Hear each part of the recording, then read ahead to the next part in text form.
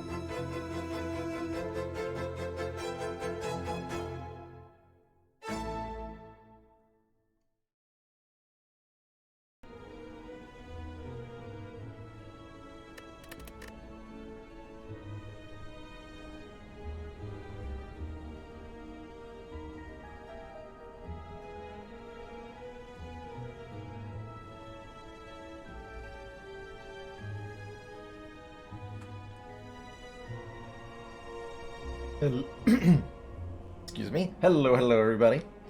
How's it going? Dozy Lion, Magico, Zonard Stark, Cool 29, Jin Fizzes, Camel City John, Carissa, Chill Nemesis, Dice Hoarder, Rita Error, Nabu, Champion Beef,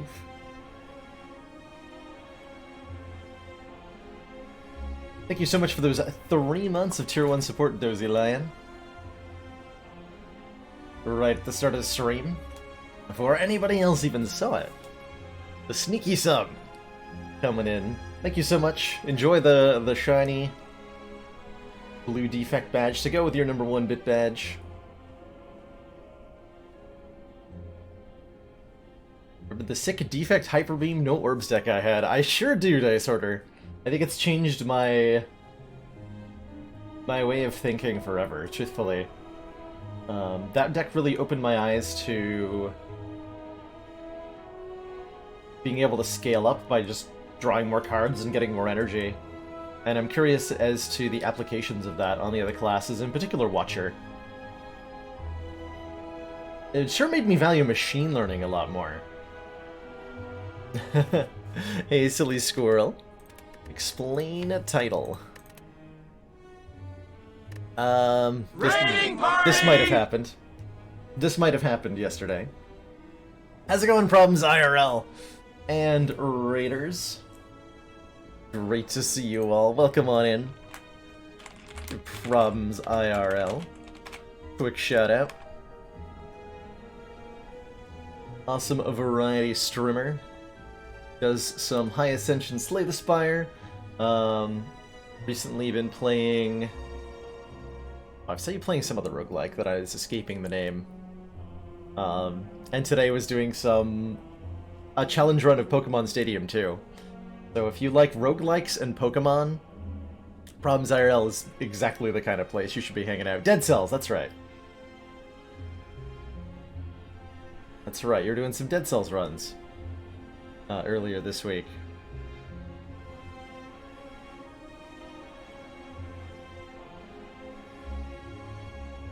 Karen sucks, and that is all. So I take it the Rattata did not defeat Karen, which is a true tragedy.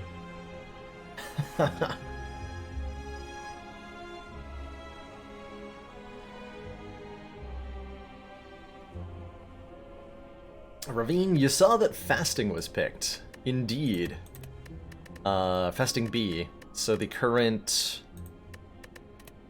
Go to the compendium here and talk a little bit about Fasting B for a moment. So the current incarnation of Fasting for the Watcher is this one. This ridiculous card. Gain 4 strength, gain 4 dex. At some point, I'm sure Spire info will be up to date.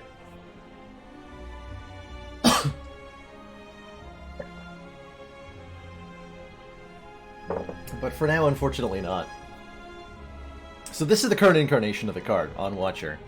2 energy, gain 4 points of strength and dex, and then gain 1 less energy at the start of each turn, which is currently not a debuff, according to the game code, which means you cannot negate it with Artifact, nor can you negate it with Orange Pellets. Even though it's very clearly a debuff, because it goes on your character's status bar and it has a negative effect on you, which I believe is like the definition of a debuff. So I'm hoping that they fix that at some point. And that'll make this card even better if they do. Or they'll have to reevaluate the card, because like it's philosophically offensive to me to like not classify it as a debuff just so that it's more balanced. Even if that did make sense, right? Anyway. This upgrades to 5 and 5 and is a ridiculously good card for turning Watcher's cards into ones with huge numbers. And the couple of runs that we've done 2 runs with now the Fasting, one with the pre-nerf and one with the post-nerf. And this is still an obscenely powerful card in my opinion. In particular, fasting works so well with a lot of Watcher's low-cost, low-numbers cards, like Just Lucky. Gets bonus on both the damage and the blocking. Halt gets double dexterity and is a zero-cost card. And we found in particular with Tantrum. Where are you, Tantrum? With Tantrum, dealing 3 damage 4 times and entering Wrath Stance, we could dish out obscene quantities of damage after even a single strength boost. Yeah, I too suspect it's a bug, Carissa, that it doesn't interact with debuff effects. And until the devs like explicitly state otherwise, that's what I'm going to assume, is that it's a bug that they'll probably fix like on today's patch, I would imagine. Because there should be a patch coming out in a few hours. Blasphemy is deliberately unaffected, yeah. This one's definitely deliberate. And I'm okay with that, too.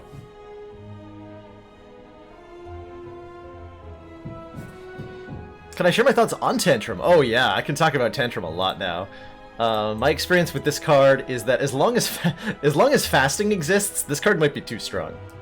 This is a really good card. If you get strength, because it becomes a simultaneous damage source and damage enabler, because it also enters Wrath for you. It is a little bit weird that it does damage before the entering Wrath, but I mean, so does Eruption, which is in your starter deck, so it feels totally normal for Watcher to me, that your attack enters Wrath after the dealing of the damage. It kind of makes it a split utility card. Another way to look at this is kind of like Indignation, where it does one thing if you're not in Wrath and another thing if you are. And that's kind of what Tantrum does. If you're in Wrath, it does a ton of damage, and if you're not in Wrath, it puts you in Wrath. But you get a little bit of damage if you're not in Wrath, too, which is just nice. Just nice. We found that we were very easily able to set up, like, 70 damage or more off of Tantrum after one boost from fasting. So this gives you, what, 5 strength? So if we play Fasting Plus, then Tantrum becomes 1 energy, deal 8 damage 4 times. That's 32 damage. And if you're in Wrath, it becomes 64 damage to 1 target. Just obscene amount of damage that lets you blow through most fights in the entirety of Act 1 and 2.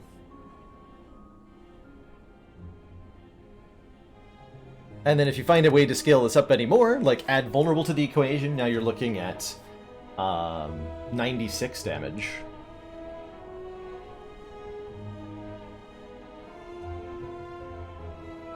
And it's really, the addition of this card has really been a highlight as to just how much Watcher benefits from Strength Index. You really don't need much, only a couple of points, to really enable a lot of these low-value cards on Watcher.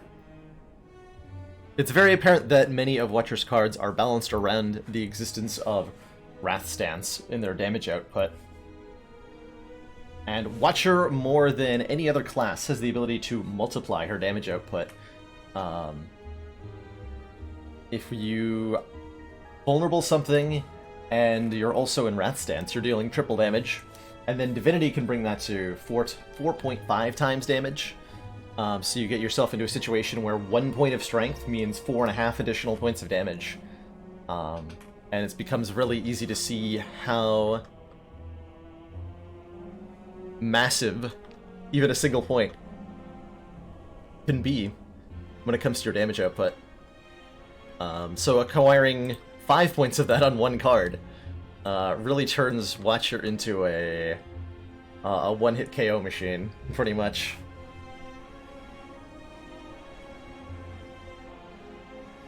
I like the idea of fasting. That it gives Watcher a really powerful energy dump of sorts. Letting her spend the massive energy generation gained either by stance switching or from like Diva form. Oh man, I love the Nirvana art. Whoa. Oh, I love that. Anyway, it's one of a couple of new cards added that really allow Watcher to turn huge amounts of energy into huge amounts of output. Another good card for that is the new Wheel Kick, which now... Where are you, Wheel Kick? This one. Deal 15 damage, draw 2 cards. Big expensive damage card that gives you more. There's another way for Watcher to turn lots of energy into lots of output.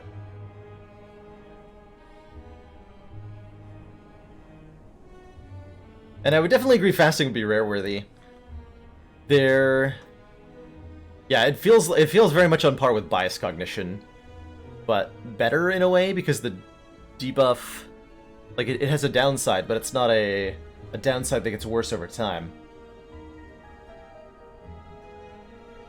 I do think Watcher's at risk of having too many good rare cards at this point. Like,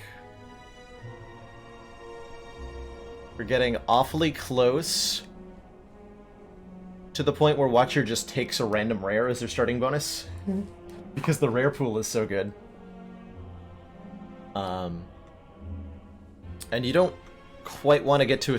Like, if we're designing a character in a beta state, we don't want to, like... Every time we realize our card is good, we don't want to move that to the rare pool. As a direct correlation between rarity and quality.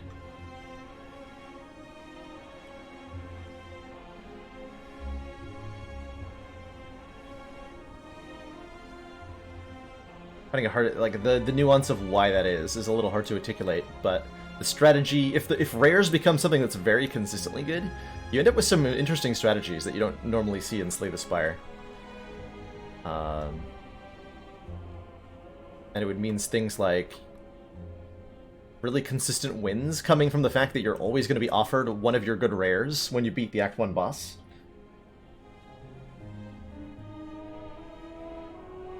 Judgment does feel like a weird card. I'm not sure if we'll see this one make it to the full release. How's it going, Jepsis? The Shade. The Shade.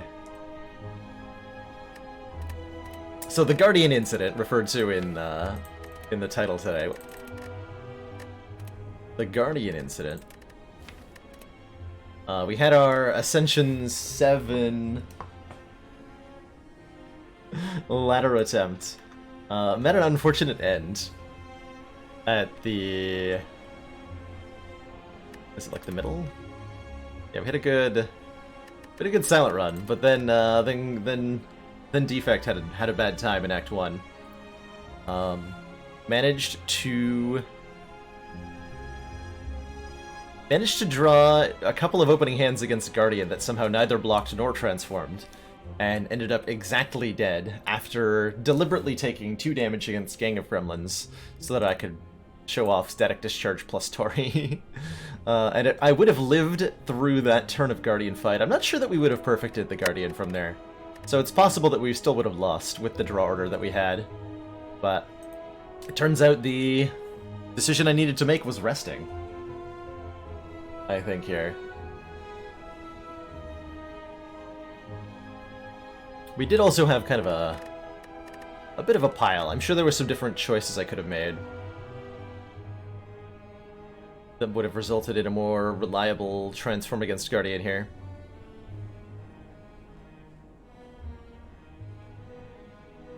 Yeah, I skipped a Sunder. If I'd taken that Sunder, we probably would have transformed Guardian. I've ever done a Strike and Defend only run. Don't think I have. I've seen that done by another streamer. Unseated. Actually, you know what I would like to do? This is something I still have in mind for a Sunday sometime. I'd like to come up with a seeded run that does Strike and Defend only on Ascension 20, just to show off like what gets what is required to make that happen. What kind of nonsense do you need for the starter deck to win on Ascension 20?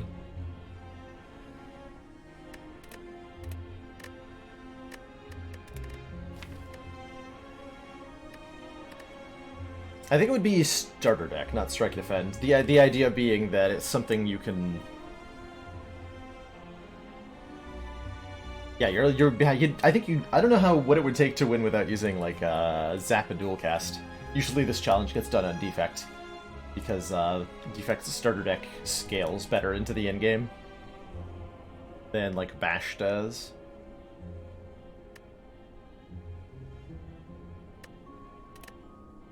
Anyway, speaking of Defect, it's time for our Ascension 1 Defect run here on the Ladder Streak. Elites spawn more often, and we're going to take advantage of that by fighting as many as we can, since they're on the lower difficulty level of the lowest Ascension. Let's see, what does that entail exactly? I have an awkward layout here. Not a lot of high-value paths. Get like at most 2 elites and 3 fires. Do we first start from Ascension 0? Yes! We got the Ascension 0 Silent Run done yesterday, Foon. Kind of skipped over that in the run history, but we had a Silent Run get us started last night. And now it's time for the second run of the challenge. I'm feeling Boss Relic. Slaver's Color start during our boss and elite combats. Gain an energy at the start of our turn. Interesting. Okay, well that further incentivizes the fight all the elites plan. I wonder if that means I go for the Burning Elite now, because we'll have an energy relic in this fight.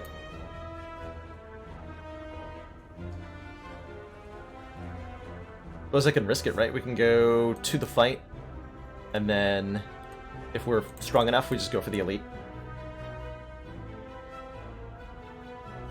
Ladder Streak might be your favorite content right now on all of Twitch. I'm glad you think so, Zimir. I really appreciate those kind words, and it's really, really good to hear that people have been really enjoying this content. And thank you so much for being able to tune in today, Sir the Odious. Glad the earlier stream time. Decided kind of randomly to do a earlier stream for today, and I'm so happy so many of you are here with me right at the beginning of it.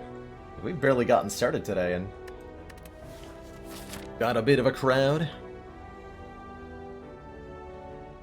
Yeah, I think let's go for the Burning Elite with our extra energy here. We are going to be essentially down the starting relic against these early hallway fights, but fortunately Defect's starting deck is so effective against these early fights that it's really not going to matter too much. I can even double defend here to block 1 hit point, because our matchup against the cultist is so good that we'll perfect the fight anyway.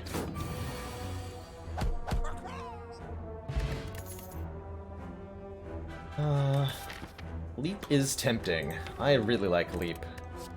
The block guard. It's just a bigger defend, and it turns out bigger defend is pretty good. Leap, especially if you're gonna take a leap, be willing to upgrade it as a way to scale your block up into the later game. 12 block, if you can avoid being frail, like just a 12 block card is effective block against the heart a lot of the time, as long as you can play a few of them. Steam Barrier is another way to block that's pretty good too. It doesn't cost me energy, but I think the Slaver's Collar will mean I'm looking more towards Leap here. Spending the bigger energy, getting the bigger value. There's definitely an argument for Beam Cell as a way to start amping up our damage, but I don't feel like I have anything to work with that Beam Cell yet, other than the strikes. So I'm gonna go with the Leap. We're gonna take 18 damage, I think, for the Golden Idol. Losing 6 max health also cost me 6 current health, so I can look at smashes take 12 damage compared to hiding. And at the cost of only 12 current health, I'm willing to keep the max health. Sounds great. That sounds great.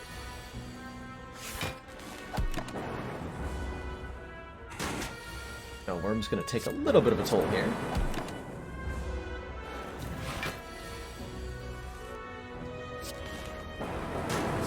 But not too bad. Duplication Potion lets us duplicate a card, and okay. So here's a great example of why a situation where your decision-making can be influenced by the various bits of information you have available, and you should consider like all the pieces of the puzzle that are coming together here. We have 3 things before us. 1, a very big damaging card. 2, a potion that lets us play a card twice. And 3, an upcoming Burning Elite.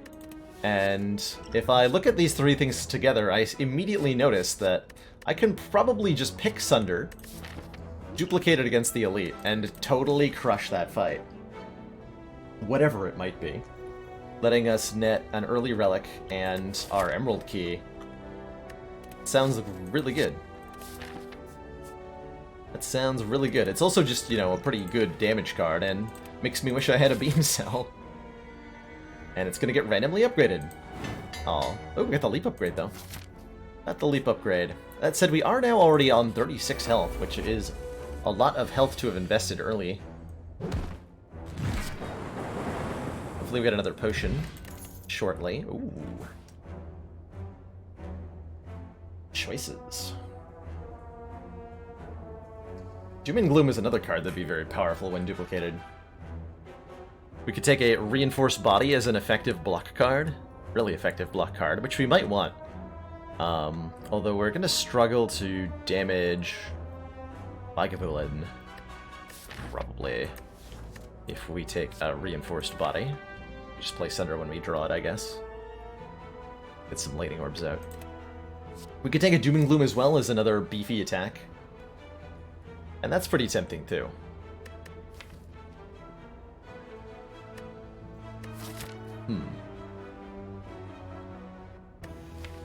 Yeah, Sunder and the Duplication Potion immediately removes 1 sentry, and then I can probably just block for 10 per turn. Against sentries, actually, the up to block is probably more important. Like, I think we take less damage from sentries overall if I take a Reinforced Body, as opposed to the Doom and Gloom. Trying to evaluate it against Gremlin Knob. I think we lose less hit points in all 3 of the fights, actually, with a Reinforced Body here. Who's our Act Boss? Guardian? Okay, let's take Reinforced Body.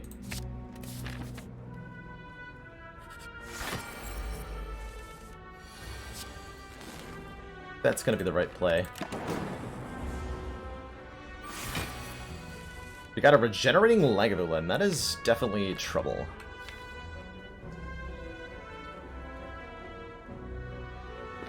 This fight might go on for quite a while, but I have 2 very strong block cards. Like, Reinforced Body is a full block until we get debuffed 4 times, I think. So we can go very long in this fight. I'm actually wondering if we just want to not wake Lagavulin up so that I get 1 extra turn to get a Lightning Orb in play. Doing that.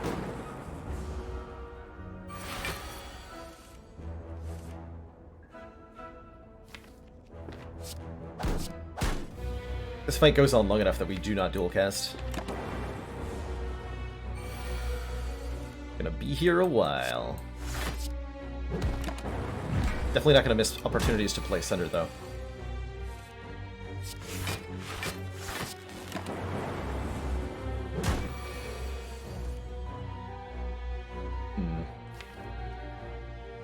That's not good.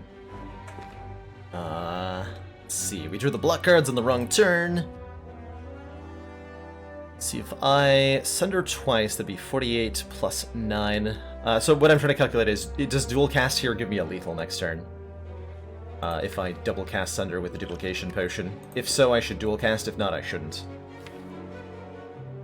So let's see. We're doing... Calculator. We're doing 6 plus 16. Plus 3 damage. This turn, 25. Next turn would be 48. Plus 9. Yeah, that's going to be a kill. If I... That's a guaranteed kill if I Duplication Potion, so I'm going to strike dual cast. Oh, I did forget to negate... I did forget to include the, thingamajiggy. However, we drew a Reinforced Body, which means I can block this, and I'm going to try to do that. So that I don't have to spend the Duplication Potion. Which means it was wrong dual cast.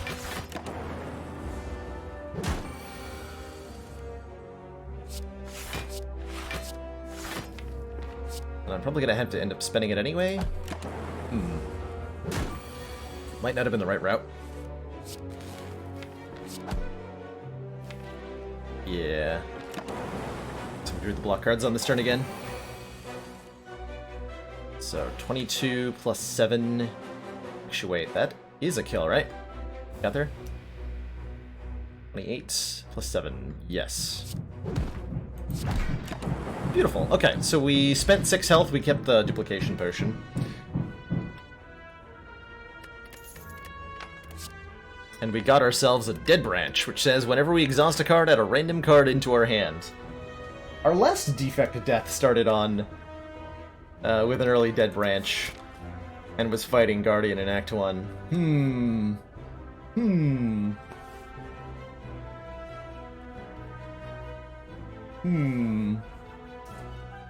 I think we might be doomed, chat. I see our death in the future.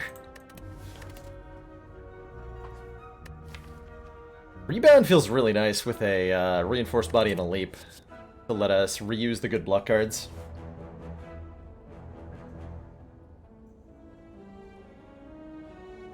Does keeping the dupe potion mean I can take this next elite with 21 health? Oh, definitely. Probably. Probably, definitely. I also like Hello World, hilariously. With 4 energy, it's alright. Yeah. Grab the rebound. A little bit more damage. Hopefully... Yeah, perfect.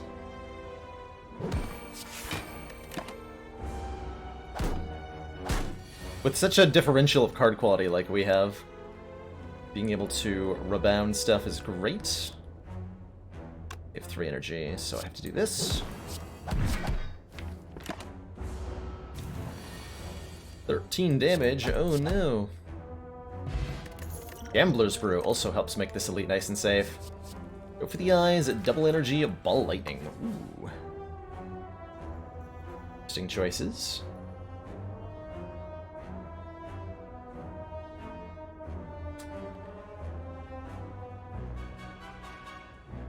How's it going, Opponent 21? Glad you're enjoying the early stream. What happened to the ladder streak? We're still on it. Well, more accurately, we're restarting it. Because the Guardian happened to the last one. Yeah, take a go for the eyes here. Thinking about it. I like go for the eyes a lot as a card. Not going to be that helpful in the upcoming fight, though. Not as helpful as Ball Lightning would be. So I think we take another Ball Lightning. Yeah. Or a Ball Lightning. We can fight these nerds.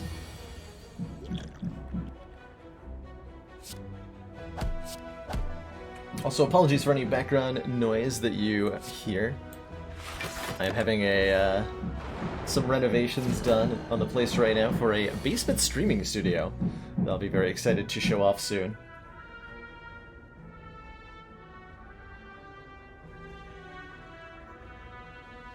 I think I'm okay taking 1 to get 2 Lightning Orbs out.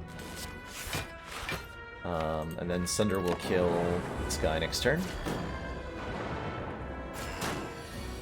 I can even set up a kill on this guy next turn too, right?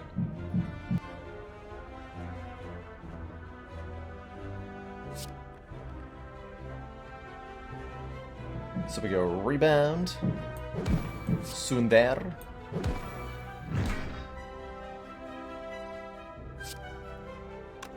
Just want to bring this guy to exactly 24.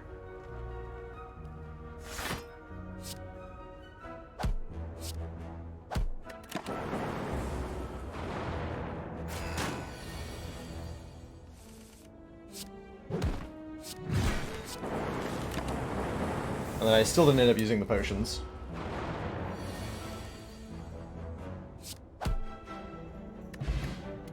Meal ticket. Whenever we enter a shop, heal 15 gold. Or heal 15 hit points. Actually, that's actually really nice. Because the meal ticket means I can upgrade at this fire. We can go to the shop. And that'll heal me. And then I can fight this elite without having to rest at this fire. That's really nice. We're offered a Tempest, a Fusion, and a Heat Sinks. Interesting.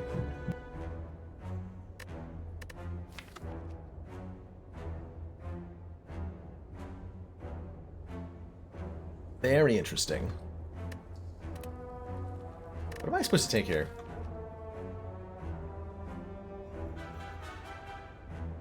Fusion? Maybe? I'm not sure when I'm supposed to take Fusion.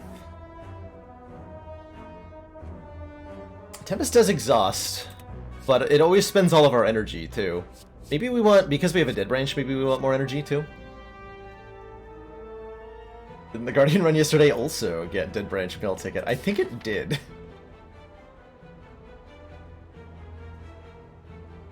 I think it did.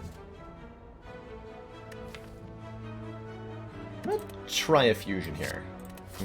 I'm mostly curious about, like, when... I'm trying to figure out when you're supposed to take this card early on. That's what I'm doing. I'm gonna be learning today. Ooh, man, question card. Future card rewards have one extra card to choose from. Good stuff. And another relic, the Ancient Tea Set. Whenever we enter a rest site, start our next combat with 2 energy. That's often enough useful with this deck right now, that I will pick it up. Fusion definitely wants an upgrade. That I super agree with. This is 21 incoming damage. A lot of incoming damage. I can full block it with a Reinforced. But it really doesn't get us much further into the fight. So I think what I'm going to do is take 2 willingly here. To play a Rebound on the Acid Slime. That way the Acid Slime will get killed by Sunder when we draw it. And we can put that down safely. Also, not got any good block cards left, so we're going to Rebound the Leap. Could use a potion to save 2. That doesn't really feel worth it, though. Literally the same as the defect run yesterday. Maybe we'll find a way past Guardian. It is looking pretty grim.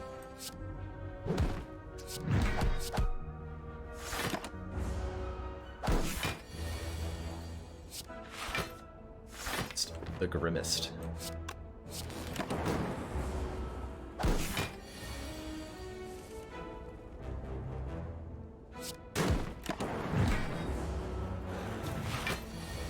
Sunder really wants an upgrade, huh?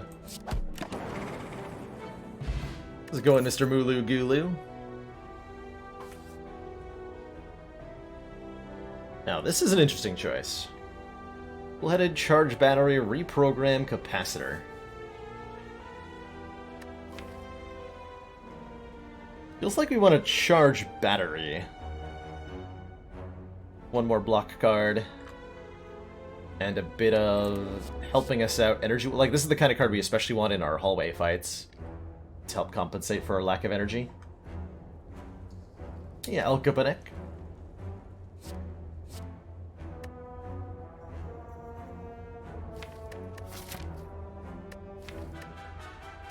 Yeah, I think I'd take the charge battery. I could see use for a cool-headed.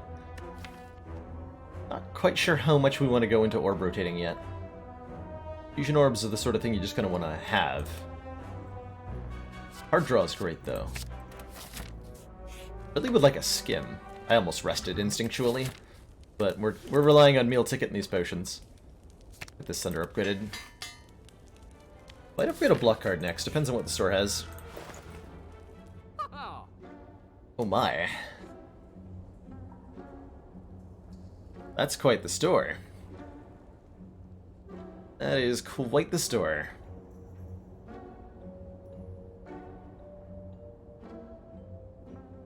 Yeah, we've got Apotheosis here, we've got Defragment here, we've got Genetic Algorithm here. I really like the Oddly Smooth Stone. And Apotheosis with Dead Branch especially is so good. Scrape Whetstone. But what about Toolbox, though? Toolbox Blind. Does anyone consider that play? Kind of like that play. Blind is pretty nice, TBH. I think there's not really a world where we can avoid taking Genetic Algorithm with the Dead Branch. Already an early algo, but also it gives us another card now. Apotheosis is going to be filthy, probably. That upgrades our fusion for us, and a lot of other stuff. One might even say it upgrades everything for us. Just finished watching the last run. I also hope we get past Guardian. We'll see. We're gonna be... Didn't we roll into that Guardian fight with exactly 29 health as well? Something like that? Yeah, there's no world where we skip this, right? I could have calced out the map. I want to buy the Apotheosis. I think the Smooth Stone would be great here. Makes our reinforced body and our leap and our chart, like our block cards, get way better with just 1 point of dex. But Apotheosis is like 3 points of dex because it upgrades all the block cards. So let's take Apotheosis. I want to go for the eyes now. Thinking about it. Yeah, I do. I think go for the eyes to go with. Alright. Lagavulin will give me plenty of time to play Apotheosis. That should make this a much easier fight. We can also duplicate the Apotheosis to upgrade all of our cards twice. Which is just top tier.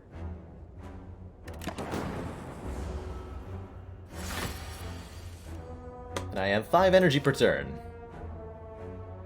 Correct. Go ahead and rebound center, because I can.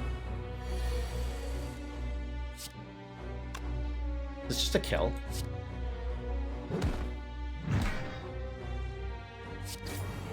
Yes, he's just dead. Okay, I can fight.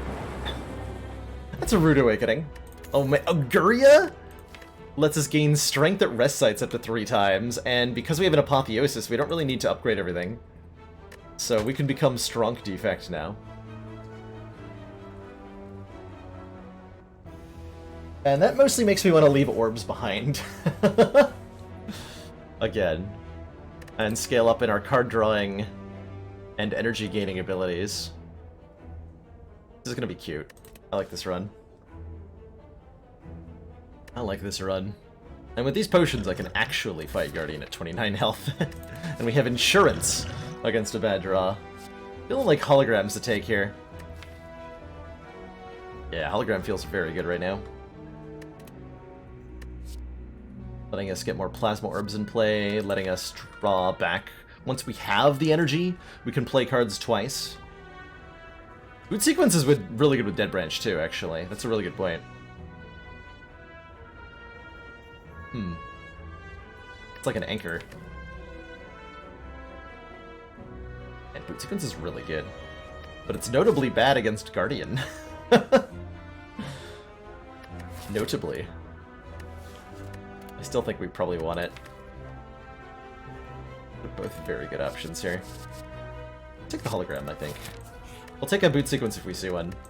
And I'm gonna upgrade the Apotheosis and then start lifting next act.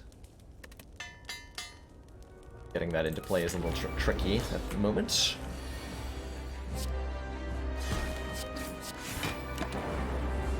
Alright, I got my Gambler's Brew. Now we're good. It's all good.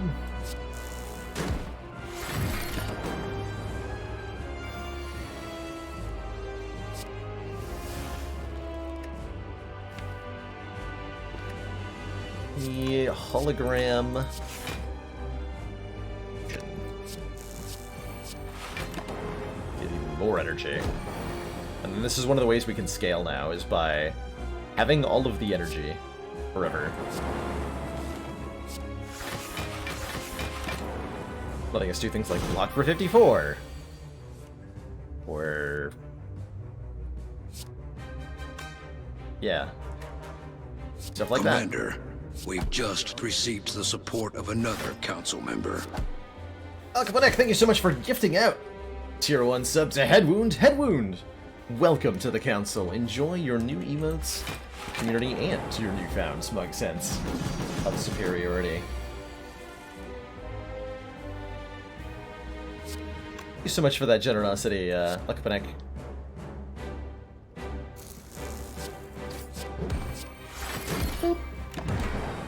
That first relic, the first relic we had, our relic was swapped out for the Slaver's Collar, which gives us an energy at the start of each turn, but only in boss and elite fights, so it doesn't do anything for regular combats. This is a boss relic. Tempest.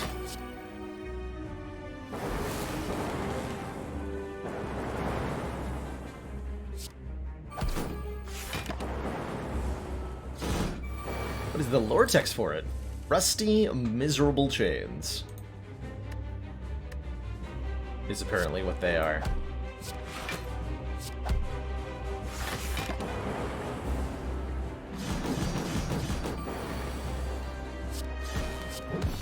Okay, we finally defeated Guardian.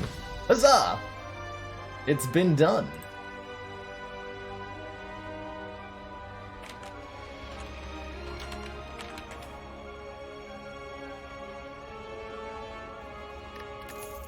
It's been done. Ooh. These are some interesting cards. Vision says, remove all your orbs, gain an energy and draw a card for each orb removed, and then it exhausts. So worst case scenario, we can trade it out for another random card. Multicast, evoke your next orb X times. Could let me do some interesting things. It can function like a double energy. Which mostly at the moment lets me block really hard with the reinforced body. But can also let me do things like play center a couple of times. All for One puts all 0-cost cards from the discard pile into your hand. That's currently Zap, Dual Cast, Go for the Eyes, and then anything Dead Branch created. Or a Buffer, to prevent the next time we would lose health. All for One just for the future claw takes.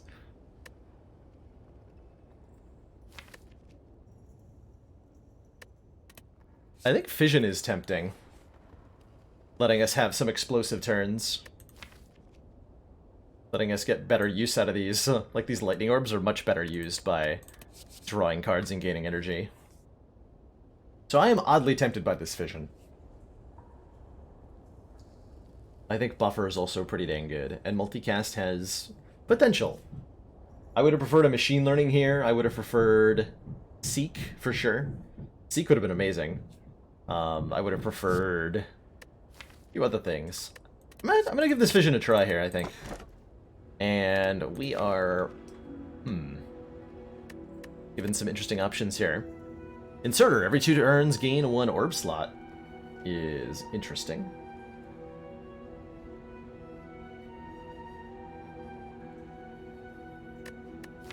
Interesting is how I'm gonna choose to describe that. I don't know how this deck is... Like, we couldn't transition into something that uses Inserter, but currently, it's not doing a lot for us. Velvet Choker gives us an extra energy, but limits us to 6 cards per turn. With the Dead Branch, with the Fission, with the Hologram, I think we're gonna end up pretty quickly in a situation where we want to play more than 6 cards a turn. So I imagine this will really bite us in the butt if we take it. Or Pandora's Box, transform all our strikes into Fens. We have 1 upgraded strike. But that's fine, we got an Apotheosis. We're gonna get random cards that may or may not exhaust, may or may not interact with what we have. That seems fine. I imagine that'll be good, right? It's usually pretty good. The box. Oh, Pog. Oh my god. Now that... Commander, regrettably, now that briefs have is a recently Pandora's box. been contaminated. Your discretion in this matter is expected. Thank you so much for gifting out 5 Tier 1 subs to the community as we open the box. What was in the box? 5 freaking subscriptions were in the box.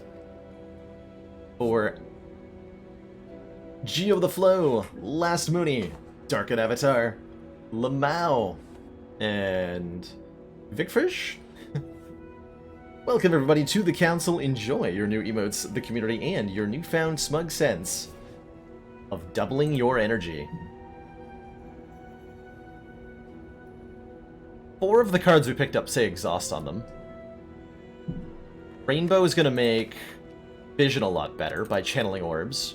We got a Bullseye to make as a better version of Strike that makes our orbs deal more damage. We got a second copy of Go for the Eyes. That's true. Rainbow will if we play Apotheosis first. That's true. We found a freaking Meteor Strike. Deal 24 damage, channel 3 Plasma for 5 energy. And with 2 double energies in the deck, and a Fission, and an Ancient Tea set, I imagine we'll be playing this Meteor Strike a lot. A lot. That is an exciting series of cards. That is a very exciting series of cards. How do we want to handle this?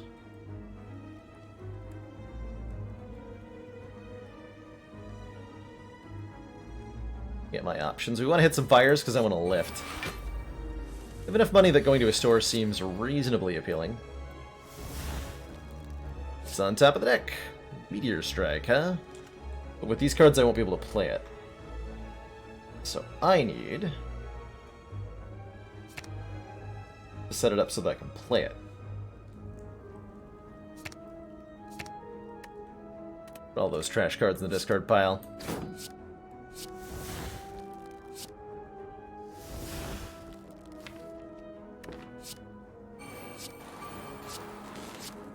Yeah, was Go for the Eyes glowing there?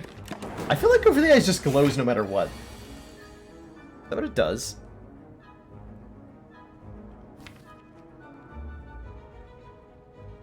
I'm gonna hologram.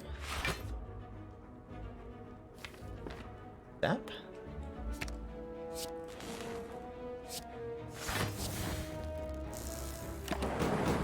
Not actually sure what we're meant to be doing in fights. Like, I guess I could attack my opponent, but why?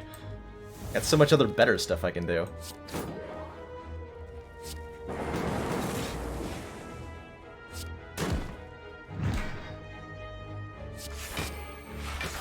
Do like 50 damage and I block for 40.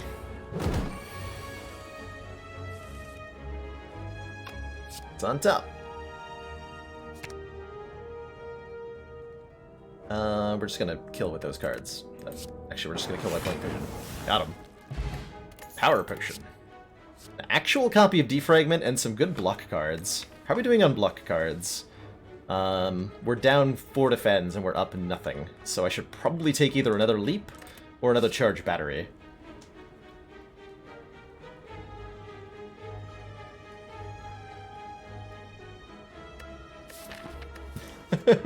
Can deal 4 damage. What more reason do you need it to glow? It's glowing because it wants you to deal 4 damage.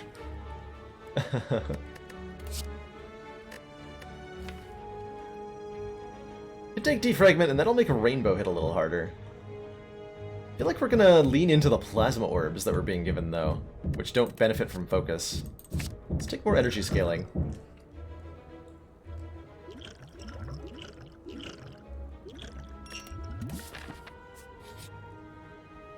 In an abandoned temple, you find a giant book, open, riddled with cryptic writings. The book seems to be about a card named Meteor Strike. This piques your interest, but you have a general feeling of malaise. The Ancient of Resurrection Niao is exiled to the bottom of the deck, alongside Meteor Strike. Seeking vengeance, Meteor Strike blesses outsiders, giving them plasma orbs for its own purposes. Those blessed with Meteor Strike remember only fragments of their enemies, scattered across the Spire. Nilri's Codex, I guess this is okay. At the end of our turn, we can shuffle one of 3 random cards into our drop pile, which lets us kind of evolve the deck over the combat. We could also become a spooky ghost, which would be great with Dead Branch, right? Because we're generating random cards every time we play one of these. There's the block card. Hammering is from the stream. Yeah, apologies for that.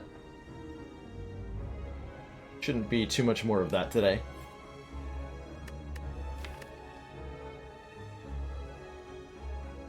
Let's slow this deck down a little bit, though. We add 5 cards to it. It's suddenly 28 cards instead of 23. The deck needs corruption, TBH. doodly. Let's do it. We are a spooky ghost now.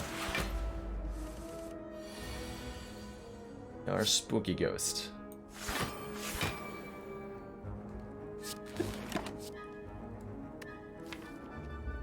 Block cards sound good.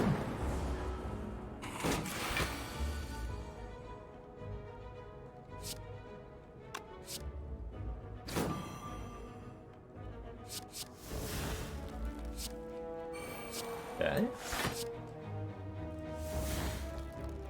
Okay. What is going on? I'm not exactly sure, but it seems cool.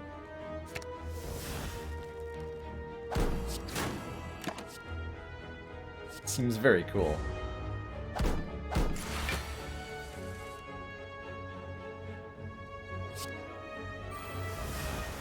Oh, I could have double cast my algorithm. We're gonna wait for that to go around, actually.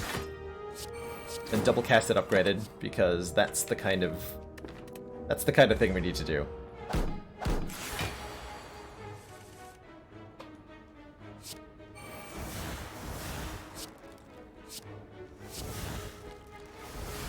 Meanwhile, I am intangible.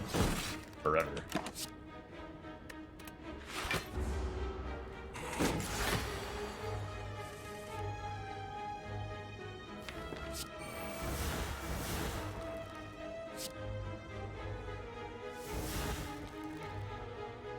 I just removed my only block, actually.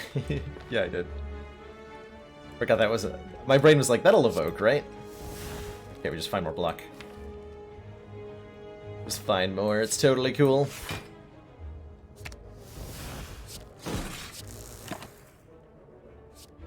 This deck is very strange.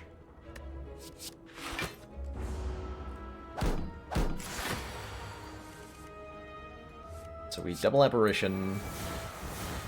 Apotheosis. This would be 3. Perfect. Rebound, I don't know, force field. This is going perfectly. What have I done to this deck?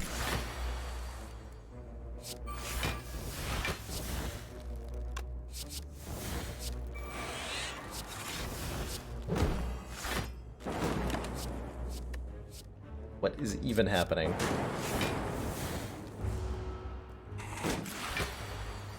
We've added random cards and it seems to be working.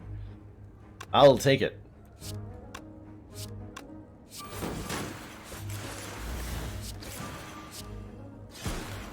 Somehow we're still intangible. It feels like that should have worn off a while ago. I have 4 more turns? What?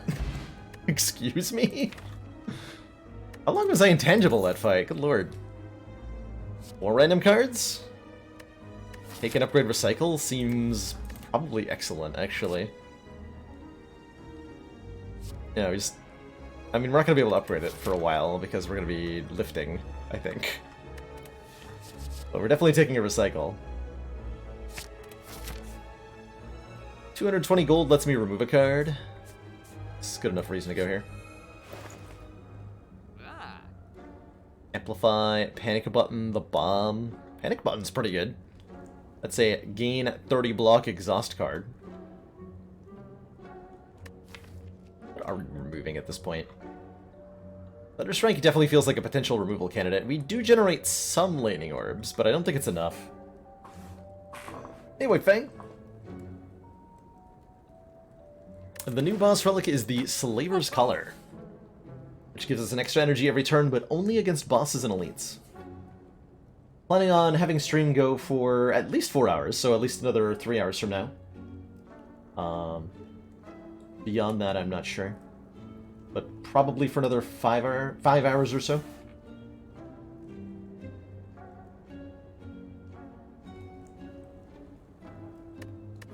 But fire spirits, oh, we can always give rainbow to the fire spirits. Be okay with that. Take that Thunderstrike out. Do I want Panic Button? Maybe. Honestly unsure. Legitimately unsure.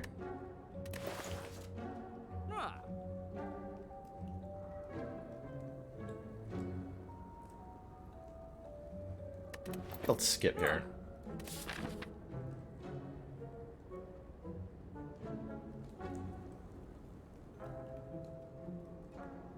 Oh, that's amazing, Eridanos. We opened Pandora's box. That'd be a great, like, special sub-alert. Lift. Where did we die on the last ladder? To Guardian on Ascension 7. Of all things. Guardian on Ascension 7. Thank you, Power Potion. Appreciate it.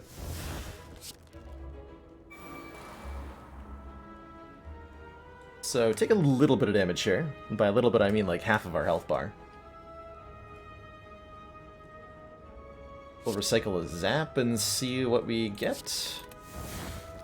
Oh, that's much better. Oh my gosh. Just trust in Dead Branch, and everything will be okay. Easy Glacier every time.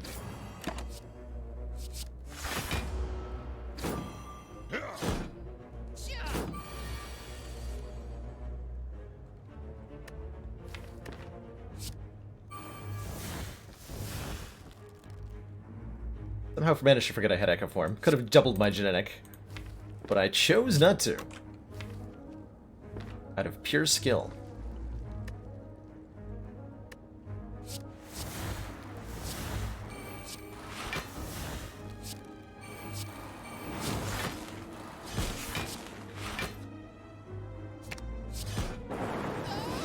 Got him.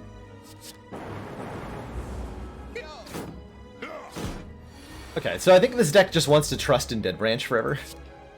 That's basically what I'm getting here.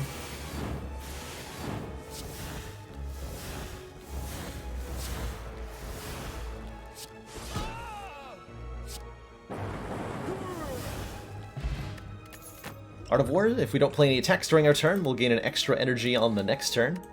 And there's another block card in Leap, although I think we're okay now that we have all these apparitions. Deck definitely wants card draw, and none of these say card draw. What the hell is this deck? Good question. No clue, Phaley. Definitely unsure.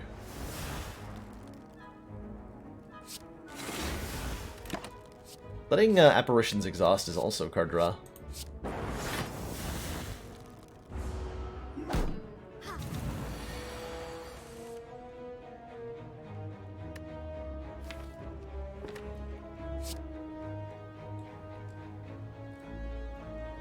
Quite the turn I was looking for. I can do something fancy here.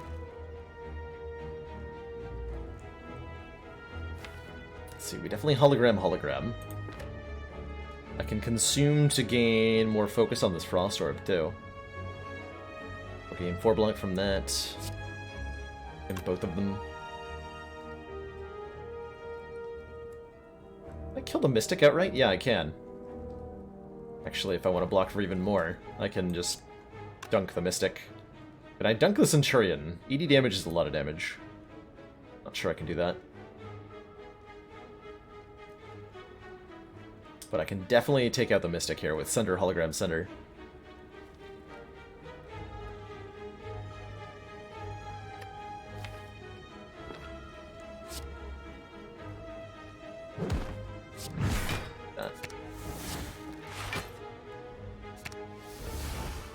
There's the rest of the block we needed.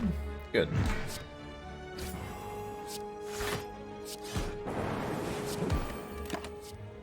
Good.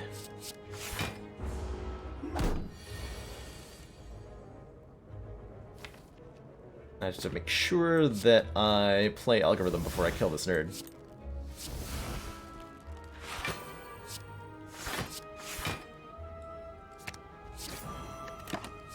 Now that the Mystic's dead, Centurion will do a ×3 nasty multi-attack that we have to be wary of.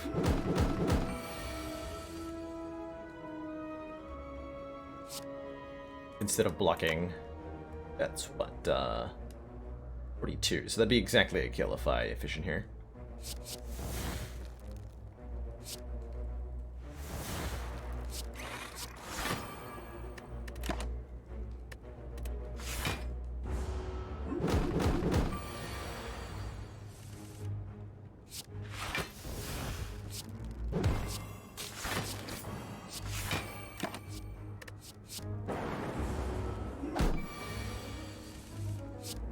clobbering away every turn. Boop. What? Oh my. What is a ladder streak challenge? Great question, Joey. The ladder streak is an attempt to beat the Corrupt Heart of the Spire, the secret final boss, in Act 4, on every Ascension level consecutively, from Ascension 0 all the way up to Ascension 20. So 21 consecutive wins, alternating through the characters each time. Gotten really, really close to succeeding, but it's a long way down every time we fail. Like a Glacier Plus, sure. I'll do that. Seems like a card that's pretty good. Omamori will negate the next 2 curses. I'm gonna hit 2 events right away. I'm actually gonna be actively like seeking out Thwack to see if we can get some relics. And the other stuff we might hit accidentally. Like shops. It's pretty cool too.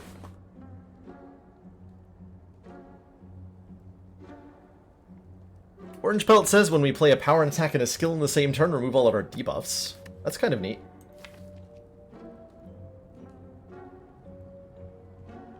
They're not specifically doing anything right now, but they'll let us remove a lot of effects from ourselves. Are we fighting Collector? Oh, we're fighting Champ. Well, that'll remove debuffs from Champ a lot. And that could be nice.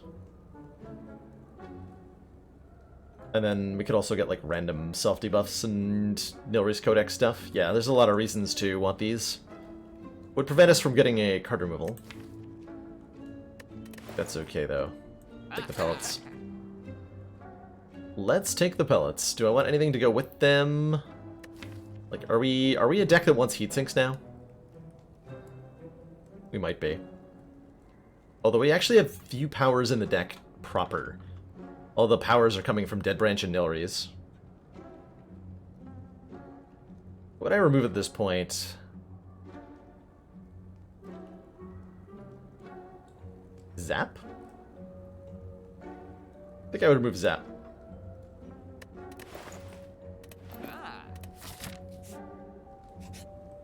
Ah, there it is. Thwack! You were knocked unconscious. Groggy and with a throbbing head. We awaken to find ourselves thrown into the center of a massive stadium. Is Rebound good here? Yeah, Rebound will let us, do some convenient things at times. With hand manipulation. Definitely find it useful occasionally. In this case, we just go for the damage.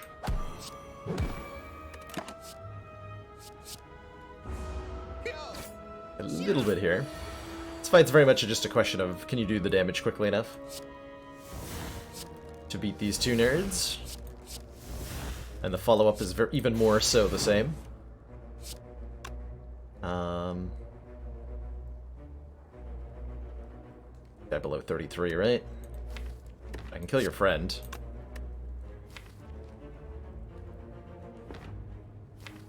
Actually, wait, if I hologram FTL, go for the eyes. I can send to the front guy. Let's do that.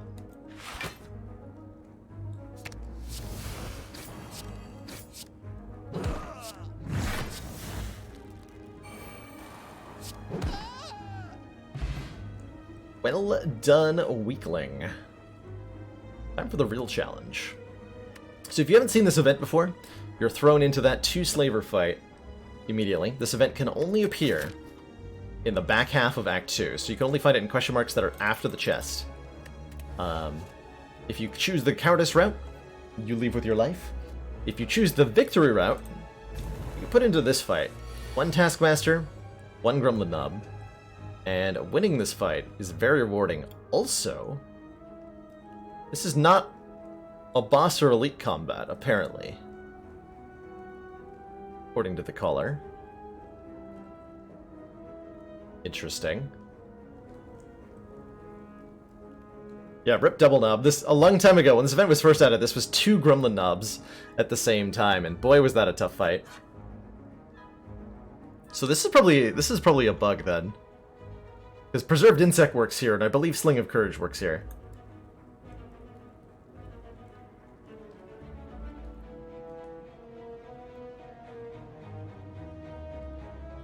Oh, I'm actually going to post that in the Discord right now. Or Slay the Spire, file a bug report.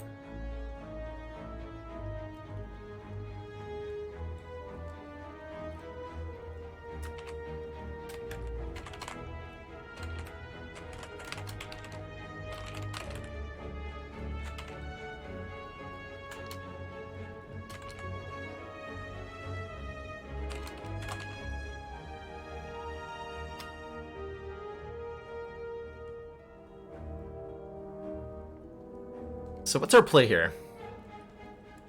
I could double if I have. I still have the duplication potion from Act 1, and this feels like a really good opportunity to use it. I can double sunder the Taskmaster, and he dies, and then I can hologram it, and I can use it on the knob. Or I can just double sunder the knob. That also works just fine.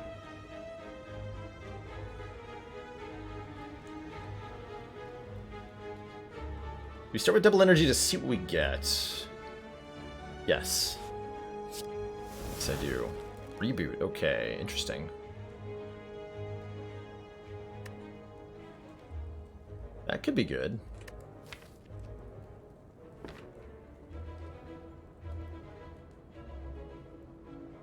think I'm gonna double sunder the Slaver. Am I? No, I'm not. Do it on the knob.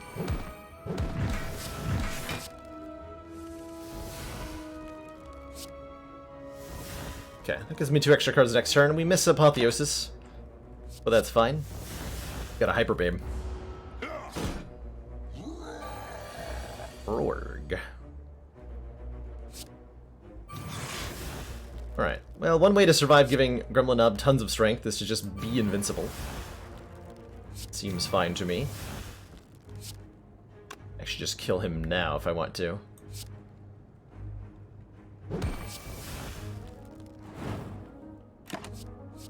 And so I shall. Fight against the single slaver is pretty easy to deal with.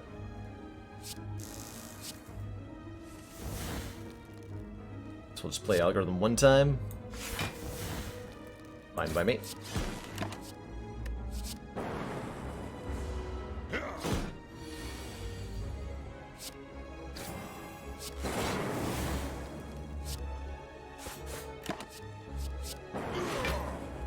Alright, good fight. For defeating this combat, you're given 1 rare relic, 1 uncommon relic, and 100 gold, which does get enhanced by Golden Idol, as well as a card award. So it's a massively rewarding event if you can handle that second fight.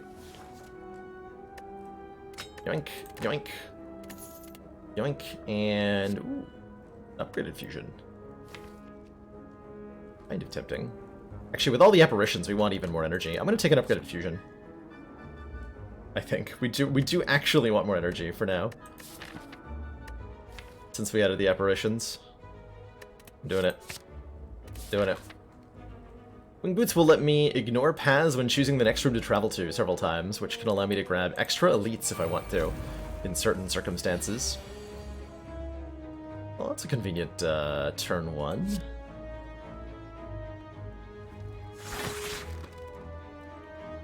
Also, I was 1 short of being able to KO the sneaky gremlin, though. Save genetic for later in this fight, potentially? Yeah, this fight could go on for a long time. I have, wait, is that enough block? 18... No. Very well, then.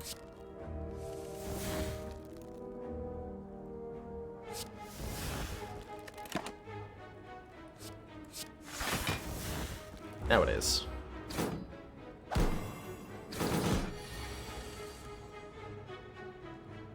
Times 2?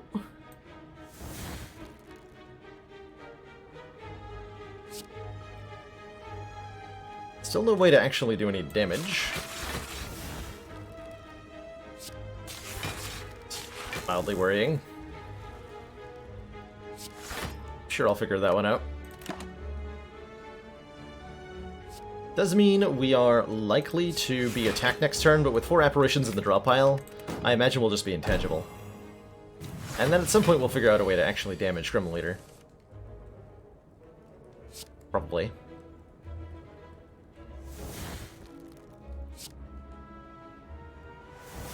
Should have done the algorithm first to get another cards upgrade, but... Or the intangible first to get another cards upgrade. Didn't end up mattering, though.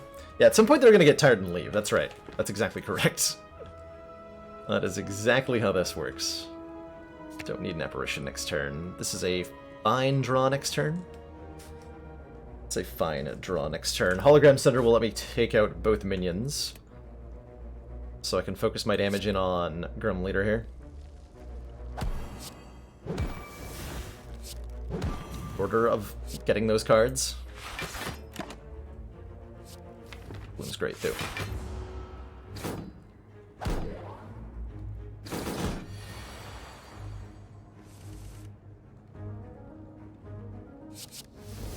Oh boy, a Hello World. Yeah, this should be a good turn.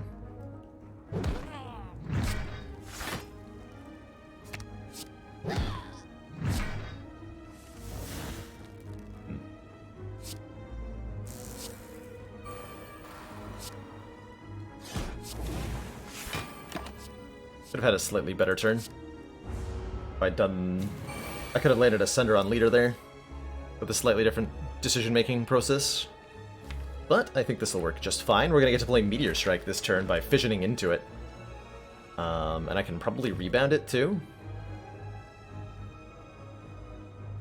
Played less than 3... Oh, that's an unupgraded FTL. It's first then.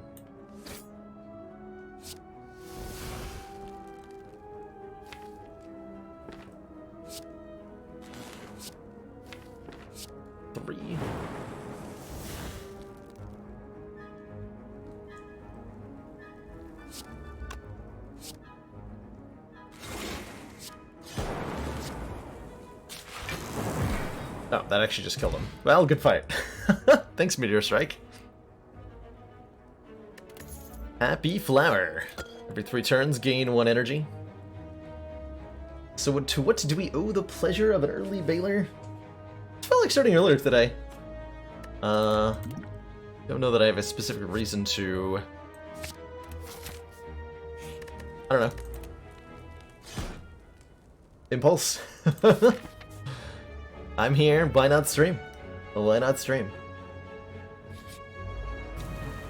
Oh, Snecko. Hello, Snecko.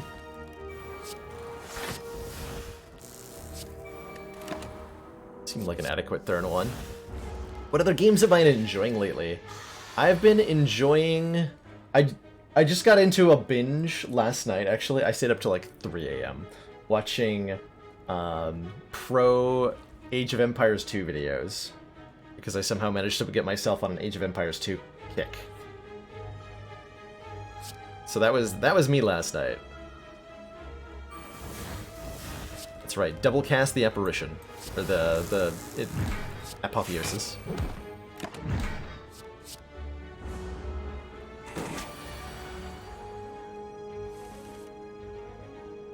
What else have I been up to off-stream lately? I've been enjoying some Kerbal Space Program off-stream as well.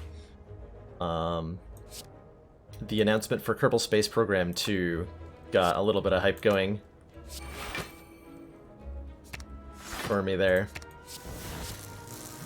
So I figured I'd revisit the Kerbal system and have fun in there. Oh man, a reboot. This is card draw that also exhausts. Very much want to reboot. Very much want to reboot. I very much want to lift to have 3 points of strength. Very much want to pummel champ into the dust here.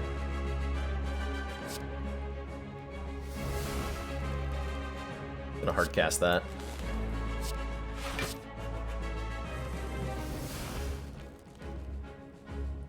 Wow.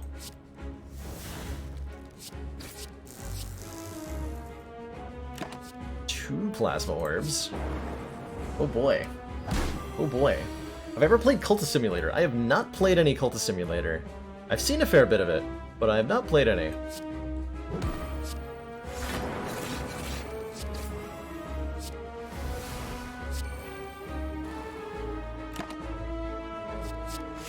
Screw your debuffs, champ.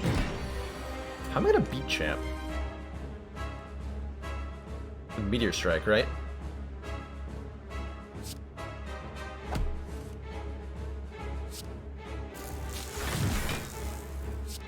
Shuriken scaling?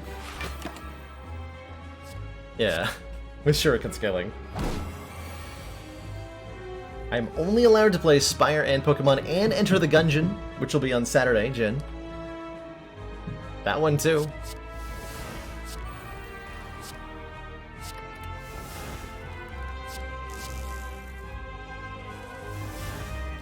Okay, so I think this is how we win.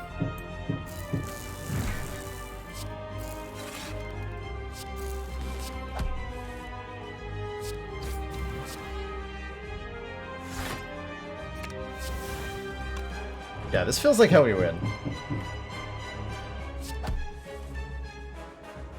Oh yeah.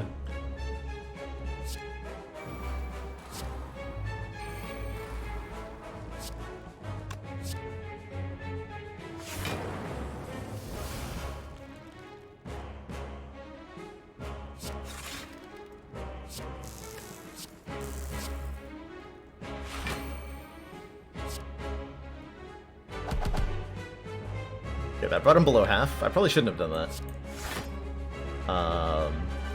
This is fine though, this is fine. Blocking!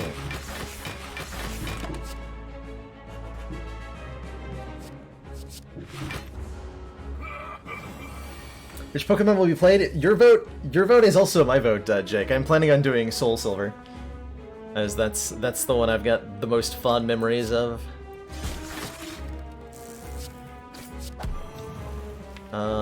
I think next turn will be fine, right?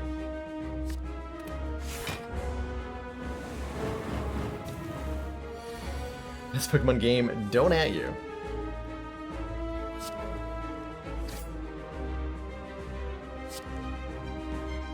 Very well, no adding.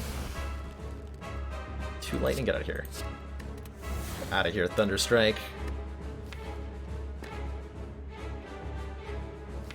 So I hologram Meteor Strike and rebound it, right?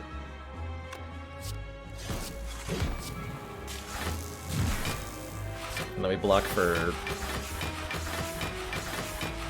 118. Okay.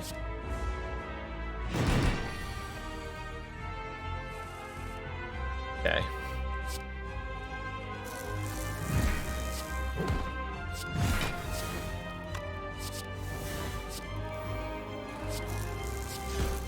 Okay. Good fight, champ.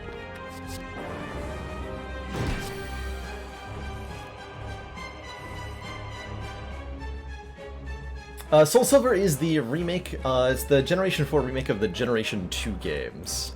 So the ones that came after Fire Red and Leaf Green.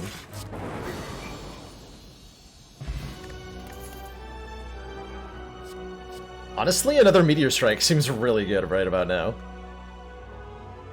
Especially if we can get an Energy Relic to let us play these more consistently.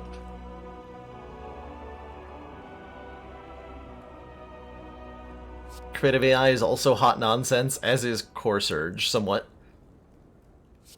But I'm really liking the idea of just adding another Meteor Strike here.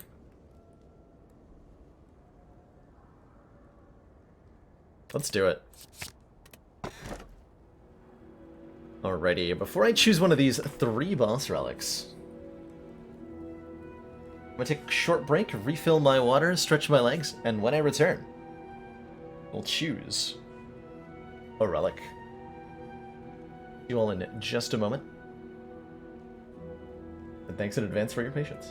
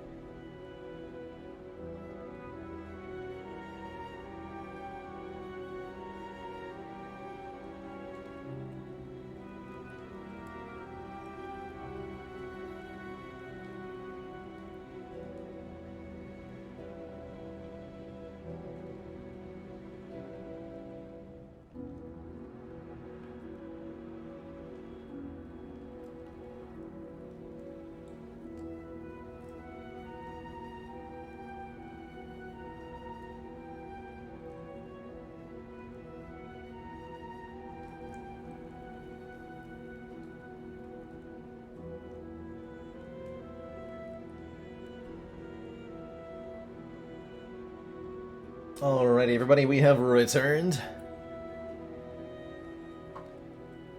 Oh, also my face is returned.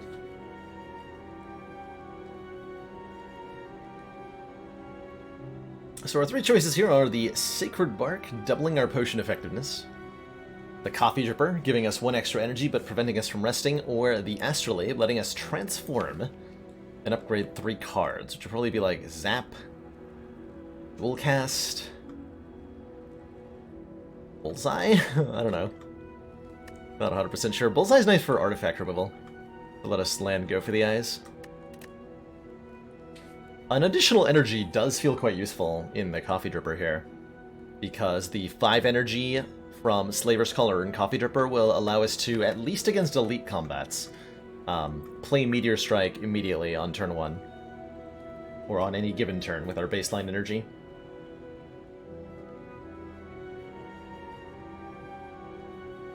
And it'll be really impactful in the hallway fights, where we're currently only on 3 base energy. So that would be huge. Our low max health means that resting is unlikely to be something we want to do anyway, and we do have Meal Ticket as a way to heal up. Plus on Ascension 1 we're going to full health after every boss combat. I think that's a good enough reason to take the Dripper here. The cards that I would transform I can simply remove. I don't really need more upgraded random cards at this point in the run. We got plenty from Pandora's Box, thank you. We have Wing Boots, so I can take some weird, janky paths and fight a ton of elites if I want to. Do I get a lot out of fighting elites? Does Nemesis kill me?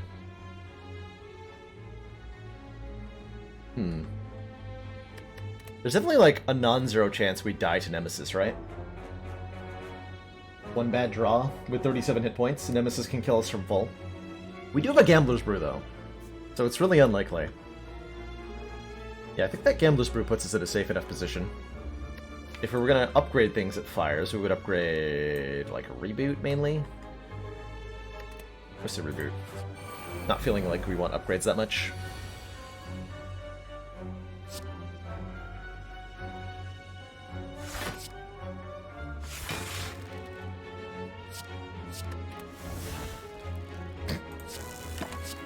Thanks. Appreciate that. We gotta find a way to kill Exploder by turn 3 here. Lest he explode. That definitely does it. Although, if I multicast a Lightning Orb, I'll kill all of them. But then I won't level up my genetic algorithm.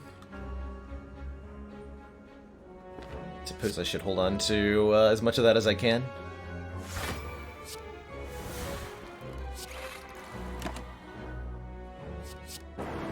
Just until we find that. We had a lethal on all of them that turn, had we wanted to take it.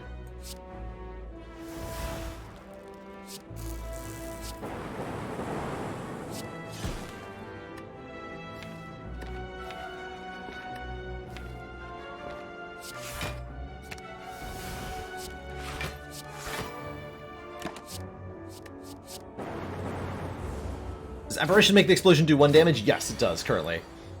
There was a change relating to that that got applied and then reverted in very short order.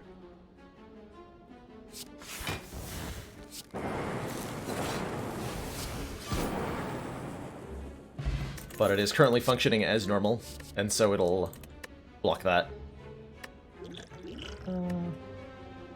Your potion feels better than Flex Pot, although I do have orange pellets. Probably not then. Too late! And it's our chance to transform Zap anyway into a Tempest, which is definitely a bigger, better Zap. Plus, we got a Merchant, and that Merchant has a Chemical X, which says the effects of your X cost cards are increased by 2. And our deck just happens to have a Reinforced Body and a Tempest. And we don't have an actual multicast, do we? I thought we had one. Well, we have 2 X cost cards, and that makes Chemical X very tempting. There's also, if we want more energy, or a more card draw, an Ink Bottle. Whenever we play 10 cards, draw 1 card. Both of these in conjunction are excellent, and does leave us enough money to remove dual cast if we want to as well. Which I think I would like to do.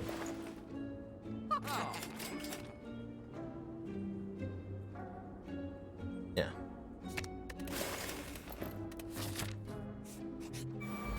Well, that was a juicy store.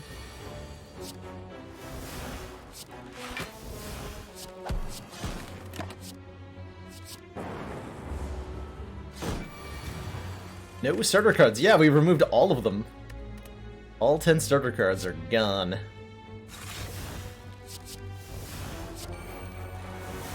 Vanished into the ether.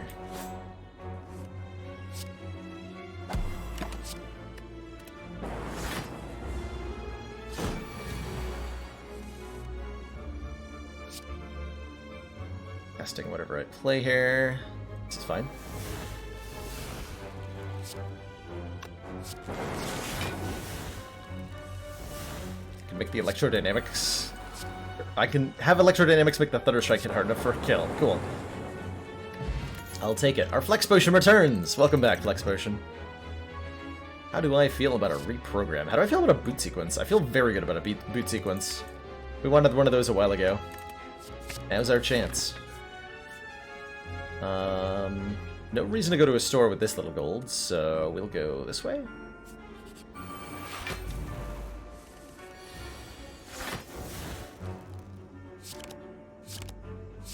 Not enough energy.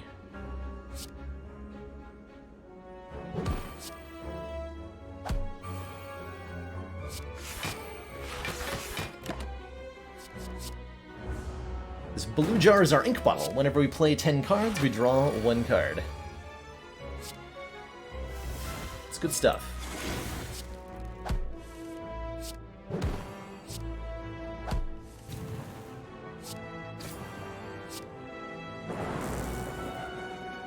But these both get +2.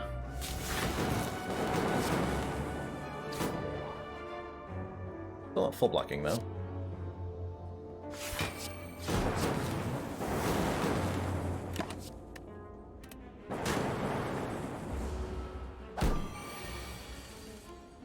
We do have a fully charged Omomori, that's truth. Don't think we're gonna get to use it. Unfortunately, we already exhausted... No, we didn't. We did not play Genetic Algorithm. Well then, I should probably try to do that. Twice.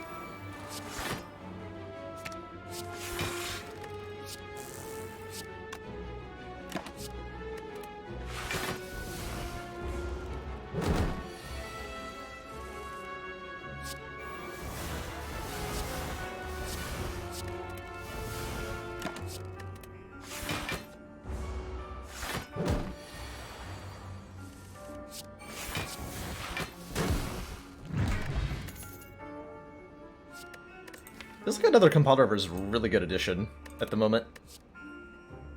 We have tons of energy most turns, and really appreciate the card draw. Giant head.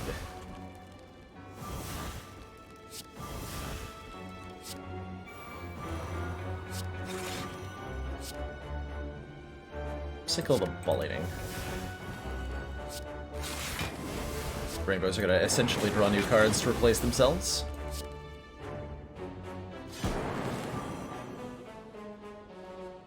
Play that just yet. Our strat for Giant Head here is just hit him with enough powerful attacks like Meteor Strike that he dies, I think. I believe that's the plan. We're going to hologram Turbo? I want to play both these apparitions. Seek. Okay, if I seek for double energy. Do this, right?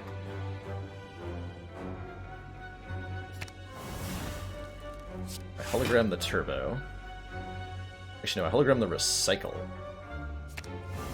Recycle Thunderstrike here. Double that to 8. Play Meteor Strike. Yeah, there we go. Now we're talking.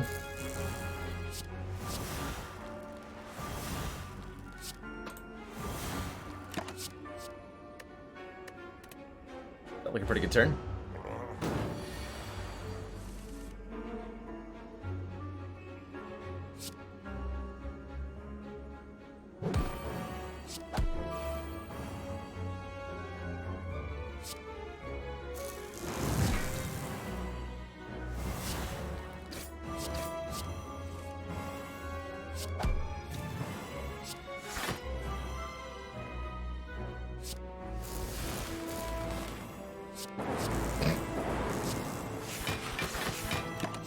God, this is silly.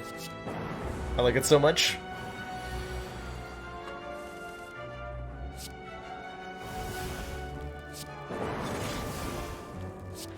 Recycle, recycle.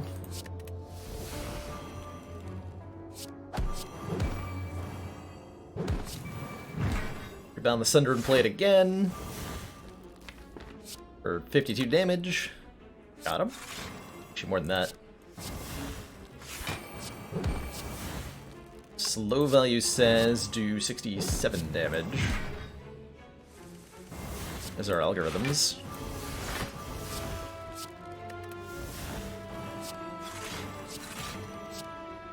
What? Color for 41. Okay, good fight. Warpaint will upgrade 2 random skills. Chaos Plus is kind of cute, as is Consume Plus. Let's see, who are we fighting? Alert Bert. Okay, we don't have to worry about Time Eater. We don't have to worry about no Time Eater. Am I breaking the game again? Maybe. Maybe, Ravine. Main reason to want Chaos is for the compile drivers. Good enough reason for me. Level up that algorithm finally. Sure. Do we just take more fights now? As long as we have a Entropic Gambler's Brew, we should be totally safe in elite fights. So let's fight them. Let's do it.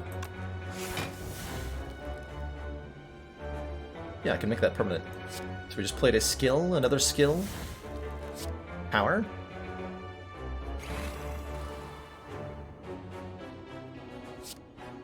And then when I play an attack, we lose all our debuffs.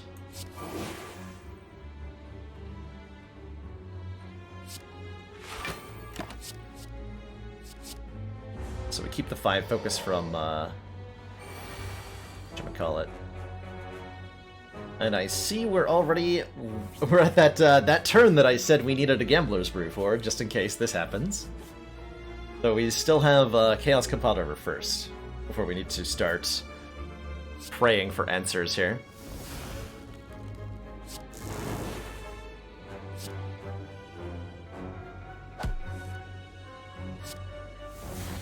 Okay, yeah, so that is a Gambler's Brew situation now. Although with Go for the Eyes Leap, I do at least survive. So I'm only going to gamble the middle 3 cards here. Try to find like a Reboot or Glacier or Algorithm or Reinforced Body or any of the apparitions or anything that will let me block this turn. But I'm going to keep the 2 cards that guarantee that I survive, because there is, if I gambled 5, right, there's a chance that I just draw like Ball Lightning, Fusion, Recycle, White Noise, and we just die entirely.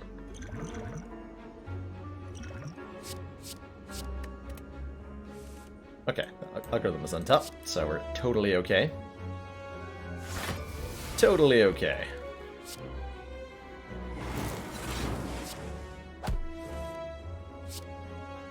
We're also getting very silly. Oh boy, are we ever. It's unfortunate that he's intangible this turn, because I'm really going to pop off here.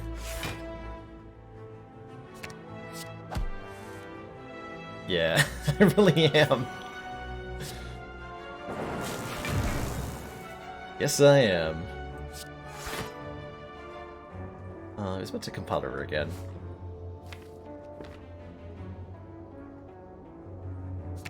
Found Recycle, I think.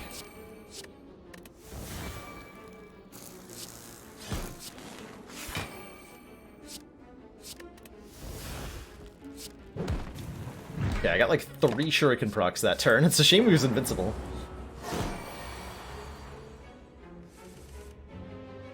going, Firix?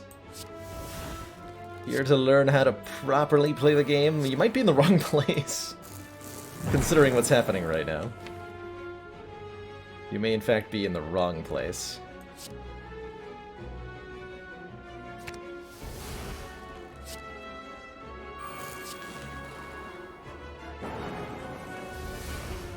Excellent. Let's see, 11 time. So this would be what? Oh, that's gonna. Yeah, that's super gonna kill him. That's just super gonna kill him. Bag of Marbles starts our opponents with a 1 vulnerable. Boot Sequence Plus might be pushing it. Buffer, on the other hand, is an excellent addition. Happy to have a buffer. Do I take more fights now? Do I take more elites now, rather? I think we look for Mind Bloom as our optimal play. Now that we don't have a Gambler's Brew, elites are a lot scarier, so we should probably avoid them until we get a replacement potion.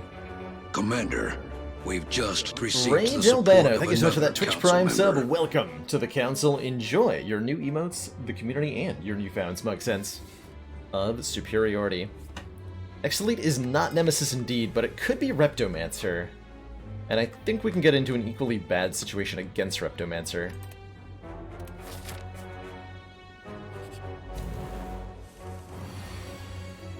Now this jerk, on the other hand...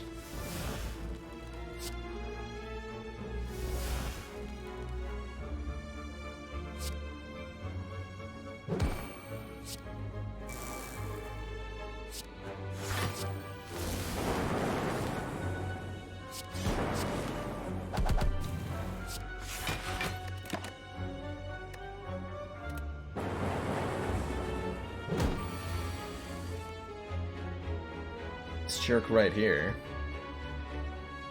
I can Meteor Strike Fission? No, it's better to Fission Meteor Strike, right? Yeah. That makes more sense.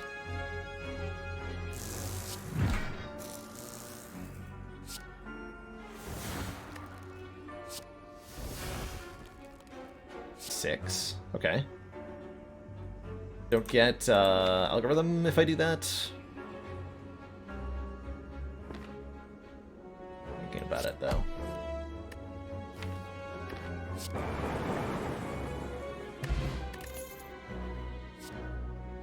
Definitely a little late for the second algorithm, so I don't think I want any of these.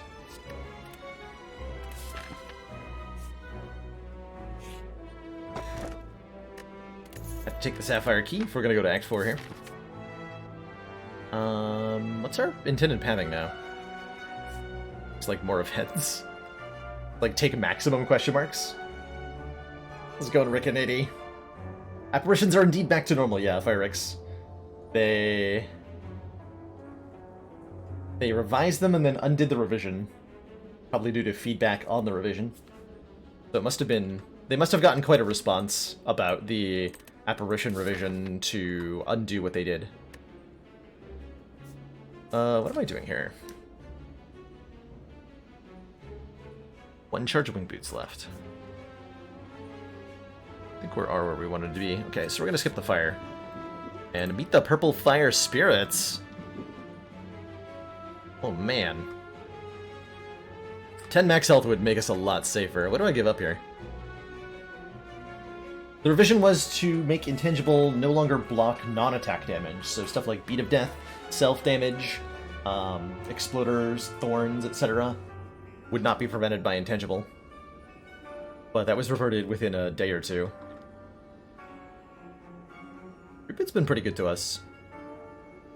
Could give up Meteor Strike, or I could give up a Rainbow. Giving up Rainbow makes the compiled revers a lot worse. Give up the Rainbow. Gain 10 max health.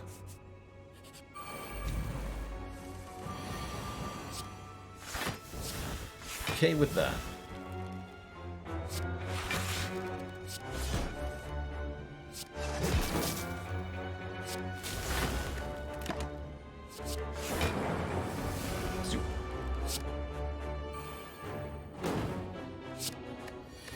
And yeah, with this I can probably fight this elite now. Although I might not choose to fight the elite, depending on whether I've seen Mind Bloom in this question mark. I think I'm avoiding the store.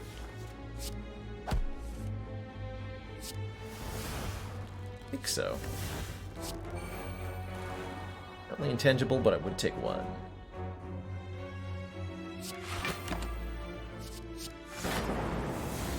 Don't need to overfight. Oh, don't need to overthink this fight too hard here. Play cards. And they will likely die.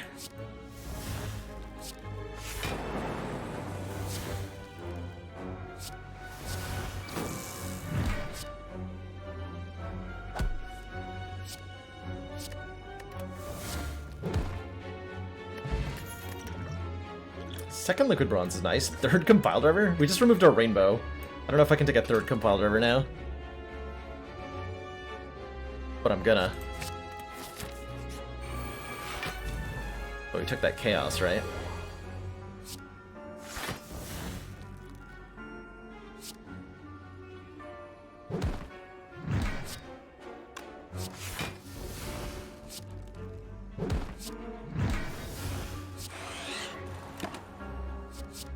Good turn.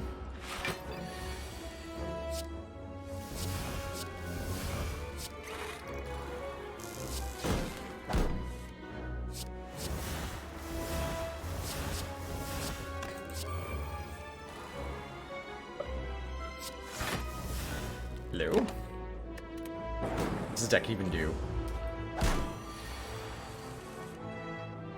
Okay, there's our genetic. Beyond that, I don't care too much.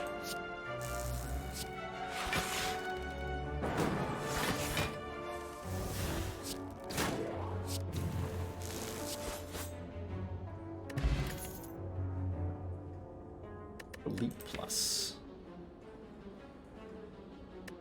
I don't think we add any more block cards now. Put another Gear for the Eyes.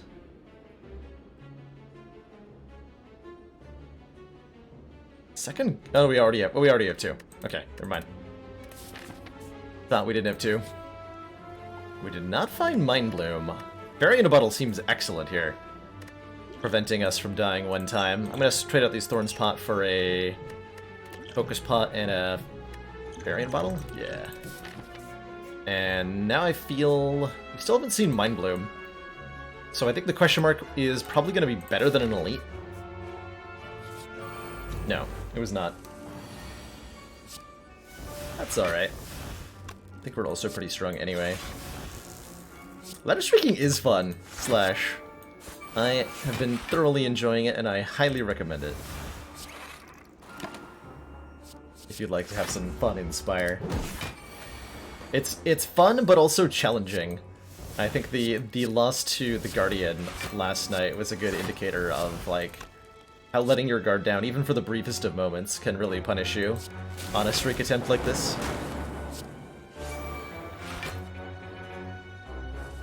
I can be pretty YOLO against this guy because we have an Omamori that I'm not going to use otherwise, so I don't need to worry about getting cursed here. Can achieve maximum YOLO.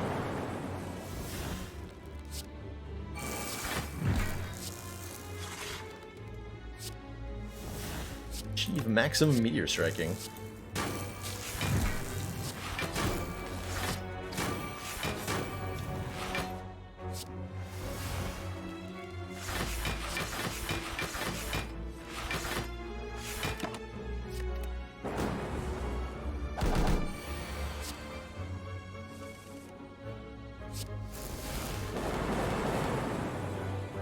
Zappity Zorp.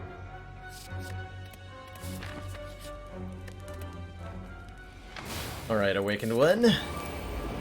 Show me what you got.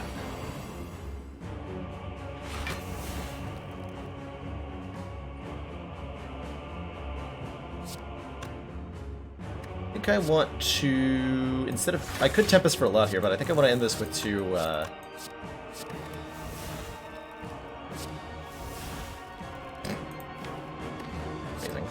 I think I want to end this with two Plasmorbs out. 3 Plasmorbs out? Sure. Sure. Sure.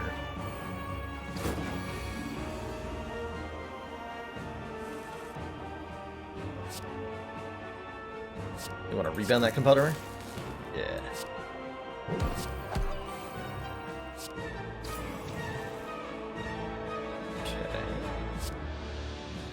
Take 2 here. Probably. Let's recycle this consume.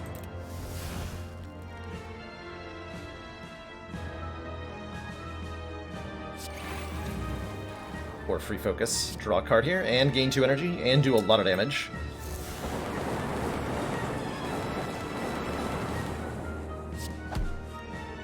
Found a block card. Nice. Got him.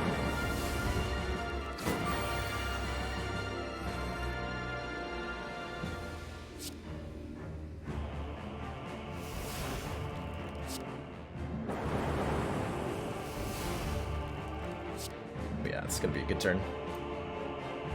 I can feel it.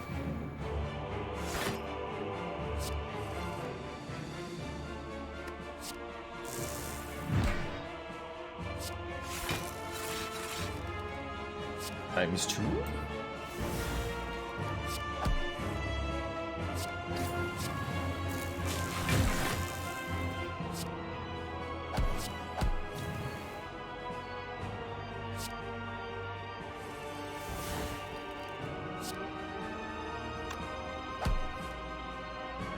I'll play that now, because I don't think Rhythm Fight's gonna last long enough for us to get around to Algorithm again.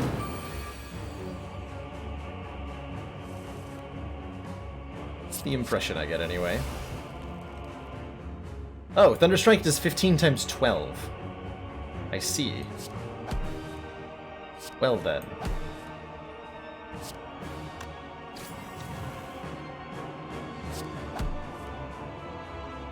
Very good.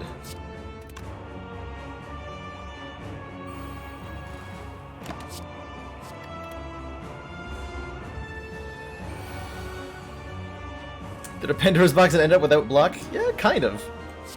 Bit more than none. Not that much more, though. Now we have whatever the heck we want. It seems.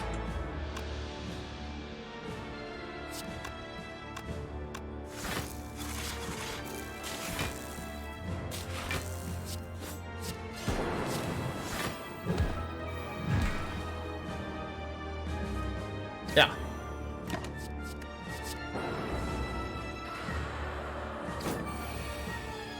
And with this hologram... Oh. Hello, hologram.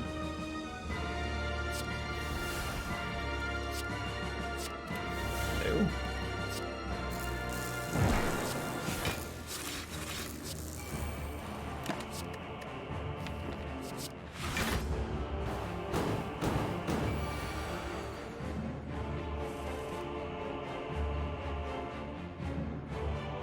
Branch Watcher. I don't think I've had a whole lot of experience with Branch Watcher. This is 17 times 14? Yeah, that seems like enough, right? Zip, zoop, zapsity, zippity. The zoopity boop. And we even lined up Ink Bottle, totally on purpose, for the upcoming fights. Imagine I'm going to end up using the Flex Potion against the Elites for the extra damage output, though I'm not sure about that. Buffer feels like our most relevant upgrade, though I can't imagine there's other wrong choices. I can buy a lot of max health here. Well, actually only one of these two I can afford. Could take another double energy, could take a card removal. I mean, the waffle's just 2 gold cheaper than the strawberry, right? Which leaves me with 101 gold. So I could buy double energy in addition to the waffle here. What Ascension did I get to before I lost? Last time was Ascension 7, Sainsbury, but our best is perishing on Ascension 19.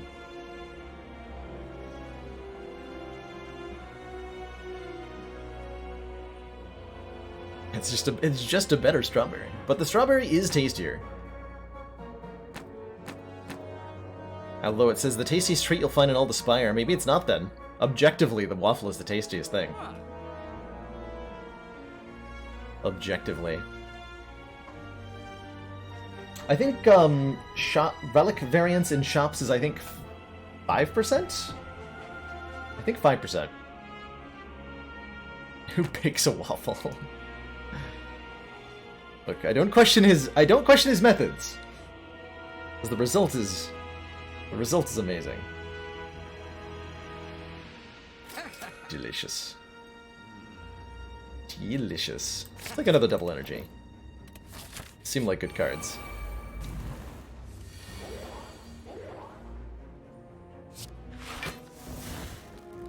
Okay, pretty good turn one so far. Do I want to use the good old flex potion in this fight? I think I do. Although I am not playing a power this turn, so I don't get to keep it this turn. So I'm not actually making up my mind.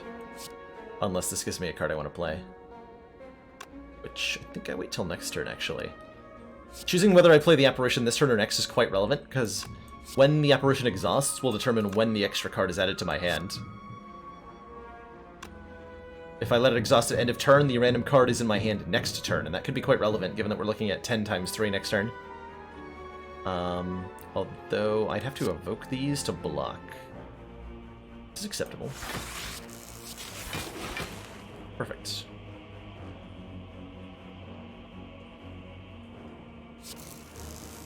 Yeah, I think I'll play this Doom and Gloom for 13.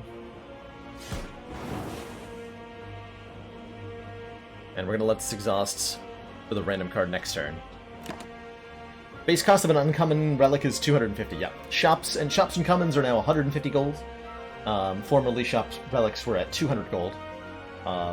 Uncommon is a base of 250, and then rare is a base of 300.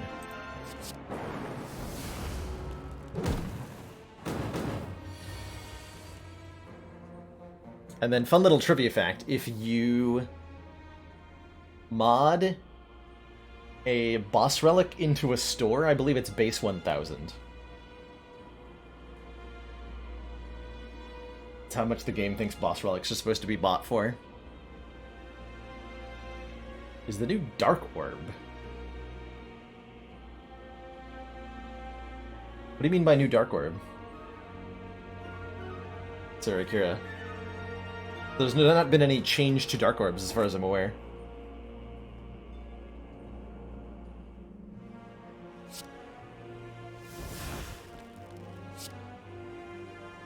Okay, I don't need buffer, do I? No, we just want to be intangible.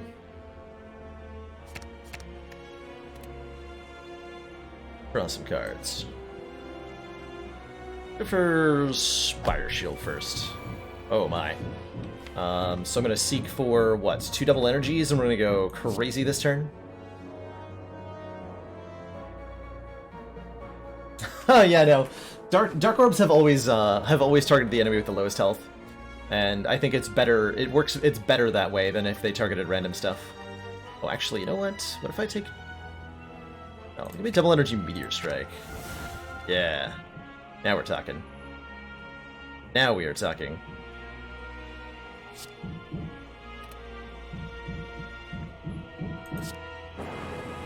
It's too many cards. I go double energy again. We have 36 energy. Let's go. Let's go.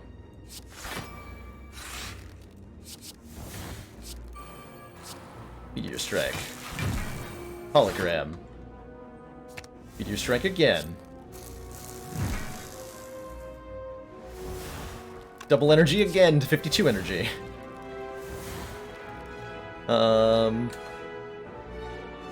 Play Bullseye on you. I could block for so much right now. Block for so much right now. Yes!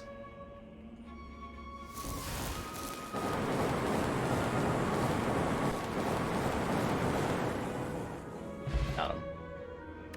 Kunai! Every time we play 3 attacks, which we do quite a lot, we're now getting Dex and Strength. Got a frickin' Gambler's Brew, which is a big deal. Honestly, I kinda like Hello World here.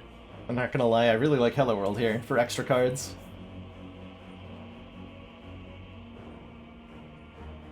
Update, we did not need the ice cream. We could take our rainbow back, that's also fine.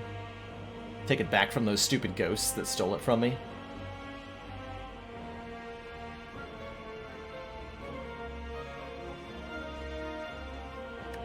But is it as good as a Hello World? I don't think it is. Legitimately taking Hello World Plus on purpose right before the heart. Because we want more cards. And we really don't care what they are, as long as they're cards. How do I feel about Gambler's Brew compared to a Focus Potion? Focus doesn't feel like it does much for me. How do I value Hello World on Ascension 20? I think it's a good answer to Elites in Act 1, SMN. So if you're in early Act 1 and you see a Hello World, consider it. As it's good against Slime Boss, too. So those would be situations to take it on A20. Later on in the run, I find it hard to want. But it's also good against the heart, specifically. I think Hello World is quite good against the heart, on average. Speaking of, here he is. And I'm going to be able to use my Flex Potion to gain 8 points of strength on this turn. And I'm going to be able to do a lot of damage with Tempest this turn, too.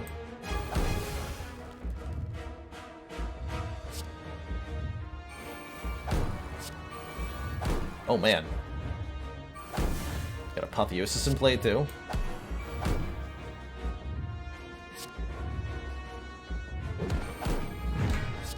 Play this for the proc. Alright, so we did like 150 damage on turn 1, gained a point of strength, well, gained 6 points of strength, 1 point of dex, and now... And we upgraded all our cards. It's a pretty good start. Pretty good start.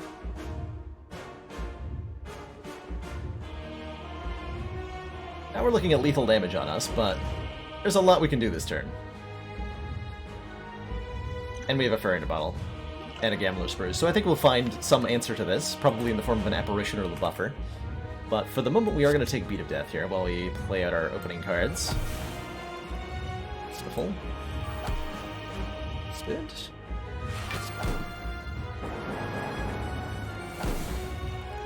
Okay, none of these cards will allow us to block this hit. Although some of them are pretty good.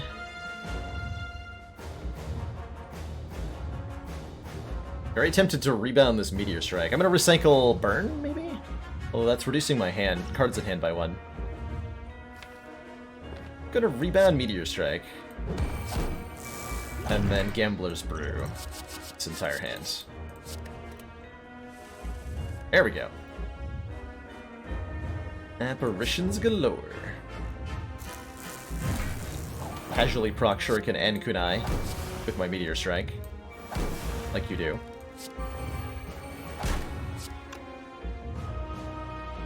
As you do.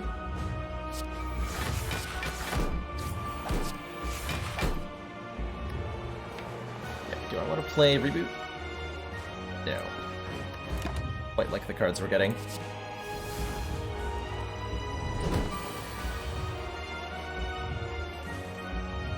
See, with Echo Form in play, we can duplicate our Apparitions or other nonsense, like double energy, to get tons of energy. I think duplicating the Apparitions is probably the right call.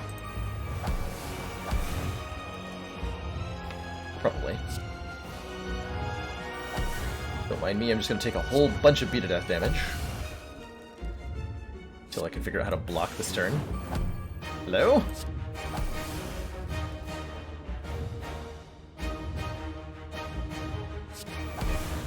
There we go. Surprisingly difficult.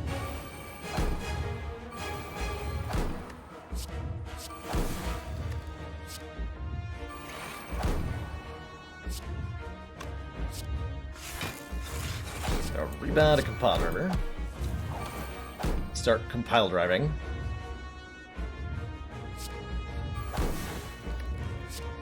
I'm gonna play a lot of cards this turn. In case that wasn't readily apparent.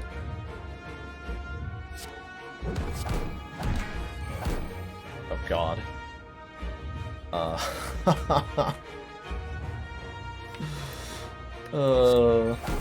The turn that never ends.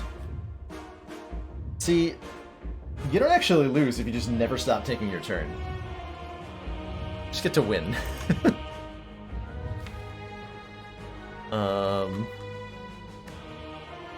Do we just want to hologram a compile driver? Just want to get this out of my hand.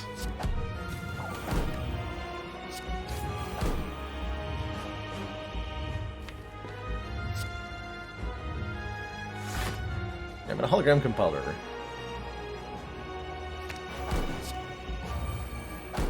We added all of those for a reason. Now they draw 3. Continuing to have compile drivers. So I can just play unlimited cards. Oh man. There's no end to this. There's just no end to this.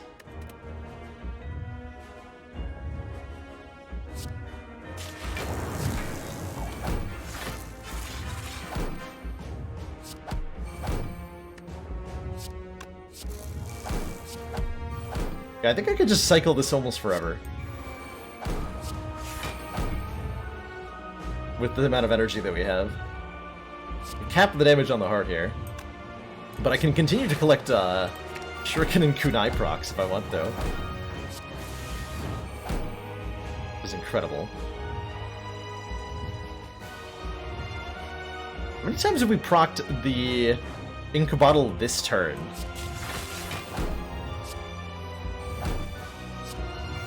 I'd like to know. Wow. I can Tempest now if I want, though. Sure. Although, I actually want the Plasma, right? Alright, we'll just block for 15 times X with our 6 points of Dexterity. Seems like a good fight.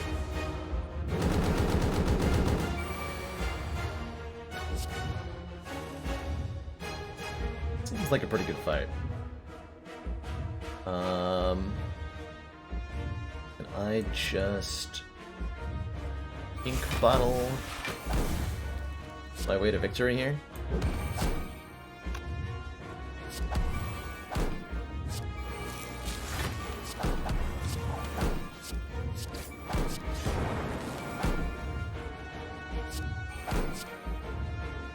Rope. Is that a 4-turn heart kill? Oh my god. GG. GG. Yeah, that was turn 4. Amazing. So Dead Branch is a good relic. Did you guys know that?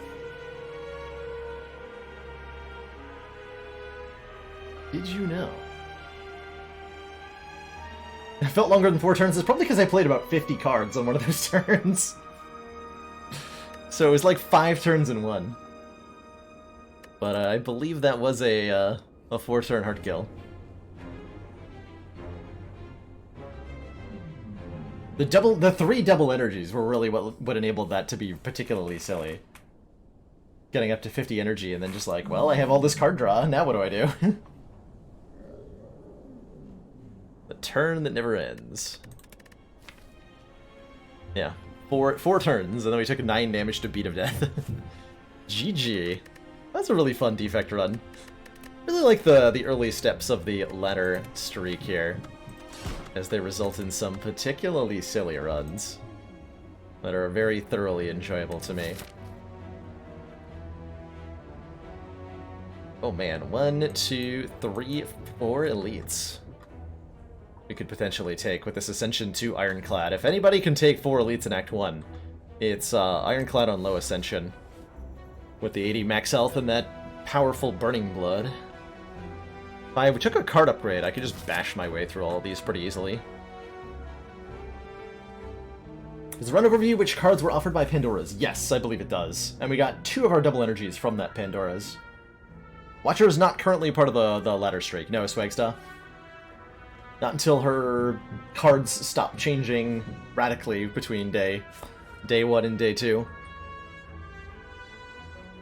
I also really like a boss relic swap on Ironclad here, and then potentially leveraging lots of additional energy into beating all these elites.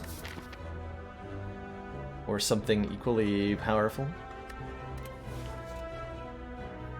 Card upgrade's nice and safe. Using 8 max for 2 removals is a little awkward this early on. What could be the right pick.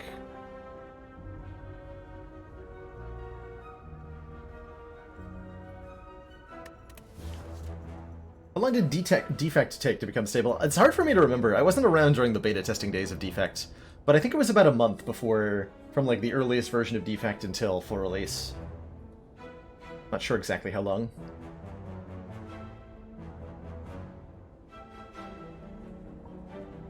Take the boss relic. Dong. Art of War, a Darkstone Puriapt, Stone Calendar. Alrighty. Alrighty.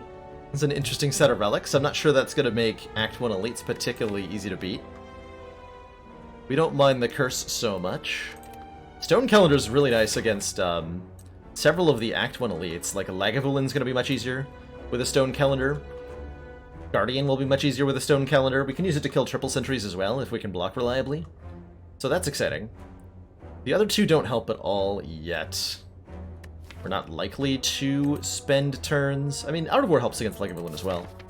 But we're not particularly well matched up against Grummanab at the moment.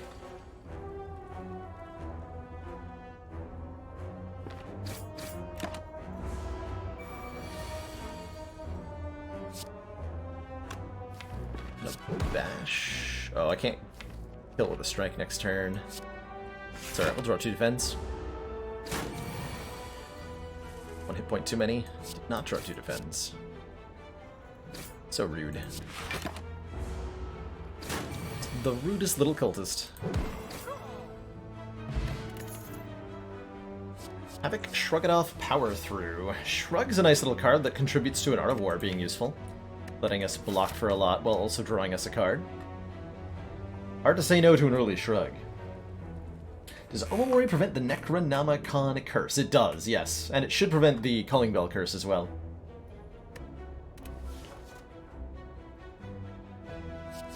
I think normally we'd be wanting an early damage card, but we weren't offered any. And if that continues to happen, like if we just don't get any damage, we can go this way. And avoid the crazy elite laden path. Depends on what kind of potion drops we get.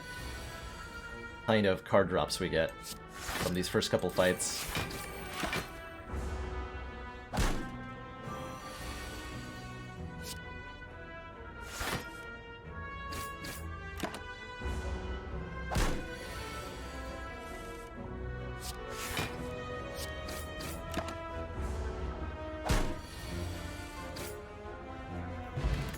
Block potion's definitely a good start. Not so much these cards, though. Can I even take any of these? I think I might have to skip here.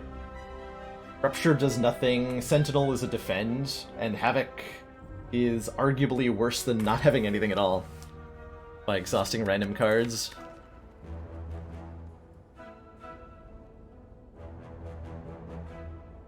Sometimes it plays Bash for free. So I set up that Ironclad is the A21 intentionally. Yes, I did, Firex. That's right. Ironclad is my most consistent Ascension 20 heart killer. And so I've lined it up as such. Yeah, we're one blue candle away from value. I think I gotta skip here. I gots to skip. Okay, 2 strikes is actually better than bashing, given that we're not drawing any attack cards next turn. Or at most 1.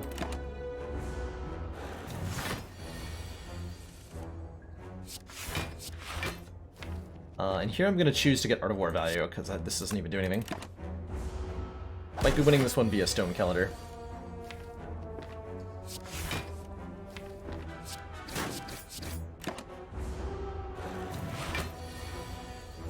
Funny. Ow.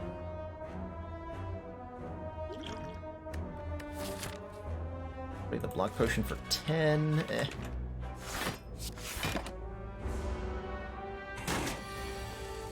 Okay, not the smoothest Jawworm fight at all. Especially for low Ascension. Perfected Strike. Now, that's the kind of hard-hitting card I would need to get through this path. Perfected Strike hits nice and hard, especially if upgraded. By default, it does 18 damage for 2 energy. That's good enough. I'll pick that up. be pretty content with it. And we get 2 shops. Interesting. Alright, shop number 1. You have a Whirlwind. And a Flex. And a Juggernaut. And Juggernaut? Juggernaut could be good here. Does Swift Strike help with Perfected Strike? It does, yes. If it has Strike in the name, it does help with Perfected Strike. Doesn't matter if it's from an Ironclad card or not. Juggernaut's really interesting here. Whenever we gain block, deal 5 damage to a random enemy is a cool way for Ironclad to scale, and with our Art of War and Shrug It Off, we have extra incentive to go this direction. Defending Till Calendar is viable only in some combats, SMN. A lot of fights require you to end them in like 2 or 3 turns, and trying to stall for 7 against like the 3 Slavers Elite in Act 2 would go disastrously bad, no matter how good you were at blocking. Basically. Unless you can block for like 50 plus every single turn, which is really, really difficult to do.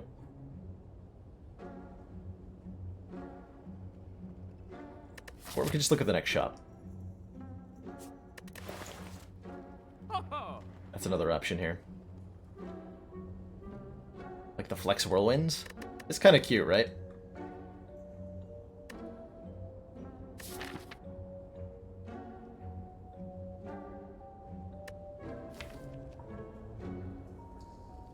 I think we're okay against triple sentries. My strat for triple sentries is kill one of them with Perfected Strike and then block until Calendar kills the other 2.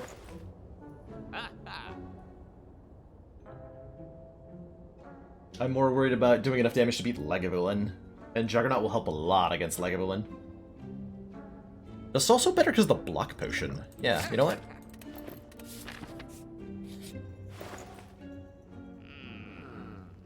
Yeah, we could have got a Fiendfire instead. Sure would like Horncleat, but we can't afford it. Metallicize would be great now that we have a Juggernaut, but... oh well. Alright, here's the triple sentries. Get our Juggernaut down on turn 1. Letting us to have 4 energy next turn, thanks to Art of War. Only doing 9 damage per attack, thankfully.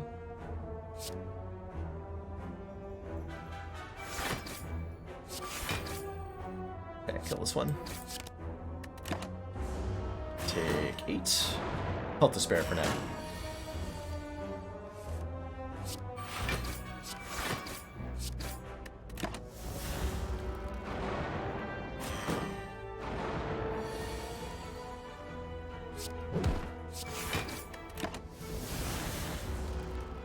Take a little bit more.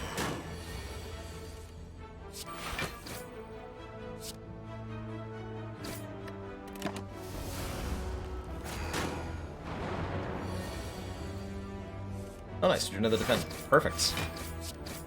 And then the Calendar takes care of them. Not too bad.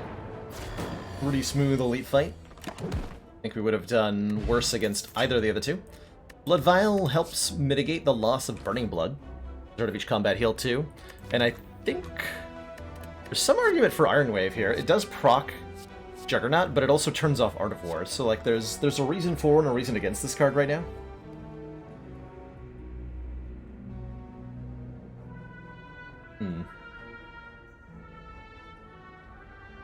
Let's try it. Going into the next pair of elite fights, I think I can do this without a rest. I'm gonna upgrade Juggernaut to do 7 damage to a random enemy, although maybe Perfected Strike was the better upgrade. Our goal here is to wait the full 3 turns before waking up Lagavulin. And the reason for that is to have Stone Calendar tick upwards as much as possible.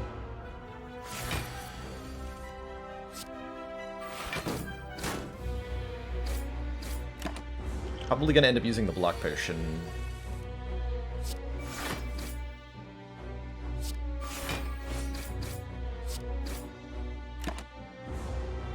If you let Lagavulin sleep for a full 3 turns, then Stone Calendar lines up perfectly to hit him before he attacks you the first time on the second cycle. And you get an easy kill. Right here. Boop. Kunai! Every time we play 3 attacks in 1 turn, gain 1 dexterity. Okay, so Iron Wave is now a really interesting card, and I think we want more of them.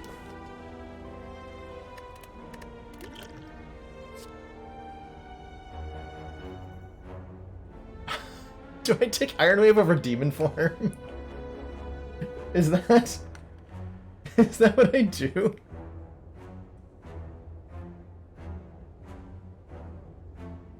We go 1 energy kunai, like a low cost kunai clad nonsense.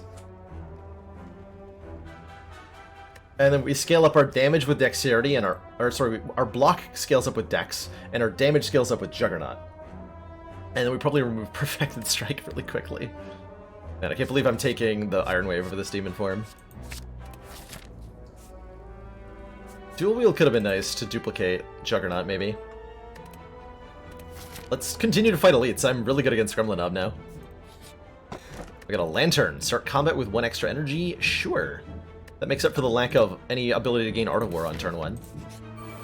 These nerds again. But they have Metallicized this time. Rude.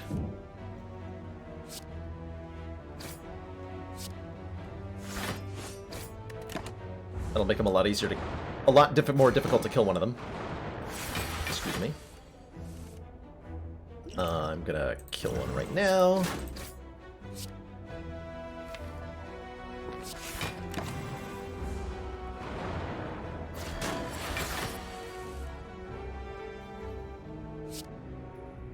Don't think that Juggernaut's gonna matter. Just waiting out the calendar at this point.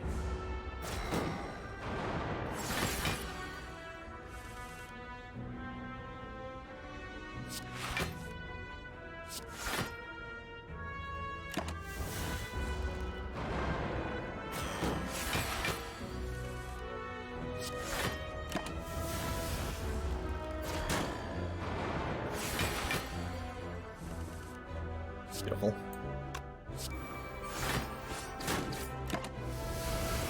Minor damage.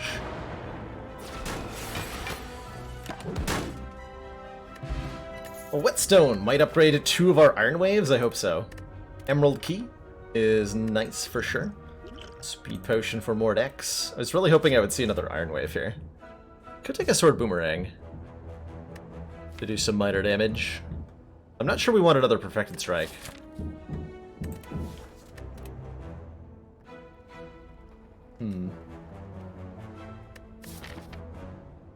Knob next, potentially. We're probably gonna rest here. And then... fight whatever elite. It could be another Lagavulin. Like, we might not actually ever have to fight Knob. Don't think I want to pollute my deck with wounds. I think we're skipping here. Cool, we got 1 Iron Wave upgraded. I'll take it. I will definitely take it. These nerds, huh? Goodness for Lantern. A little bit of front-loader damage, which we're kind of lacking. It goes a long way here. 20 incoming damage, huh? 6 plus 3 is not quite a kill, but 6 plus 4 would kill one. So I can mitigate 6 by Strike, or 10 with Iron Wave Defend. 10 is a bigger number. Take 2 here.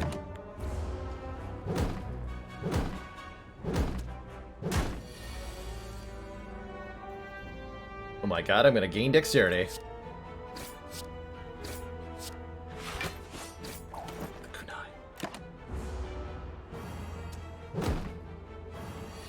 How's it going, Ryan Hunter?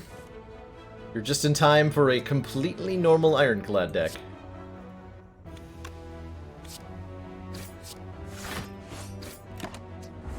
That totally didn't skip a Demon Form to pick up an Iron Wave.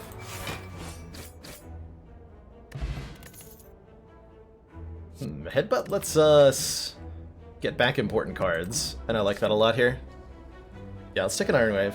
Or, take a Headbutt, so that I can Headbutt the Iron Wave. Excuse me.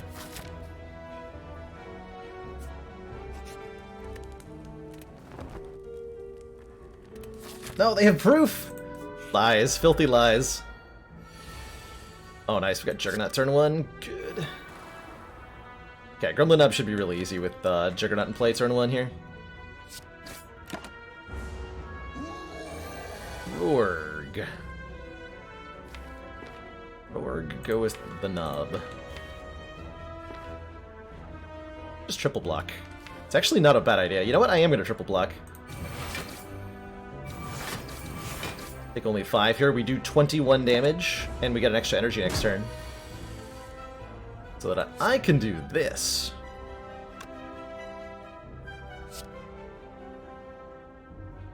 What are these? These are 12. Math! Just debating whether I get a kunai proc. We take less damage if I do it this way.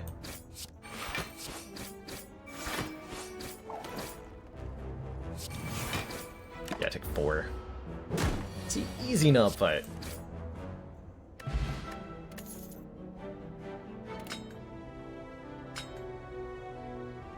Calipers? Start of your turn, lose 15 block rather than all of your block. Don't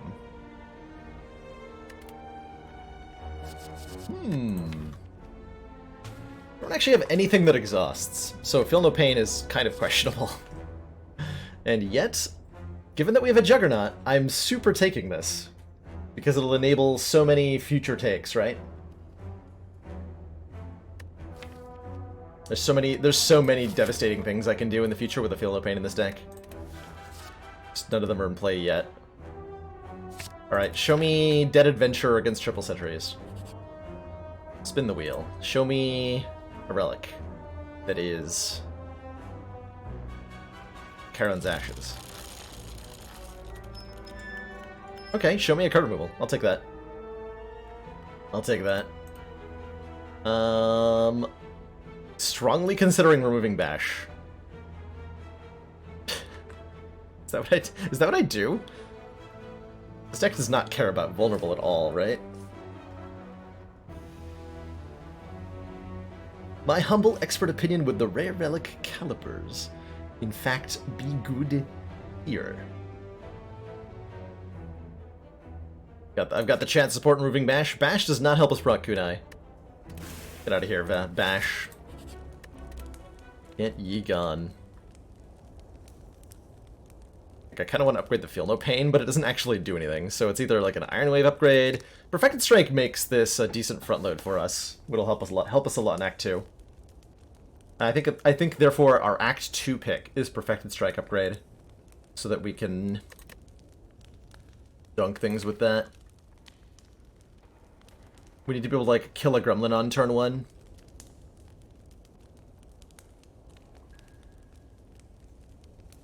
Stacking vulnerable stacks the duration of a ravine. So 2 vulnerable is 2 turns of 50% increased damage taken. Weak and Frail work the same way. Weak decreasing damage by 25% for X number of turns, and Frail decreasing block value from block cards by 25% for however many turns. 24. I can either play Juggernaut or I can get a Kunai proc. I think I play the Juggernaut, as much as I want that proc.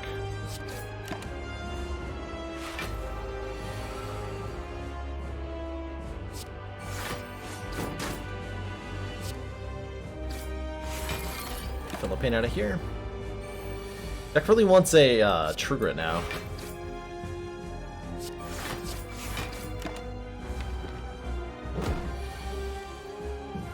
Very much wants a True Grit. I'm willing to take 3 to deal 24, yeah. This is somewhat a fight about trading our health. Not always, but sometimes.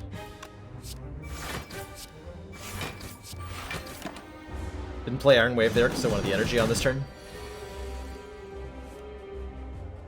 So I can go Iron Wave plus Strike, headbutt the Iron Wave plus.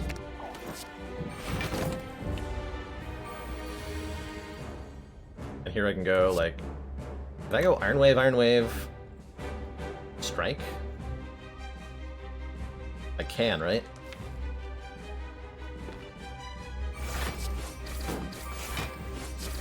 Take a little bit, but I got a dex point. Yeah. Liquid Bronze gives us 3 thorns. If we find birds early, that'll be great. Ooh, interesting choices here.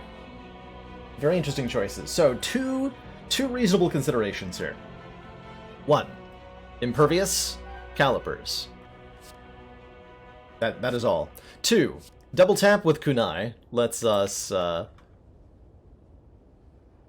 like double tap our iron waves sometimes, or get kunai procs more easily. So some consideration for double tap, but impervious with calipers seems like a pretty easy take, right? It also triggers Feel No Pain, so it triggers Juggernaut twice usually. Could take Exhume as a card that will interact with our Feel No Pain. Yeah, I think we go impervious here.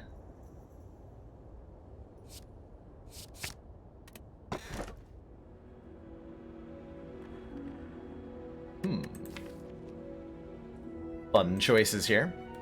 Pandora's Box says transform all strike and defend cards, which makes our perfected strike kind of crap, doesn't it? This would do 9 damage if we transform all of our strikes.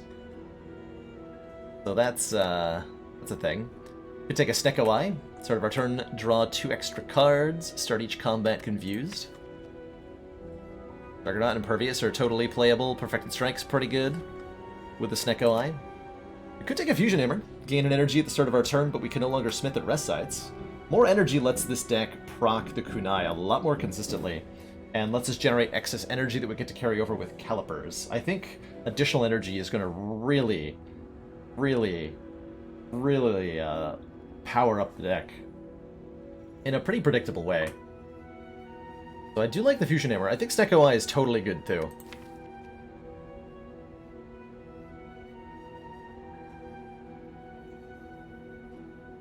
It's likely if we take a Snecko Eye that we're just gonna like transition into Corruption deck. I want to see how the hammer goes here. I think this is going to be a very predictable increase in power that's going to feel very fun. Since we can't rest at rest sites, or since we can't upgrade at rest sites, we're not really concerned with them, and we're more interested in upgrading our power by defeating elites. So let's snag some elites this act. Oh, perfect. I proc on a Juggernaut.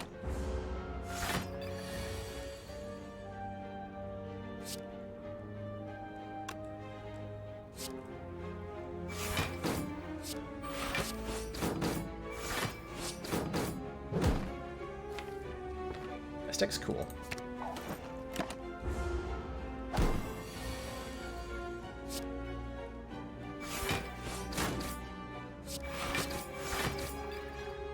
This deck is really cool.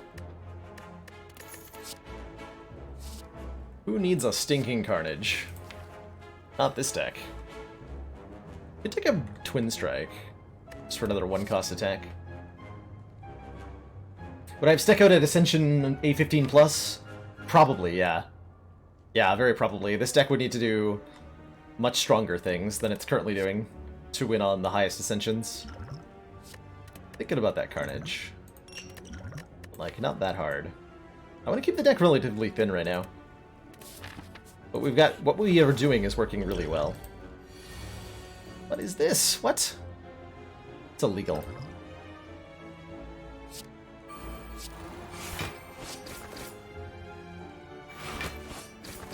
Retargeting based on where my Juggernaut hit there.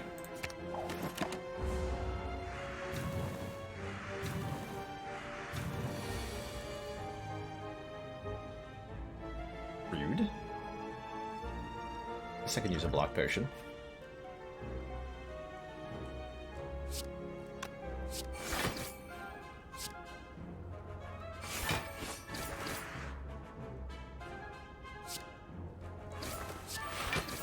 But it would only block... actually, the Thorns Potion will block everything too.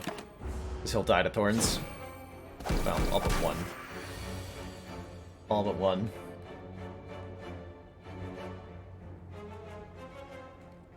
Yeah, the occasional hammering noises are on stream. There is renovation work going on to make a streaming studio in the basement here, which I'm very excited to be able to move to in about 2 weeks. I'm so taking another Iron Wave. I've always wanted the Ironclad deck that just took a bunch of Iron Waves, and I think we have it. Armaments Plus is pretty good there too, by the way. But the Iron Waves. Let's read a book, shall we? What's the book about? It's about an Ironclad ninja who got 3 powers every combat on turn 1. From a weird book called The Enchiridion. Like Barricade, for example. Oh. Well then, okay, sure. Why the heck not? Why the heck not? Slate order display there.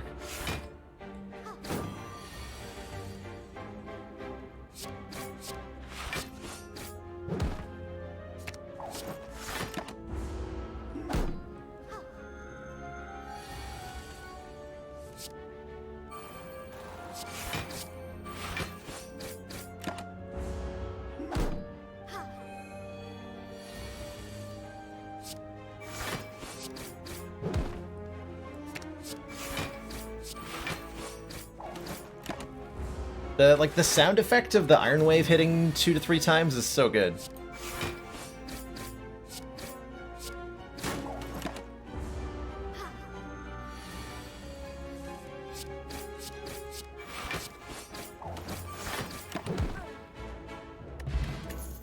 Blood potion. Do I want another headbutt? Power through is also like maybe okay. We seem to be pretty cycle dependent at the moment, so polluting with wounds is bad, but a big block card is good. The highest amount of copies of one card I've ever had. Ooh. I have definitely had like 6+ copies of Shrug It Off or something in a deck before. And I've definitely had 6 apparitions before. Was there another accident yesterday? There was. There was indeed a bit of an oopsie doopsie. Oh yeah, I've had like 9 claws, that's true. I also have 200 gold right now. Hello. You win some gold! Yay! So we get 200 gold for that. For the Gremlin Wheel prize, you get 100 gold per act. So it's 200 gold in Act 2. Much as Berserk is nice or whatever, I don't think I can get away with playing it here. We're actually quite bad at this fight. A lot of our damage is randomly directed.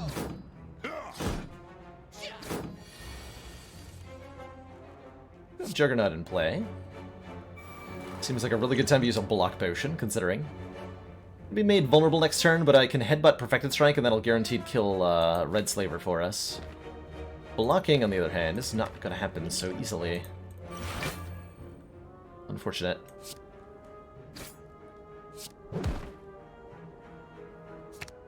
So we're going to lose a lot of health here.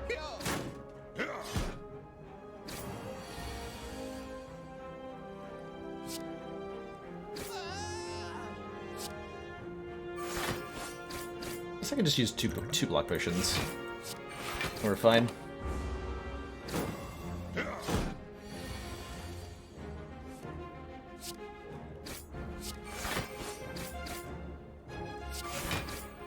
Dang. I think Juggernaut would kill him.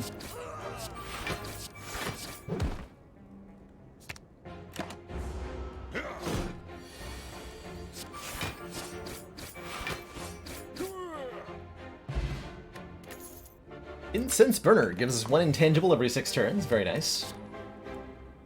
Our Cry Plus is okay, as is Shrug Plus. Or, well, Shrug Not Plus. I think Shrug Not Plus is probably the better card. In this deck? Yeah, in this deck it is going to be.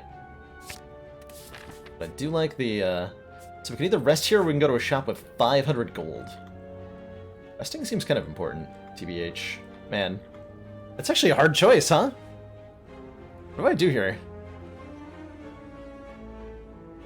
That is a really hard choice.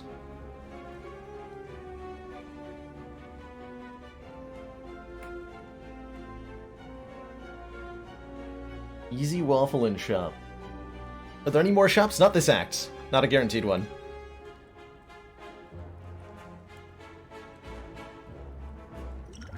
Blood Potion will heal, what, 16? So we're essentially at 56.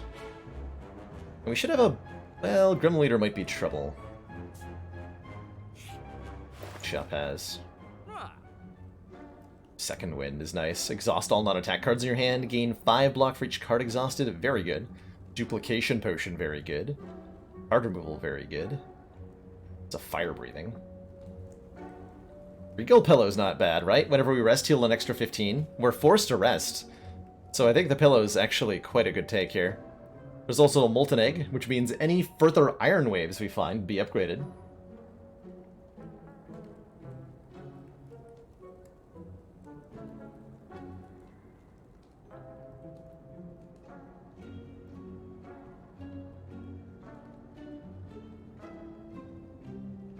And any Body Slams we take would also be upgraded. Pommel Strikes are also a card I would really like copies of. Can't afford everything I want here. I would like Regal Pillow, Molten Egg removal, and the Duplication Potion. Strength gain is nice too, right? That would make our Iron Waves hit a lot harder if we took a spot weakness. Does Molten Egg work on Chrysalis? It does not. No. Molten Egg only works on cards that are added to the deck proper, so anything generated mid-combat does not benefit. I think I'm going to be taking the Pillow, but not the other relic. Take out a... rank? Yeah. We'll have the spot weakness too, and... just to make these upcoming elites a little easier, I would like to fight 2 more. Potion would be a good choice. Let's go with the Fire Potion. Kill a gremlin for me or something. Oh man, we got a free Juggernaut! We got Double Jug! Oh my god, the Double Jug! The Double Jug. The rare and dangerous Double Jug. Why use a potion? We're fighting. Here.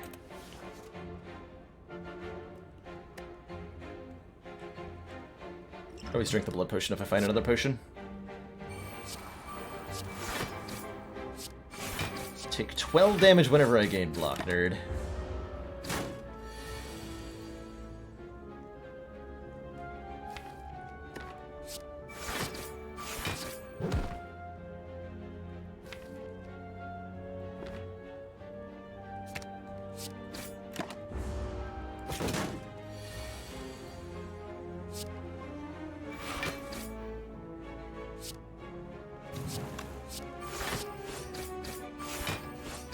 That is so much damage. That's a lot of damage. Alright, good fight. Book of Stabbing. We have a courier now. Merchant restocks stuff and everything is cheaper by 20%. Huh. Well, in retrospect, we might have wanted to take the fire and not the store, but oh well. We're offered a Burning Pact, a Clothesline, and another Perfected Strike. I think I like a Burning Pact quite a bit, letting us cycle through the deck. It procs Feel No Pain for us. And if we get any more energy, we'll want it even more. Pick one of those.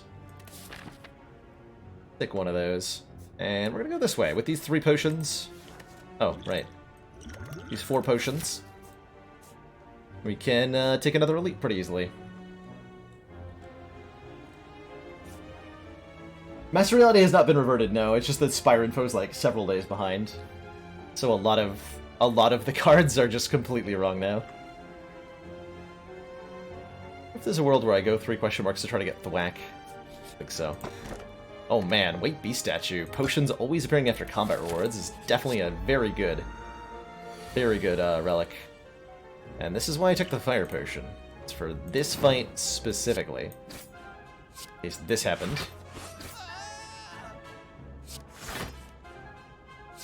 So rude.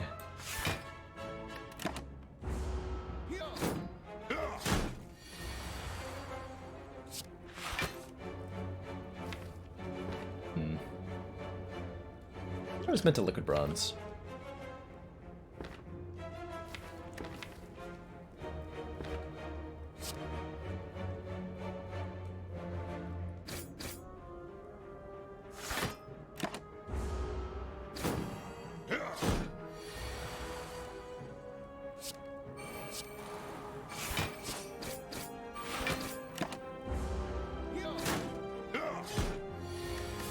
Yeah, we're getting a really big rest, so it doesn't actually matter if I take a lot of damage here.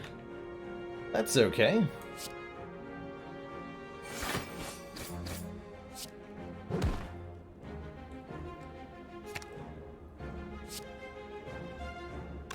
I just have a guaranteed kill. Do that instead. Getting too fancy here.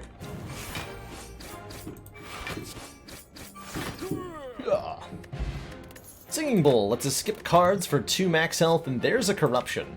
Plus. I mean, it's even upgraded for free, right? We have a Feel No Pain, we have a Calipers. But it's it's another Iron Wave though, hold on. But what if we want the 4th Iron Wave instead? I think we might want this more. It's 4 Iron Waves. Iron Wave, let's do it. I think this will actually work out pretty well. Truthfully. We're doing it. We're doing it. I'm in. I'm in the Iron Wave dream. Let's go. Let's go. Order, I think.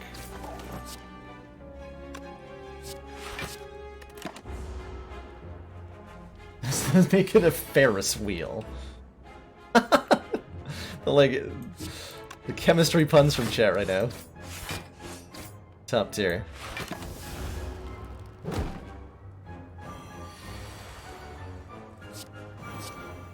Yes, give me days. That's exactly what I want. Thank you. Been evolved and I feel no pain. Take every days you have, please.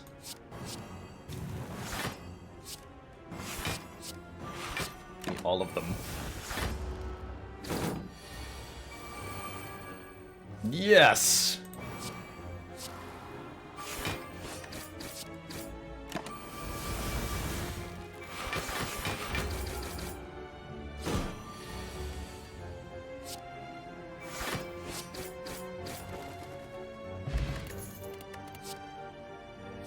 More Iron Waves. Take a dual wield. We can also dual wield Juggernaut with that, potentially. I'll take an attack potion over a Thorn Spot.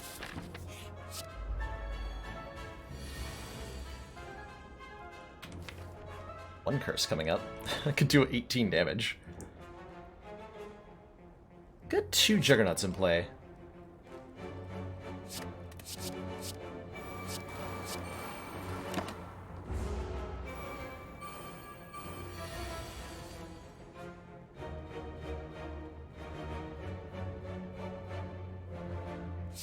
Taking minor damage, I suppose. I suppose that is okay. We're intangible next turn. All will be well.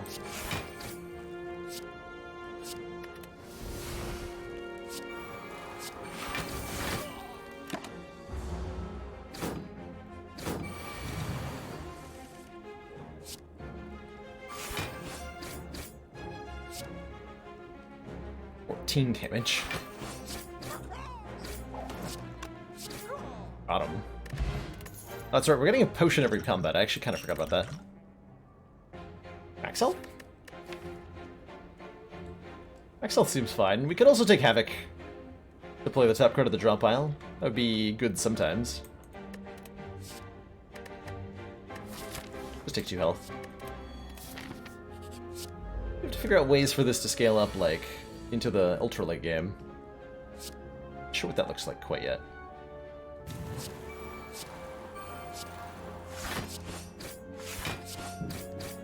Bonk, bonk, bonk.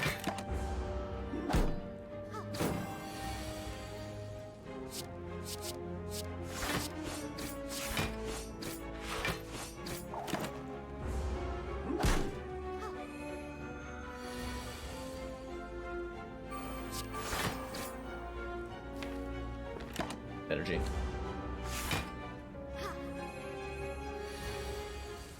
It looks like Dead Branch is the way. I think we can find ways that aren't Dead Branch. I hope. I hope.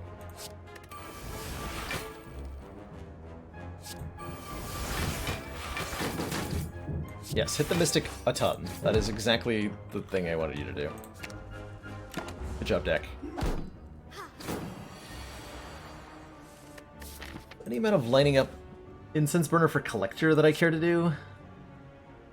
Needs to not be on 3? Or needs to not be on 5 and not be on 2. Anything else is fine.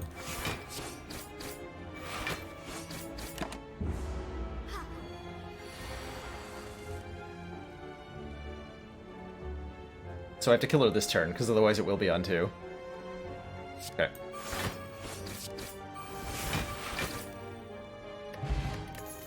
Blood Pot's nice. Second spot weakness for some strength gain. That's pretty good. That'll probably help a lot. And at almost full health, I'm going to recall here. Okay, we got ourselves a Dark Embrace, which is fun times. And an opportunity to be rid of Curse the Bell.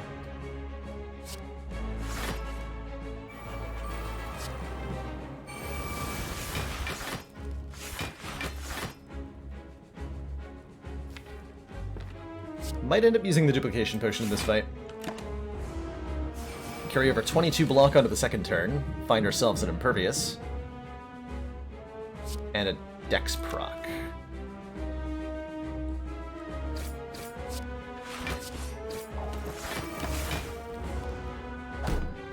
Unfortunately, we missed both of our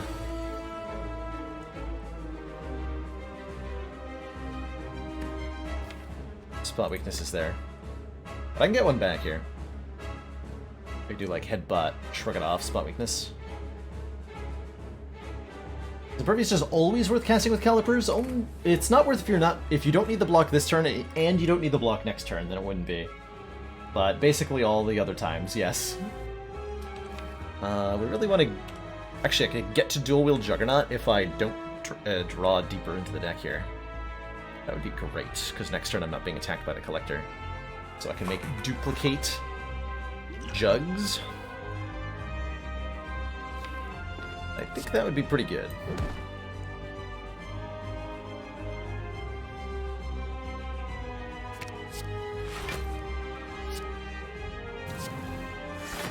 Take some damage here, which I'm totally okay with. We're going to heal to full after the end of this battle.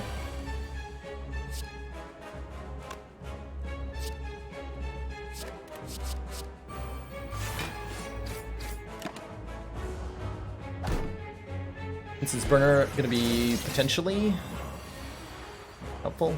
It's not. Or was it? More Juggernauts!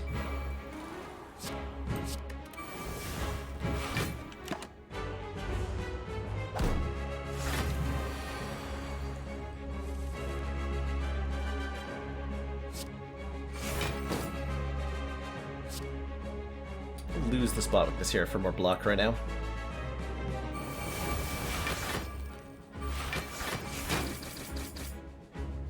Got him.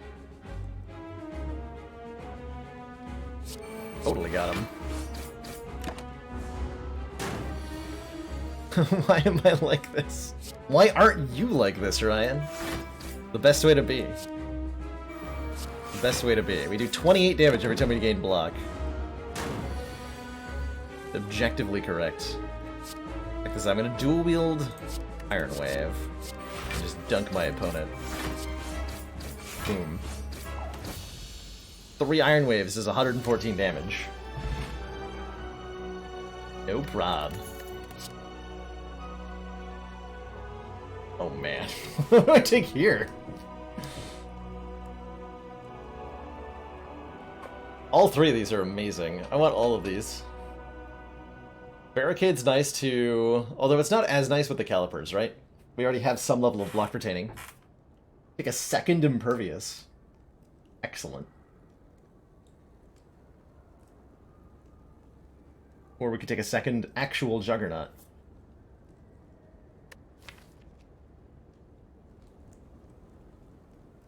Deck definitely feels custom built to want the second Juggernaut.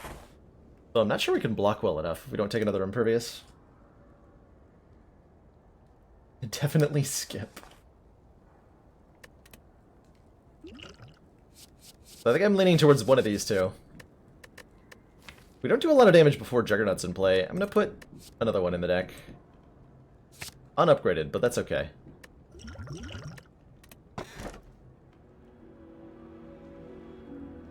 A Philosopher's Stone. Kind of. We want more energy. Astrolabe would let me transform and upgrade 3 cards, which would be really nice to transform, like, 2 strikes and Perfected Strike. But more energy is massively useful here. The heart gaining +1 strength is, a little spooky. But I feel like we just need to accept that this deck is very expensive. And so we're going to take more energy. Alright, what is our scaling up plan this act? We want to hit some elites, because again we can't upgrade things. We can get a late shop. We can get some early events, that'd be extra juicy. Get 3 early events. And then go this way for, so what, 1, 2, 3, 1, 2, 3 elites. Go this way. Yeah, okay, we'll go this way. This way! Let's see. Combust will deal AoE damage. Feels alright. Although I need the second wind to gain block. Rather do that. More curses for the Periap. Heck yeah. Order.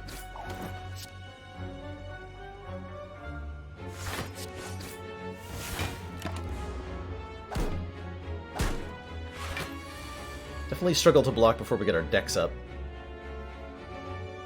Let's see, 21 plus 9 plus 6. With an attack potion, I can get a kill.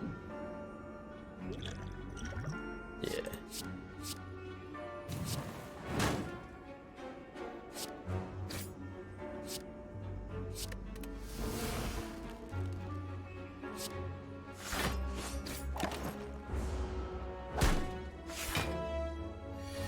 I want to continue using these potions effectively, wherever possible.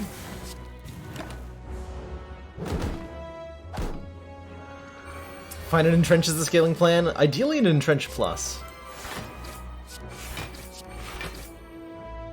Ideally.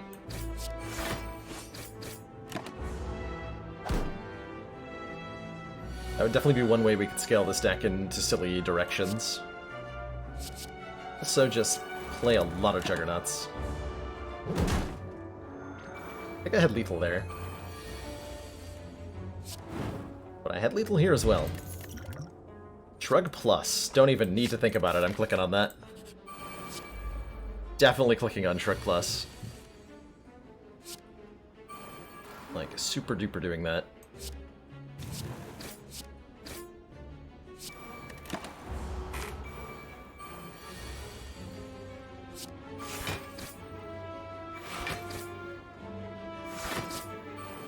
Juggernaut should be able to carry me through the rest of this combat as well, and if not, well, we have a stone calendar for that too.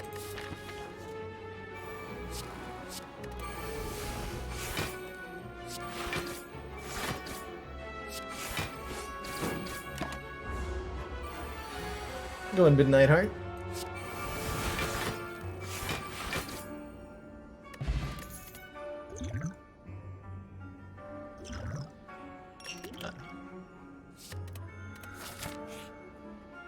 Sword Boomerang would have been nice. I have a lot of strength, huh? Oh my god, more gold. This is the second time we've won the Spin-A-Wheel this run. And got gold. What a rich ironclad we are. Did we get an Act 1 too? Actually, I don't remember. Wait, did we just had this fight? What are we doing here again? We rolled card remove in Act 1. Oh, cool. So we got the spin a wheel all 3 acts. That is really cool.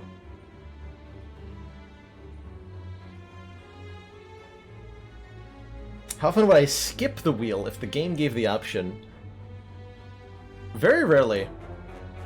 Most of the wheel is favorable towards the player. And the positive outcomes are better for the most part than the negative outcomes are bad. Like a full heal is a more positive outcome than like losing 7 health from the Shiv is, for example. And the 300 gold is better than the downside.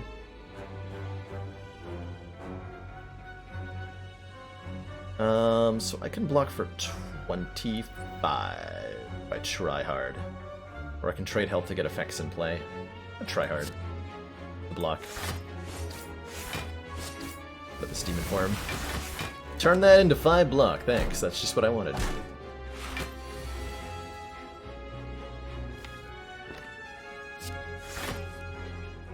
I regret everything.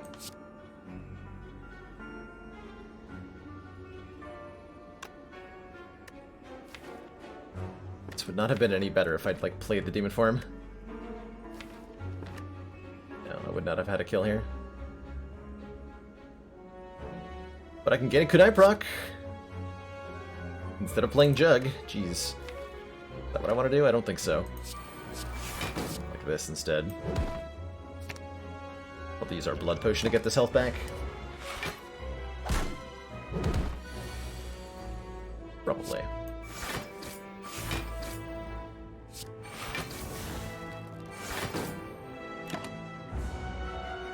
Scaling's cool, but have you ever blocked for 5?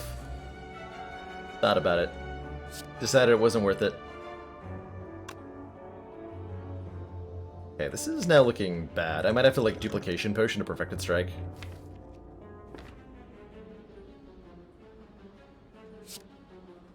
Like, treading water here.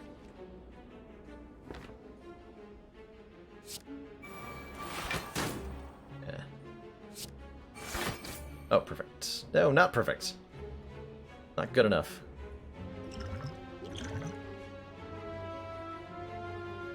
Not good enough.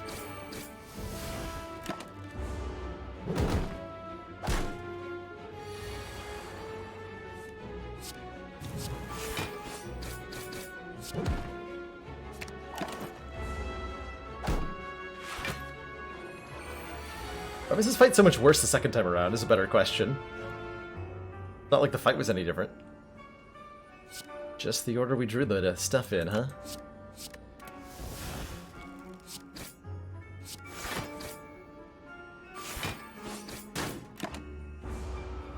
Oh, that's right, the Immolate. I got an Immolate last time. That definitely helped, didn't it?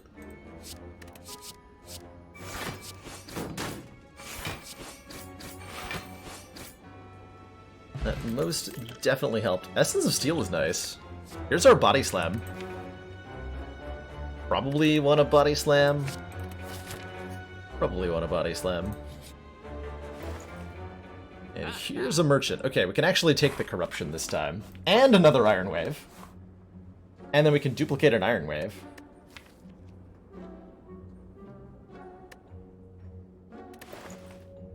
I think we can pull that off.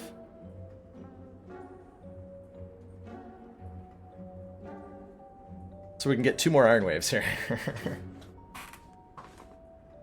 I duplicate Iron Wave, I am actually crazy. Got bad news for you. Upgraded Shrug is a pretty good duplicate target. For sure.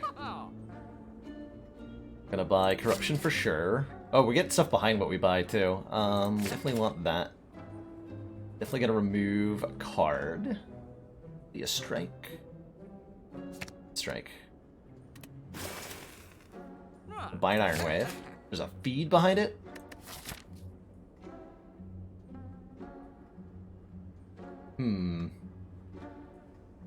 That might be enough combats that a feed is going to be worth it.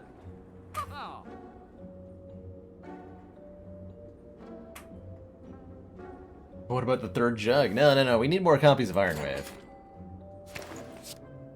obviously. We now have 6 copies of Iron Wave in this deck. Buying a strawberry feels better than buying the feed, right?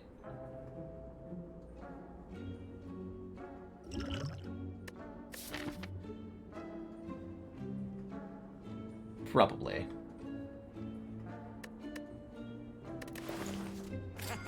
Oh, Anchor? Yeah. Okay. Turnip would have been good, too. We got Relics galore. I'll take it. Turn 1 Demon Form against Giant Head, I will also take it.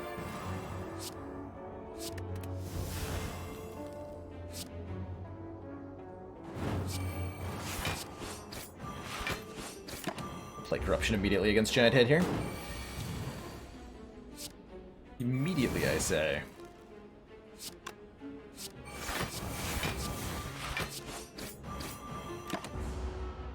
What did I duplicate? I duplicated Iron Wave. Of course I did.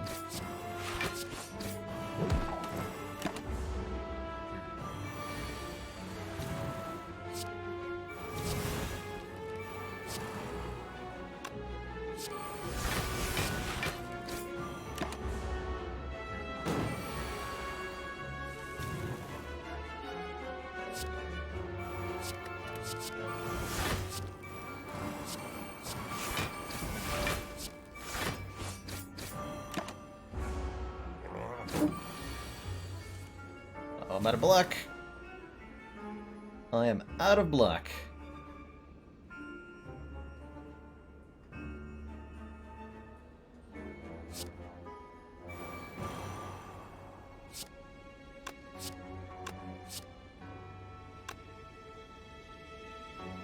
think I was meant to use the Essence of Steel a little bit earlier, but that's okay. We got a huge heal after this fight.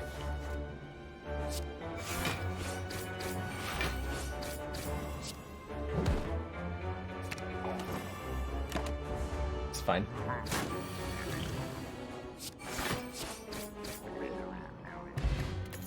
Ancient Potion. Okay, we're gonna take that to the heart. And here's a barricade we can just slap on into the deck. Block is not removed at the start of your turn. Sounds good to me. Now that we have a Corruption, especially.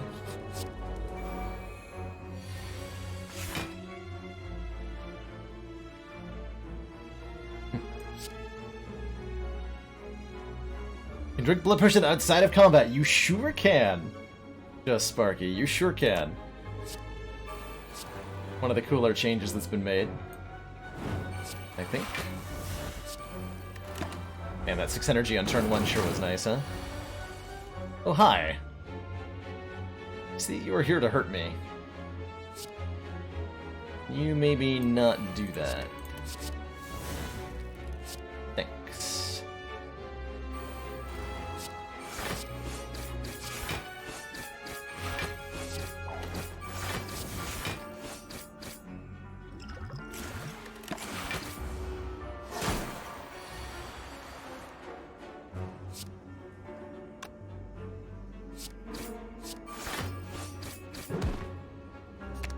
So many Iron Waves.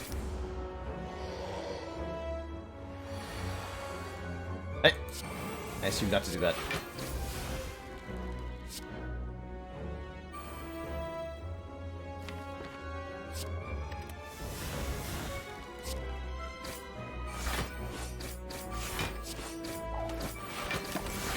Somehow this is working now.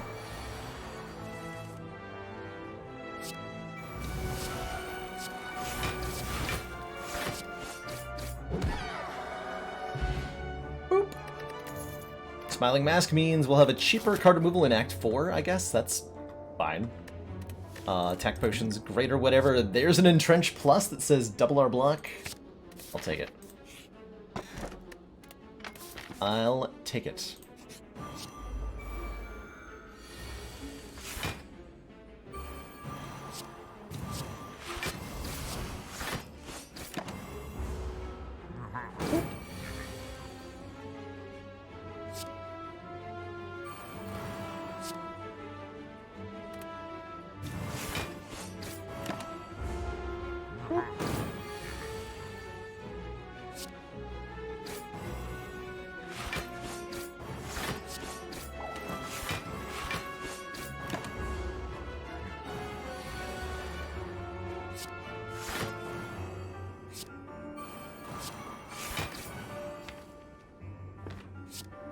Some only deals 52. Need something better than that.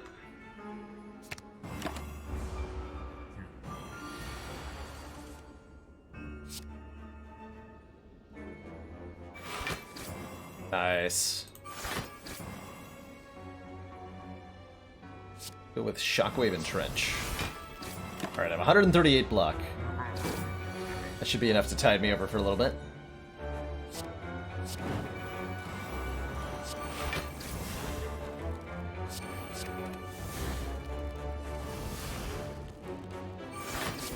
About 260 block, actually.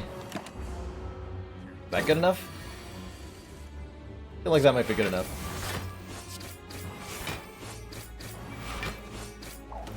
Why is this working? Why does this work so well?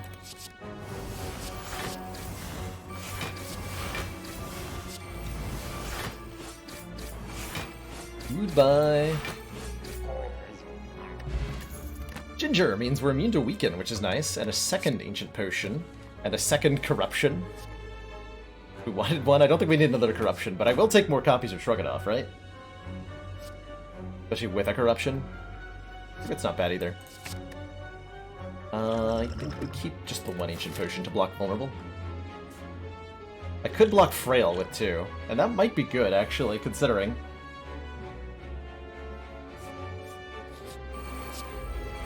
Not confident enough in it, though.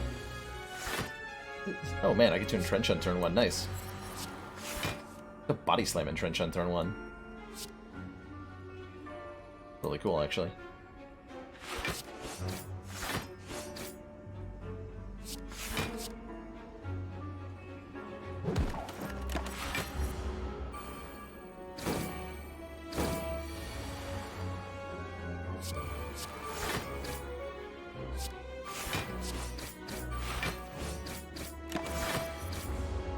Got him.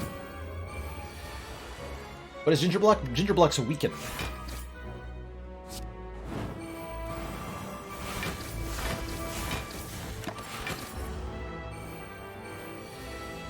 Which will be a little bit helpful.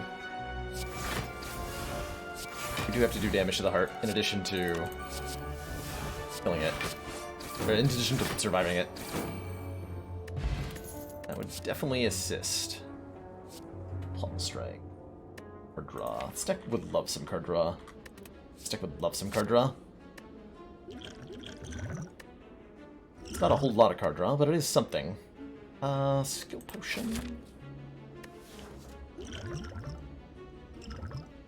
Take the attack potion for the Spire elites? I think. 2 more events. Lose spot weakness, lose Juggernaut, lose Iron Wave. Uh-oh. Do we have to lose a spot weakness here? I think we have to lose a spot weakness here.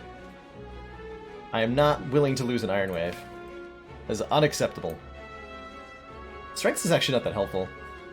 Most of our damage is coming from the Juggernauts, not from the actual strength. Yeah, let's get out of here, spot weakness. Out, damned spot!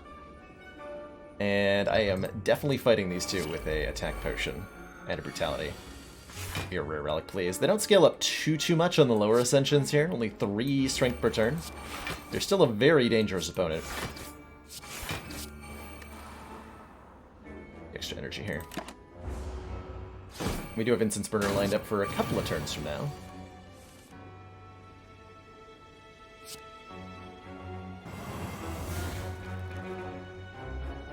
$20 block here, that's fine.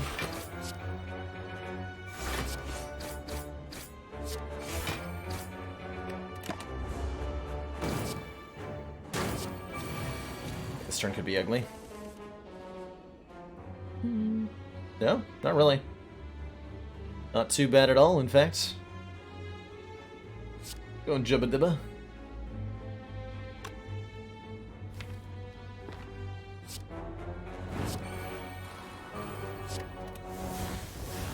Here, ooh, Perfected Strike. If I dual wield the Perfected Strike, it does more damage. I'm not gonna let it kill. It would be an additional 6 plus vulnerable. So an additional 9 damage, it would do 40 damage. Just play the Juggernaut. Next turn I'm intangible. And then we should be victorious the turn after that, I would imagine. Let us headbutt our entrench.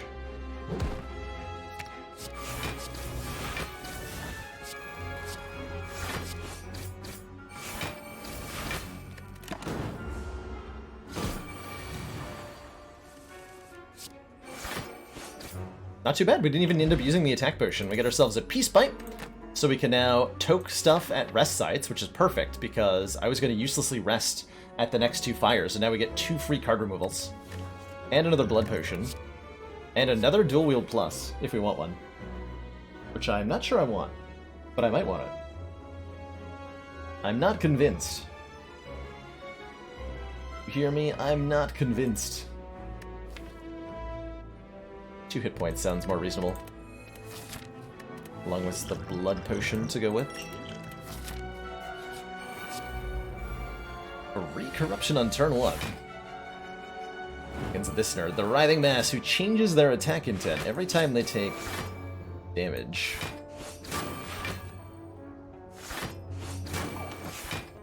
Means we have to be careful.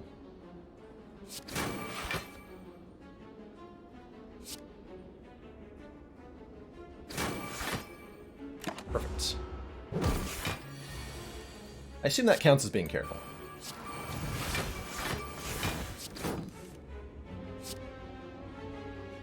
Really like to not become vulnerable. Perfect. Means I get an extra 3 hit points. 6 right now, and then -3 when I remove that. That's a net gain. That's a net gain.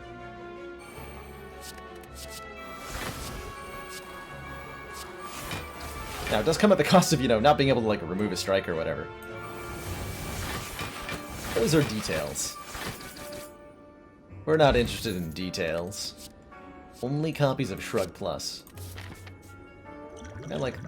I mean... Block Potion might be better than Blood Potion.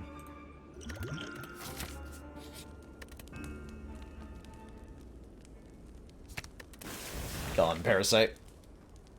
Thanks for the 3 max health, though, I guess. Alright, Awakened 1 here gains a point of strength every time you play a power, which does include this free brutality.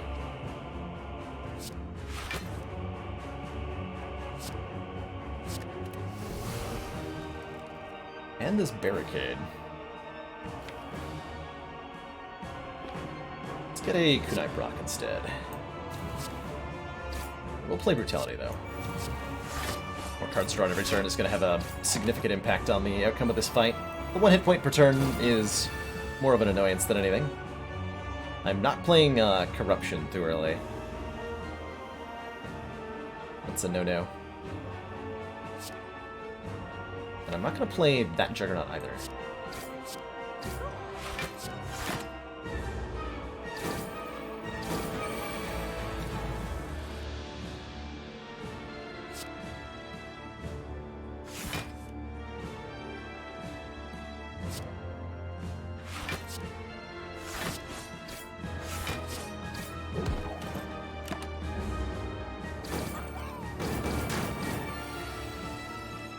Bit of an ouchie.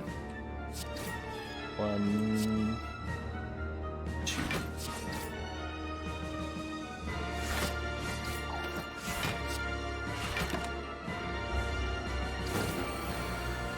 Should be able to start building up block here fairly effectively. Just add a lot of Iron Waves.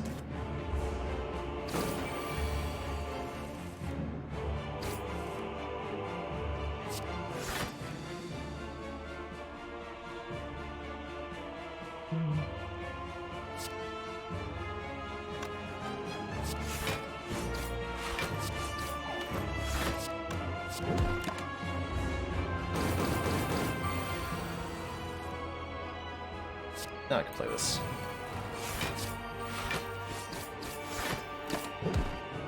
Get him, Stone Calendar.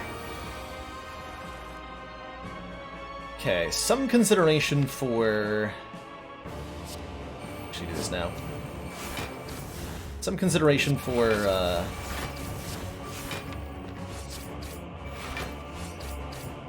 lining up Incense Burner for turn 2 against Spire Elites, which could matter a lot. Although, it's only 10 times 3. Not as important.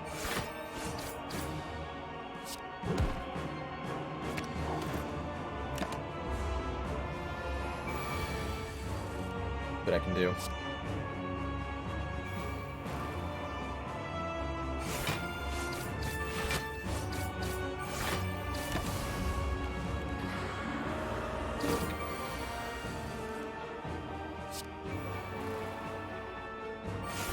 So I want to kill him next turn. Let's have Instance Burner lined up. Should be pretty doable here.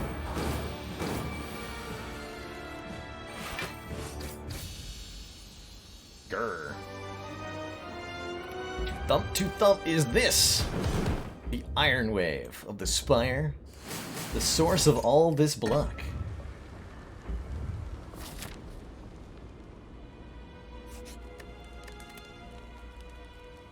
Deck with one too many strikes in it. Actually, two too many. For the one removed here, unless there's something better to buy, like another Entrench. Another Entrench seems pretty acceptable, right? Could also take another Feel No Pain. Could also take the Waffle to give us 7 additional max health. I don't like Entrench Waffle. Or we can do Entrench, like Feel No Pain card removal. Definitely Entrench. Ooh, Disarm, actually. Definitely Disarm. Enemy loses 2 strength against the heart. Big deal. And then I think I agree with whomever asked about Perfect Strike being worse than Strike. It's time for it to go. The relic on the left, Akabiko, the legendary red cow. Your first attack each combat deals 9 additional damage.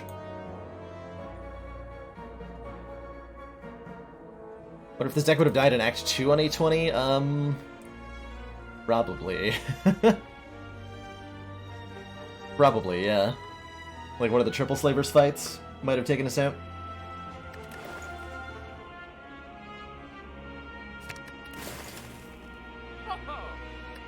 Seems relatively likely.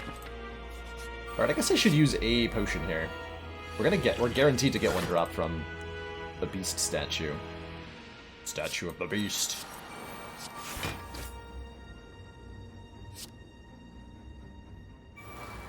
"12 Jug on turn 1, though. Like, do I need to use a potion? It tells me I don't need to. I'm gonna tear both of these nerds apart. Pretty effortlessly.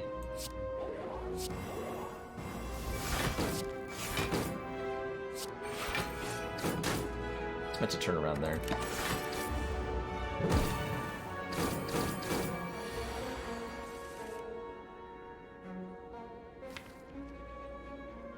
Let's see, I can... But that's a lot of numbers. It's a big number.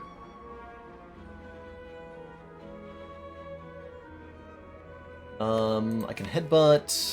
No, I don't have Entrench. So let's headbutt Pummel... Let's headbutt Shrug Plus and Shrug into it.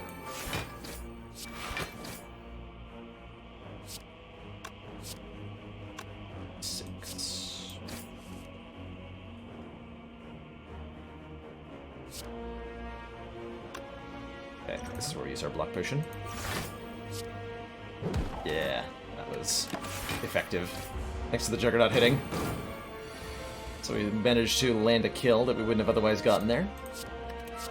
Then this poor nerd is so dead.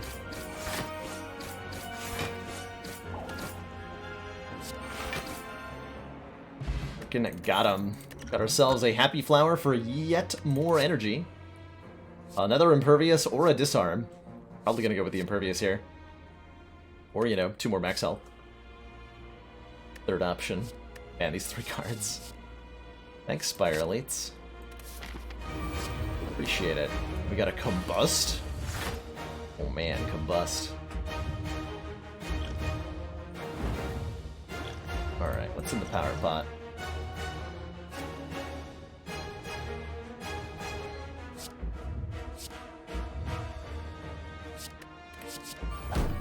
How about that? Jug times 15. How about that?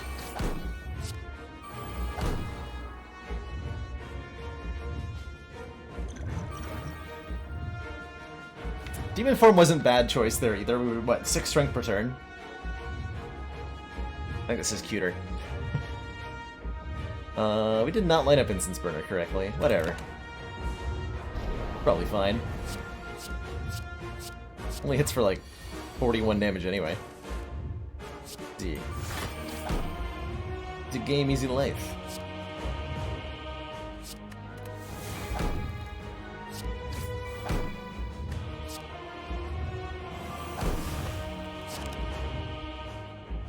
Take an entire 6 points of damage.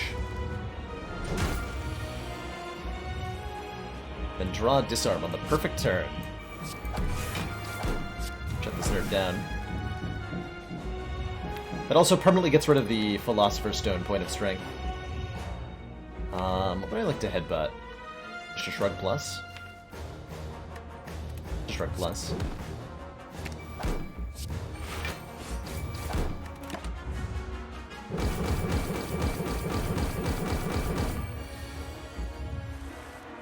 We have an Ipsy with the Incense Burner. More Juggernaut, so whenever I gain block, I deal 27 damage. That's a lot of damage. That's a lot of damage.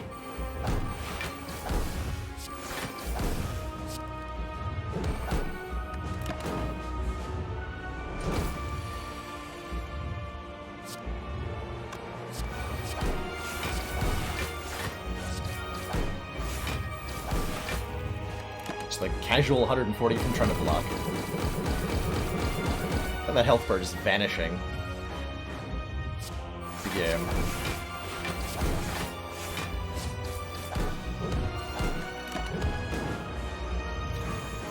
Easy game. And it ends how it started, with an Iron Wave. GG.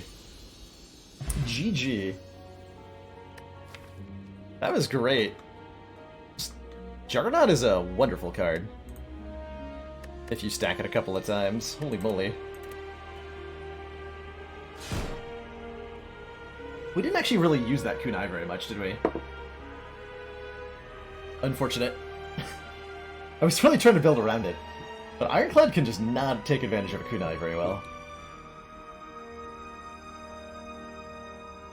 Gee.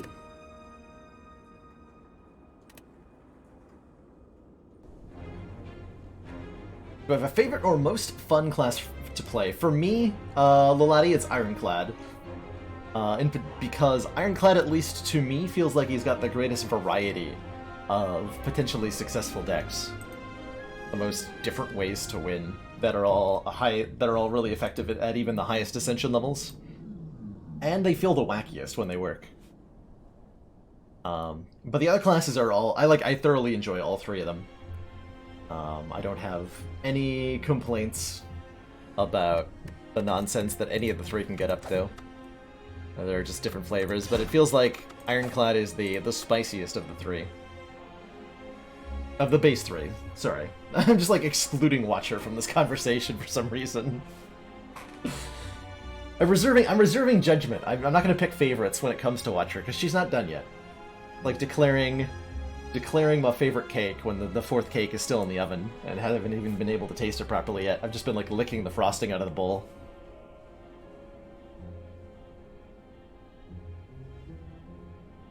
Alrighty, before I jump into this next silent run, we're going to take a short break, refill my water, stretch my legs, and then, when I return, more Spire slaying, more Ascension ladder climbing, more heart killing. Thanks in advance for your patience, stay tuned, and I'll be right back.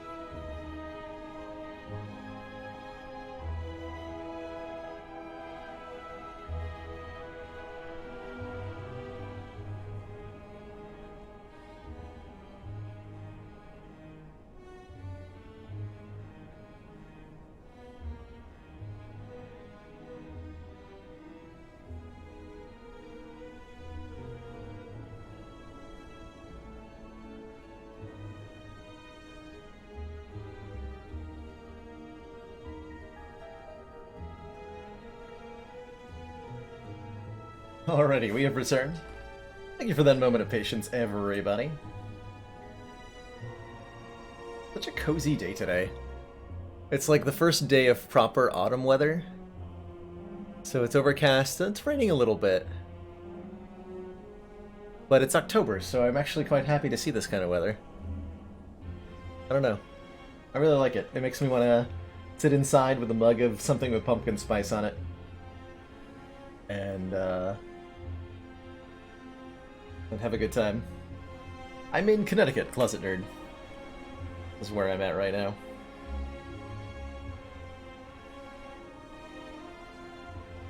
Come to the Northwest for 9 whole months. Heck yeah! I'm in. I am in. Greetings. I love 250 gold starts. I love 250 gold starts. I love them less when there's no shop we can go to. Let's see. Burning Elite this late into the act is like if you see a Burning Elite on like the last couple floors of Act 1, you should strongly consider going for it. These are much easier to tackle than a Burning Elite that would be like hereabouts. So you'll have plenty more. You'll have a bunch of relics by now. You'll have a lot more cards added to the deck. So you'll be much more prepared for whatever nonsense is going to get thrown your way. I particularly like, I like taking... If we take 250 gold, I'll have about 400 gold by the time I roll into this shop and we can buy anything. Does mean taking 4 hallway fights. It's a little bit scary. Ascension 3 says elites are deadlier. So, elites get powered up a bit. Lagavulin is hitting now for 20 instead of 18. From the Knob does 16 base instead of 14 base. Book of Stabbing stabs for 1 more. Doesn't mean we have to respect the elites a little bit more, and we can't do something brazen like just take no starting bonus and then just run straight into one and expect that to go well, especially on Silent, who often struggles more against the Act 1 elites. In particular, Grumla Knob and Silent are worst enemies. Let's take 250 gold. There's a lot of interesting things you can do in a store this early on. And if we don't see anything we like, we can even go to the next store.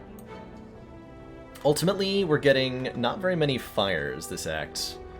The layout just is not going to allow that. Like, the most we get is 3 no matter what. It's okay. That is okay. Not the greatest draws here. We'll have to take 1 damage on this turn, I think, to play 2 strikes. If we decided to play 2 defends on this turn, it's likely that we would fail to pick up lethal damage in time to prevent too much damage to ourselves. We can see... oh. Well, if I'm going to draw them like that...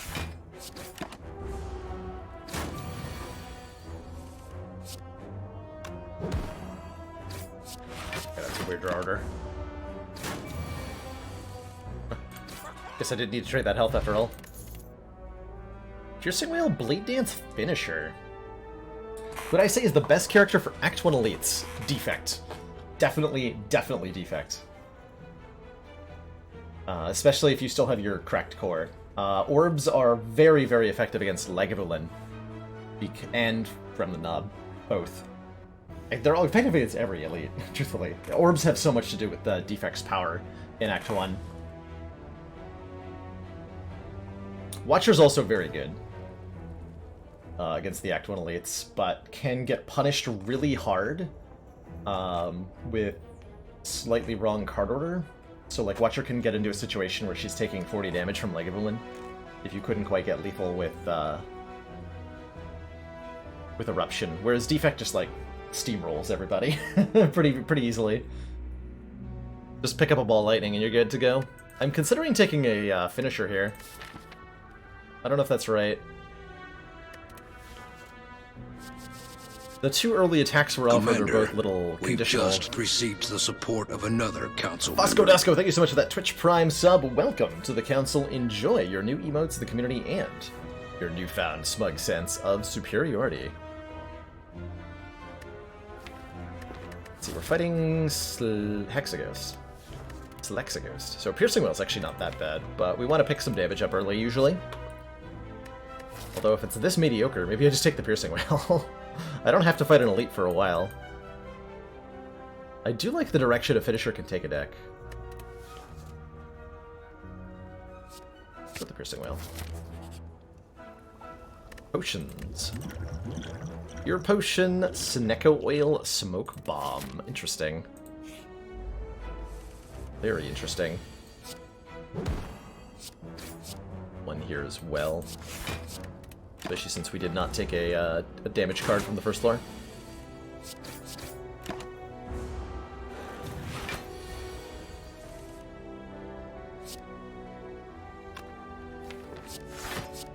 I need to take 3. No. Used to consider that option.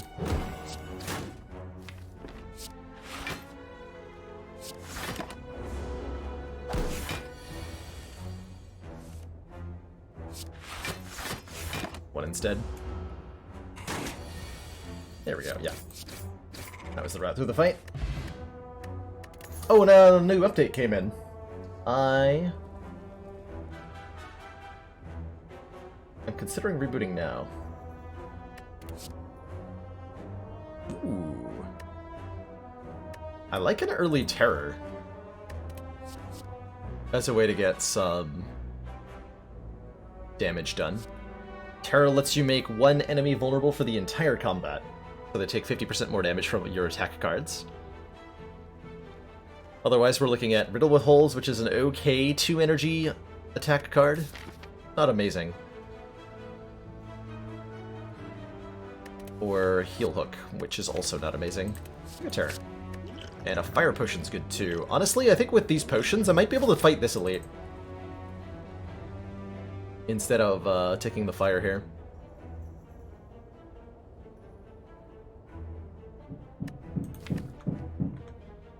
We'll literally just be using strikes to do damage. That might not go that well.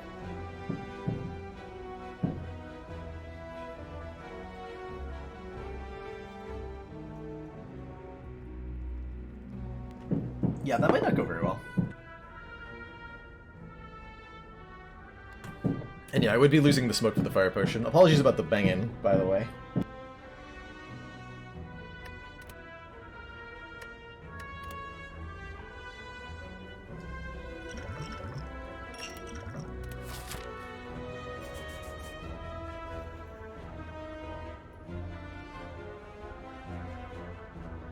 These cards are not very good. Beating elites.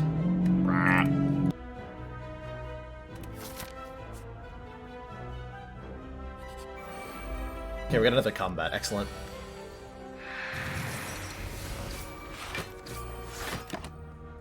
I'm doing a banging job. Why, thank you, White Fang.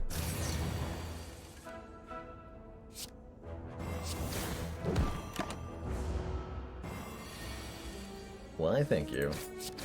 But someone who recognizes my accomplishments. Okay, a backstab makes this way safer against this elite here. Could also take a Sucker Punch so that we have a little bit more weaken and just like another attack card that we get to play more than one time.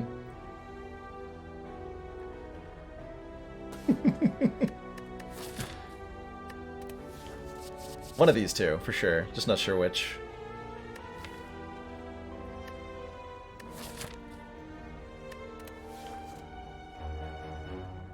Fighting Lagavulin, I'm going to really appreciate a Sucker Punch. Same with the triple sentries. Well, actually no. Backstab probably more.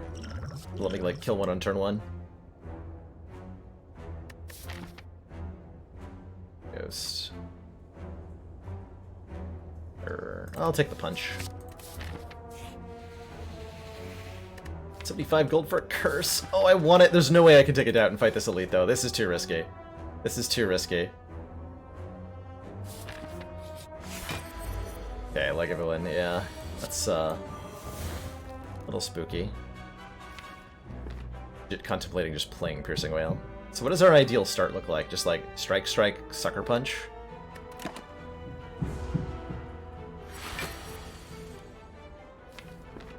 No, this is my ideal start.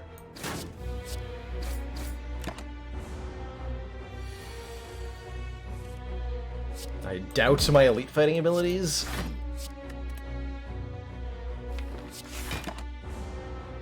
Can't block too heavily here. I should probably use the Snecko Oil this fight. I'm just not sure when. It could put me in a really bad position if the rolls are bad, but it could put me in a really good position if the rolls are good.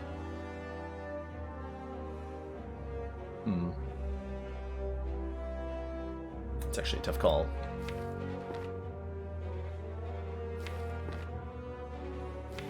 Yeah, that could be really bad.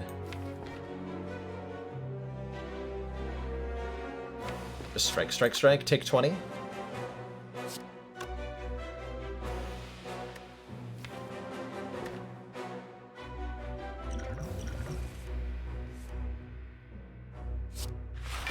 That was not a good decision. That was a really bad decision. Uh-oh. It's a very bad decision. That was the worst decision. Oh no. Uh-oh. Uh-oh. That was not good.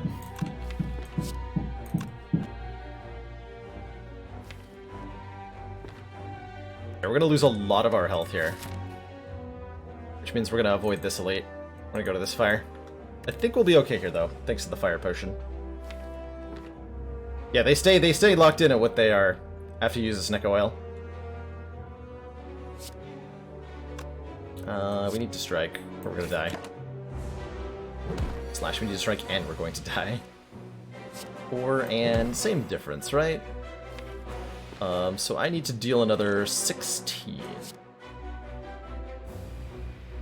Which is 3 strikes. Gotta play these 3 cards. So I can't draw them all at the same time. Or I can play this, and then I'm guaranteed to get it right. But I'll have 7. Instead of 11 health. So 4 health to get a guaranteed kill, yeah. Go that route. Alright. We've been punished for our life choices. But we are alive.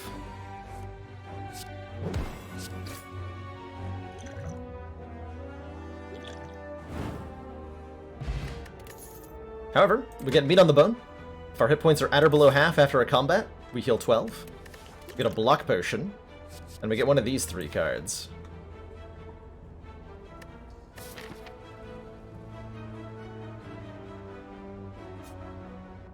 There's some consideration to deliberately taking this fight to heal for 12. It's gonna be a hard pool fight, though. We'll see what the shop has. I think I want to blur here. We're planning on fighting the Burning Elite, though. And that is a 50% chance to be a Gremlin Knob.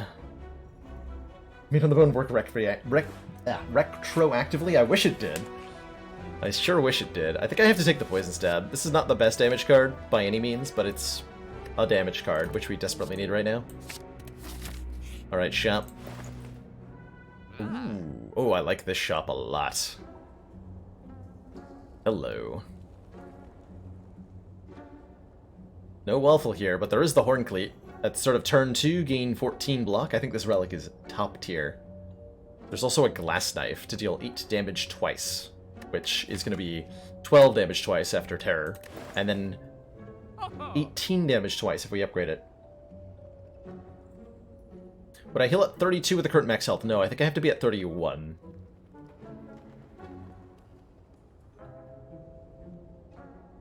Other good things here include Cunning Potion. Put 3 Shiv Plus into your hand. That's a free ticket through basically an elite fight.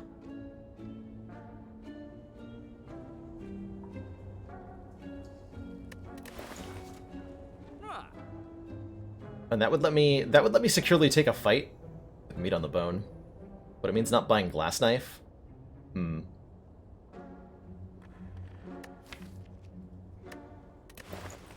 think I'm gonna buy Glass Knife Horn Cleat and I'm gonna take this fight.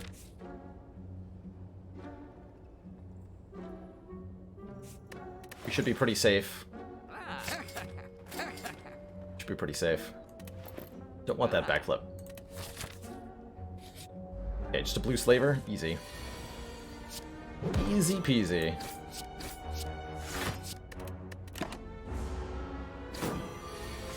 Got blocked for days, nerd. Wow, look how well that lined up. Easy every time. This is one of the few cases where the number does not round up. That's true. That's true. Oh man, leg sweep versus crippling cloud. Kind of voting for leg sweep here.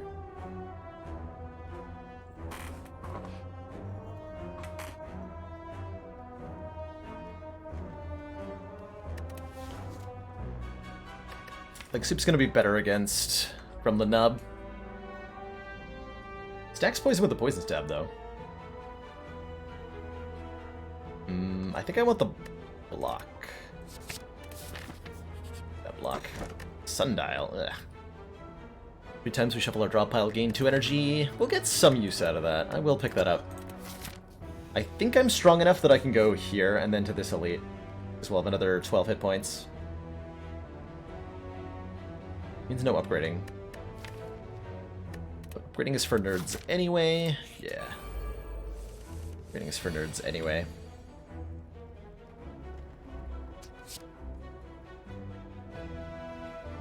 Guy's probably gonna leave with my money, though. Okay.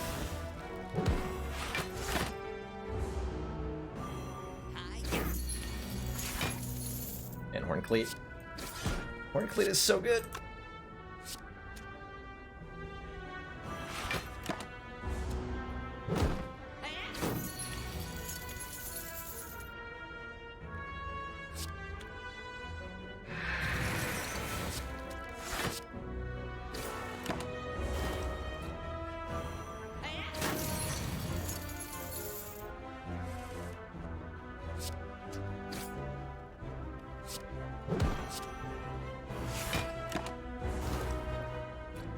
Oh, you're so welcome to Rotodiff. I try to answer questions as a priority. One of the things I strive to be here on Twitch is educational, and if I cannot help folks answer questions that they might have, then how am I helping to educate? Oh, these cards are all awkward. I like what these cards are offering, in theory, damage and block, but they're doing it in such an awkward way that I don't know that they'll actually help me here until an act or two from now.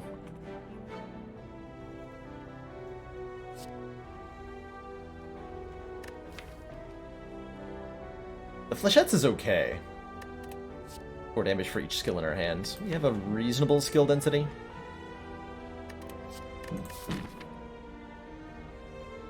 Bonk bonk.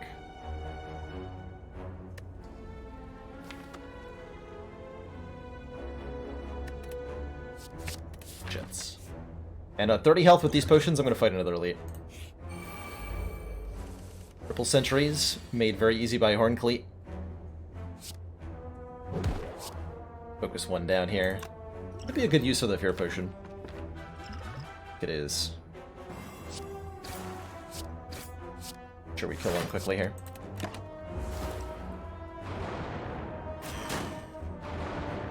The relic next to meat on the bone is the Horncleat. On turn 2, gain 14 block.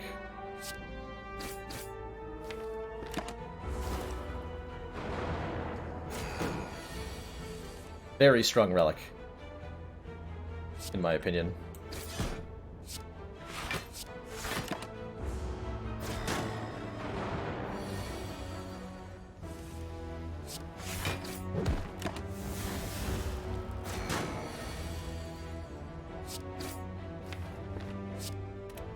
Back here. I regret that. Ow.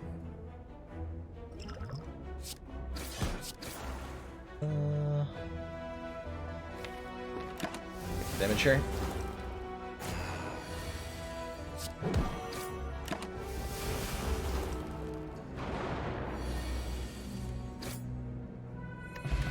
Dude, the Art of War. If we don't play any attacks during our turn, gain an extra energy next turn, and a Noxious Fumes, which says at the start of your turn, apply 2 poison to all enemies. You better believe I want that.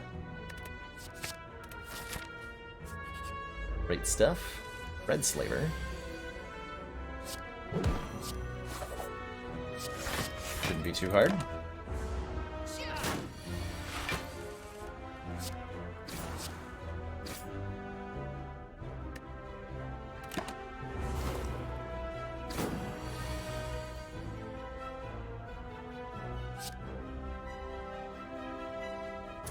It's just a kill. Yeah, Meat on the Bone has totally carried this act. Like, that really awkward Lagavulin fight that almost killed us has been totally worth it. Because of everything that followed. Oh man, an Alchemize.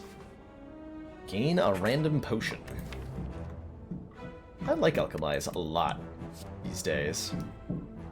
How's it going, Krugzar? Look-at-Egger's pretty good, too. I'll take Alchemize. I'm gonna fight this Burning Elite. I have 37 health now. Dimes.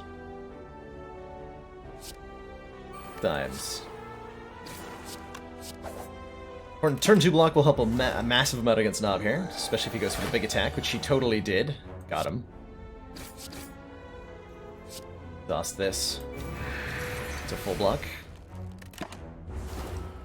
Partially doing that so I don't draw it again.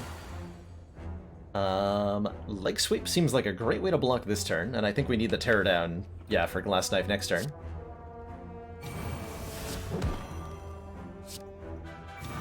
So I'll take 7 on this turn, which is fine, because it puts me in Meat on the Bone range.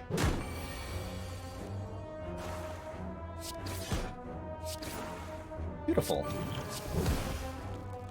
That was flawless. That was totally flawless. So our really, really shaky start has turned into just something really excellent, just because the relic we got was so powerful. Ornamental Fan, every time we play 3 attacks in a turn, gain 4 block, and heck yeah, a well-laid plans, letting us retain 1 card at the end of every turn.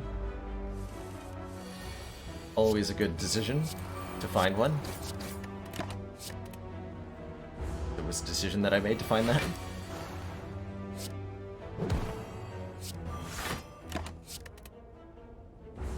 Hold on to this for a decent split is the idea here. Guess what we're doing now?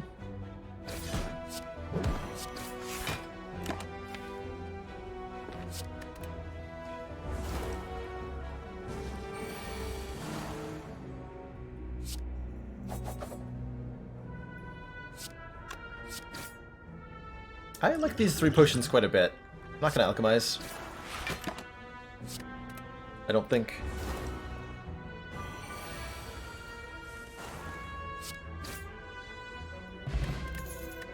Pot's pretty good. Blade Dance is alright with an Ornamental Fan. We're like way behind on upgrades here. We have not upgraded a single card this act. Because we have not visited a single fire. Well, I guess that explains that, huh? Alrighty. I decided I wanted relics instead of upgrades, and that's fine. We have 5 good relics. That's fine.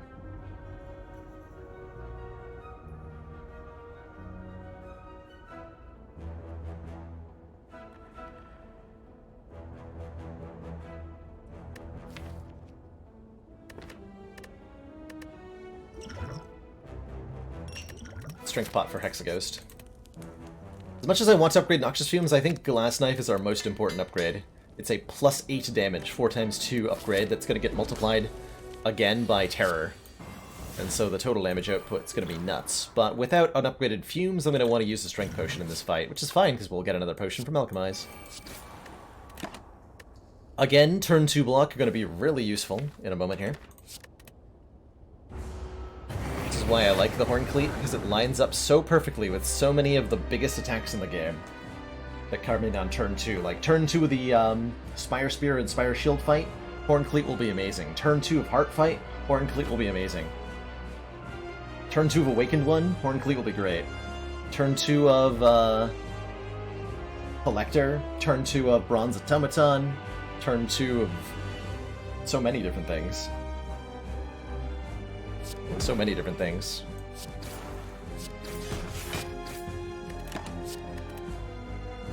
We just take a giant chunk out of the Hexaghost hit points. The biggest, baddest chunk. I got a fear potion, that's cute.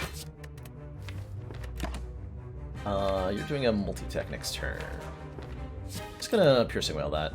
We're not gonna... Hexaghost is not gonna survive until the Inferno turn, so I don't need this Piercing Wail for that. Use it right now.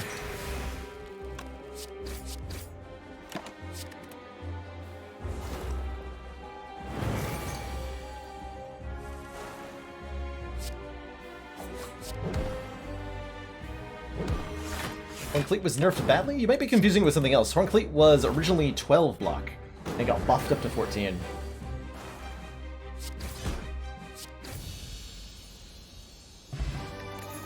Oh, I see. Yeah. Nerfed when it got the new icon. I understand. It was nerfed. Nerfed in terms of art quality. Excellent work, Commander. This council is pleased to see our continued support of this project has been worthwhile. Content, smugness, yada yada, just take your money. Will do, Hyrule. Thanks for the money.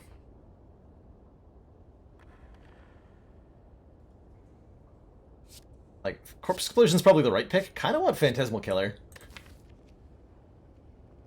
Corpse Explosion's definitely the right choice, though. Solves the AoE problem that we have entirely by letting us murder things.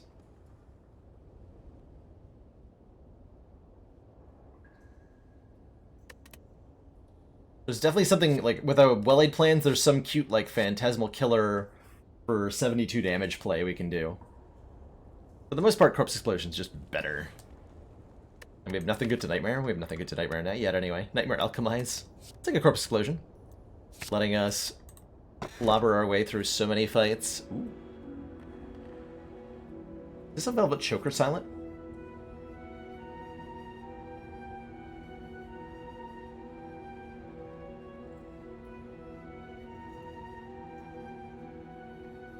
Might be. Got a couple of more pricey cards. Velvet Choker says, gain an energy at the start of your turn. You cannot play more than 6 cards per turn. Choker's alright. I bet this deck can make good use of Black Star with this Corpse Explosion. Let's go and Krillin the Killer.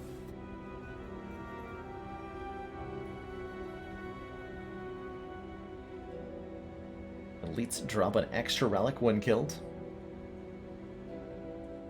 With meat on the bone and good potions, we can probably take on quite a few elites. Our matchup against Book of Stabbing is a little bit worrisome, though.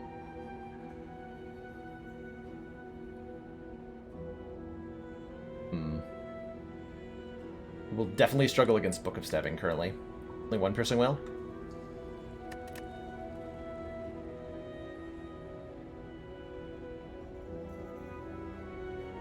Whereas the Silent is going to clobber stuff with 1 more energy.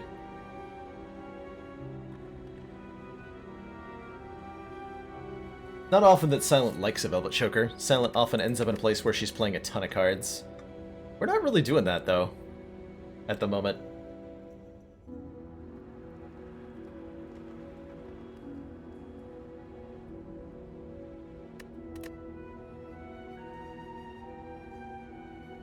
Let's take the Choker. Alright, Act, what do you have? Early Shop is nice. Get some upgrades. Get quite a few elites as well. Ooh. Oh yeah. 3 elites and 4 fires sounds perfect. And we get an early shop to remove a strike at. Perfect. Perfect. How much do I want to do fights right now? Not sure. I have 1 skill. Okay. Yeah, this is like the perfectest path, right? Up the middle there. I'd be taking the... Black Star would be getting 3 extra relics. Not sure how I felt about that.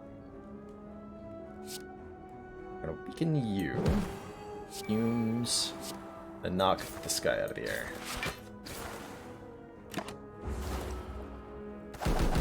Birds on below Ascension 17 are relatively easy to knock out of the air. if you got 3 attacks. Makes them not so troublesome. And Hornclade is so good. Simplify this problem here.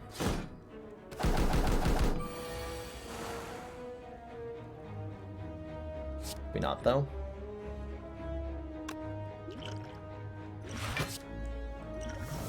Fire potion. Nice, okay. That'll help against an elite. It'll help a lot against an elite.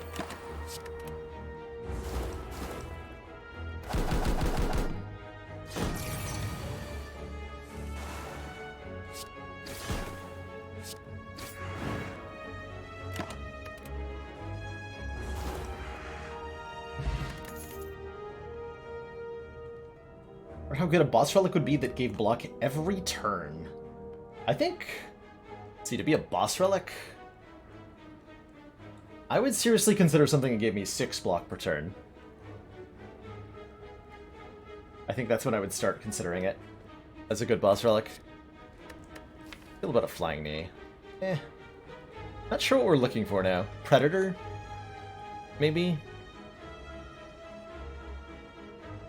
I think, no, maybe we do want a flying knee. Oh man, Apotheosis. We're way behind on upgrades, and an Apotheosis really fixes that, huh?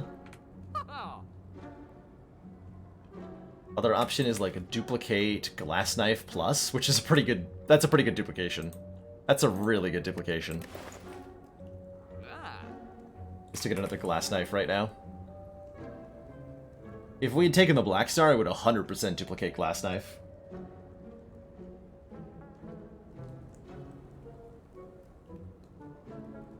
I'm definitely down to just take an Apotheosis. Not a Blade Dance, though. Not want that one.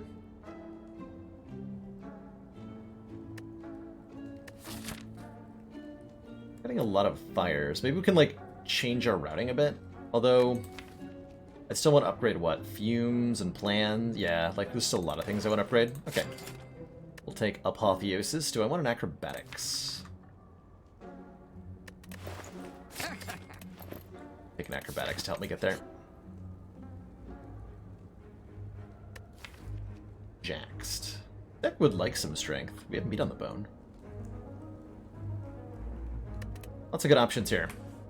We can test this guy's drugs, giving us a card that gains us 2 strength at the cost of 3 health. And transform 2 cards to turn 2 strikes into 2 totally different cards, which would be great because we're a little bit behind our removals now. Or we can take a relic that gives us 3 additional strength on turn 1. We have too many strikes. Now we have a Nightmare and a Blur. Yeah, that's definitely better.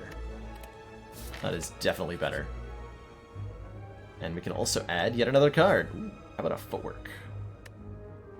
Footwork gives us Nightmare Footwork now. That seems pretty good. We could also take a Nightmare... We can take Catalyst so that we have Nightmare Catalyst. That's also ridiculous.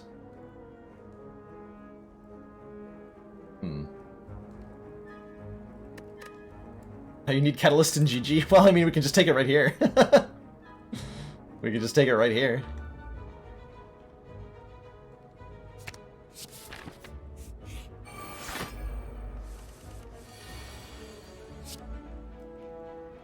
Catalyst acquired.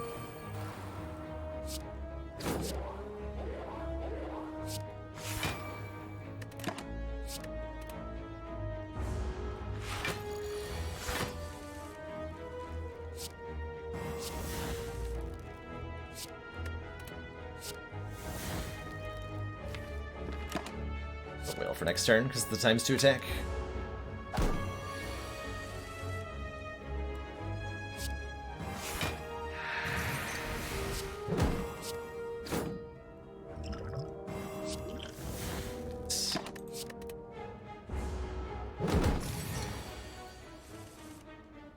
Now all this deck needs is a Malaise.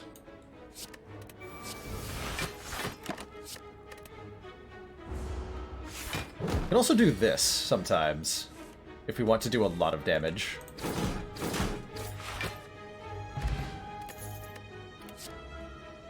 second leg sweep. We did not take the footwork, so I'm definitely going to take a leg sweep. A nice beefy block card here. I feel about a second Essence of Steel. Not as good as I feel about these potions. Alright, Apotheosis is getting upgraded first. And this elite is getting dunked. Oh, very dunked.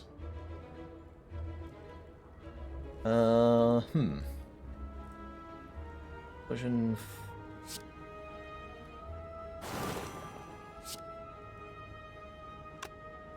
Can't play the fumes. It's okay.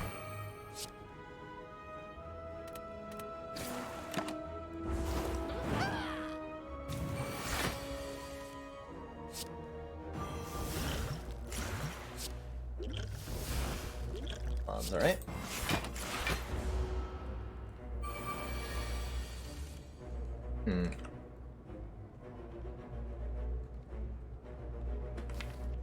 Well, let's try to find Piercing Whale.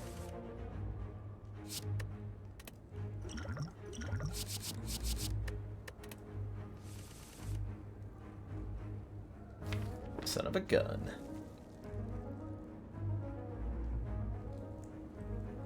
Very rude.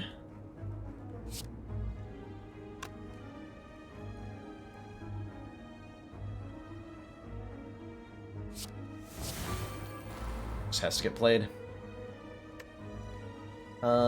It's more damage, it's more block to play Glass Knife.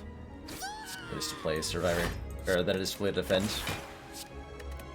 A couple points of plated armor here. Off to a bit of a rough start in this fight. But we should be alright now.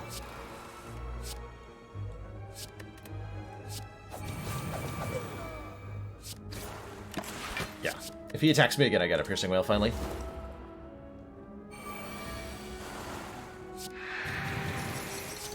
Totally in control of the situation now.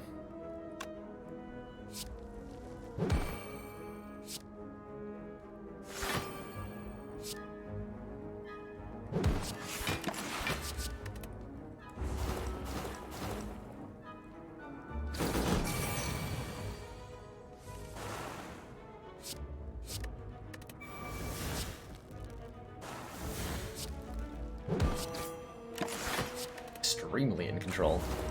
Wow, the first and second deck cycles were so vastly different. Oh my gosh. Alright, you have 702 poison. Enjoy.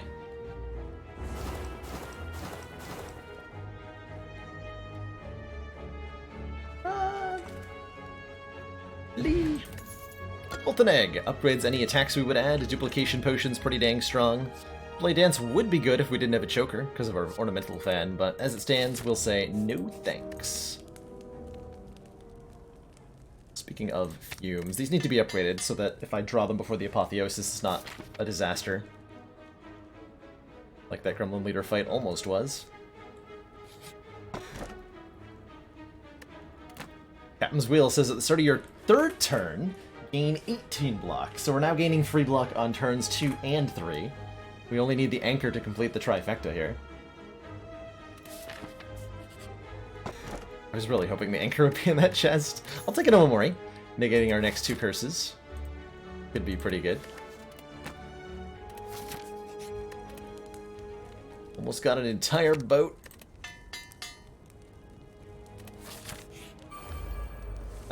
This is the one I had the thorns. Let's see. That right there. Do I Duplication Potion Alchemize to get 2 new potions? No, I don't think so. Duplication Potion's strong here. I can never the fumes. I'll avoid damage here.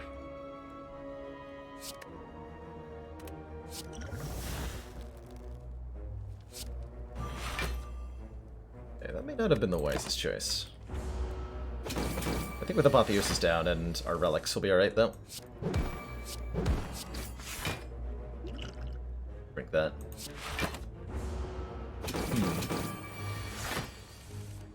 Ah, we're fine. so much damage I put with upgraded attacks into a vulnerable book.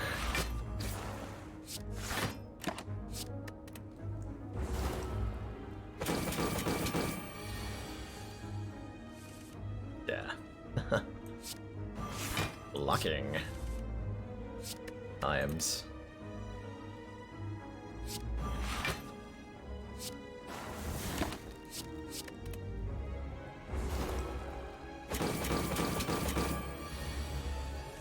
I love that. That's an old favorite of mine, Fox Monk.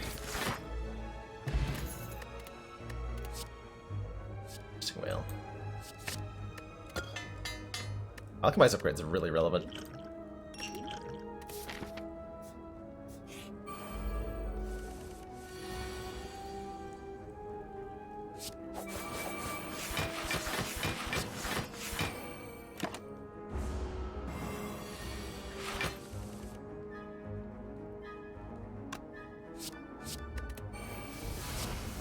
Take that, snake plant.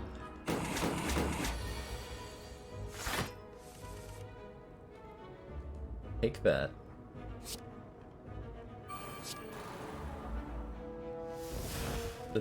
Double upgrade.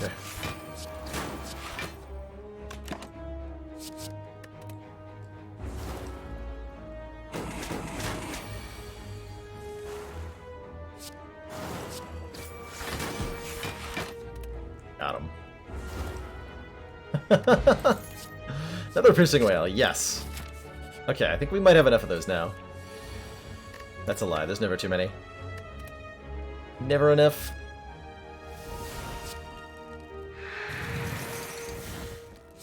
Do I terror the middle guy with the expectation that I'm going to corpse explosion him?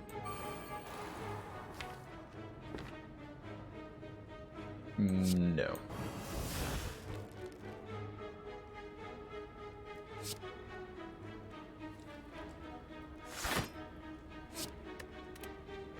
Retain this for an extra energy next turn, and a potential ornamental fan proc.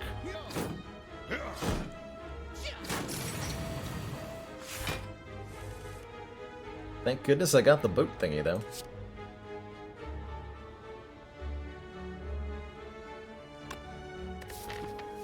What's this now? Probably gonna... Actually, I'm probably gonna kill them right now, huh?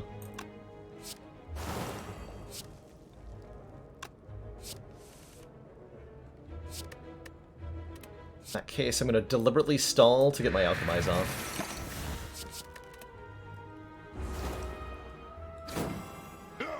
Although I guess the middle guy would have lived, huh?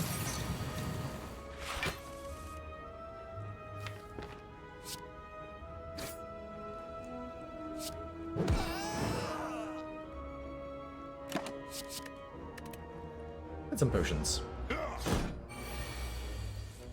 How are we doing today? We're having a good day today. Things are going well. Thanks for asking.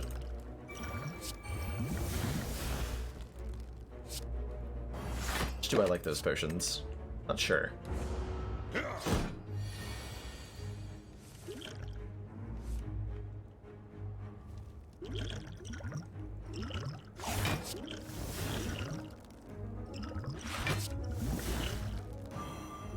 Okay, those'll do.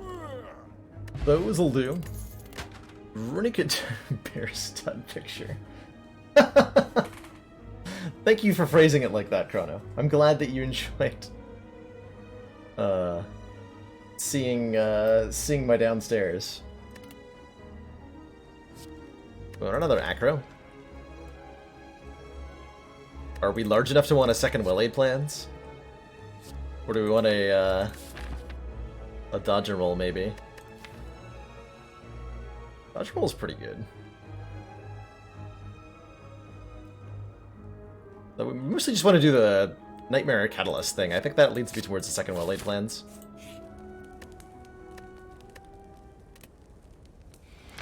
Recall now.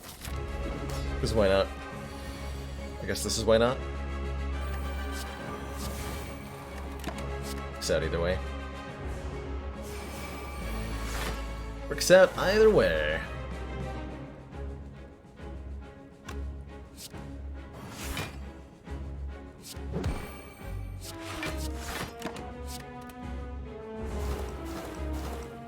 Man, both Horncleave and Captain's Will together is so filthy. Thanks. Oh man, it's not upgraded though? Oh no! Disaster. Disaster has struck.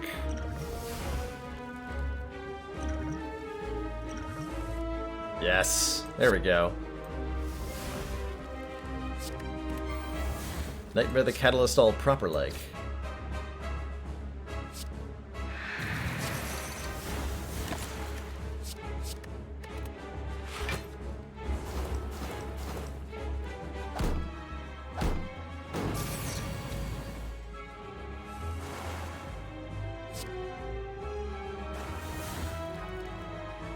Quite enough, unfortunately. No. Ah.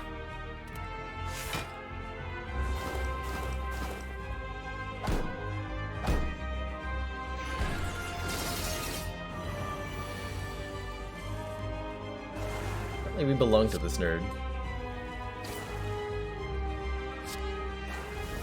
I like to disagree, Collector. Got him. Good fight. Very good fight. Malaise versus Afterimage. Afterimage is at most 6 block per turn, by definition, because of the choker. I think Malaise and its strength down effect is a lot more potential than that, although with the 3 piercing whales, there's an argument that we don't need it, right? Catalyst cost 2, yeah, because of Snecko Oil there. I chugged the Snecko Oil to try to get Nightmare Catalyst in hand. Worked out pretty well.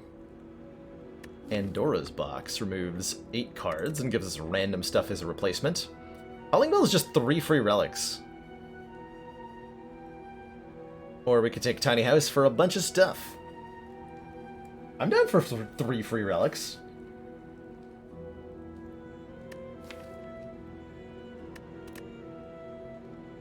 Ding dong. Strawberry Gremlinhorn Gambling Chip. Oh man, those are very good. Yeah, they fixed the Calling Bell interaction with Omamori, so we don't have a curse here.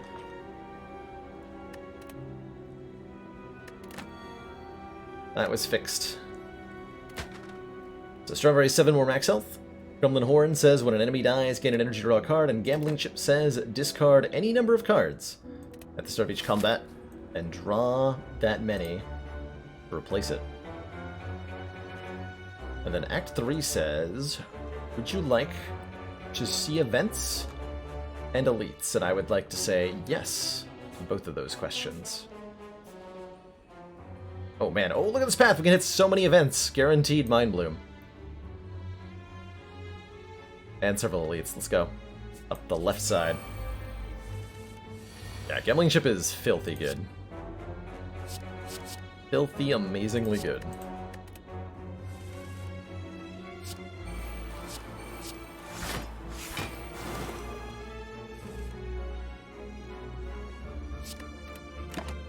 Sort these cards.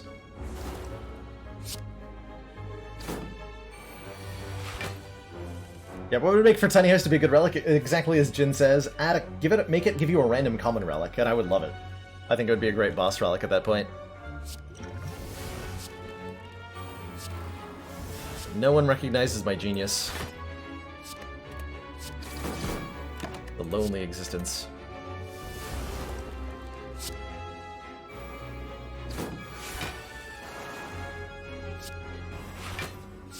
I really like the combination of relics we have gives us a really good turn 1 and a good turn 2 and a good turn 3. Because we have Gambling Chip with 7 cards on turn 1 and then 14 free block and then 18 free block. How can you say no to that?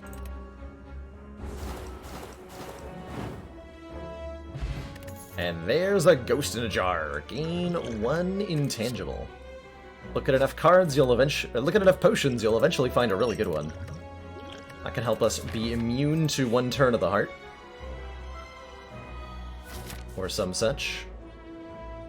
Transform a strike into a prepared. Might have actually been better as a strike.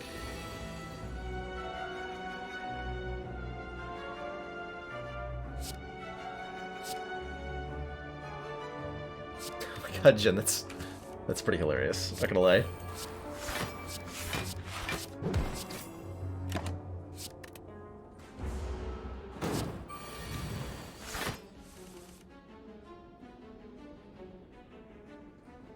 quite the turn I wanted.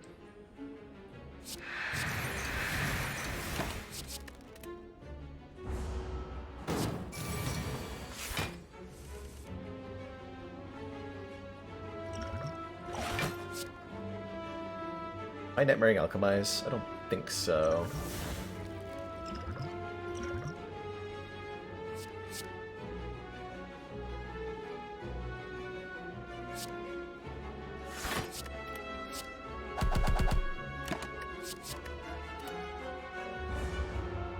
This deck has damage in it, right? Yeah, there it is. I remember having damage.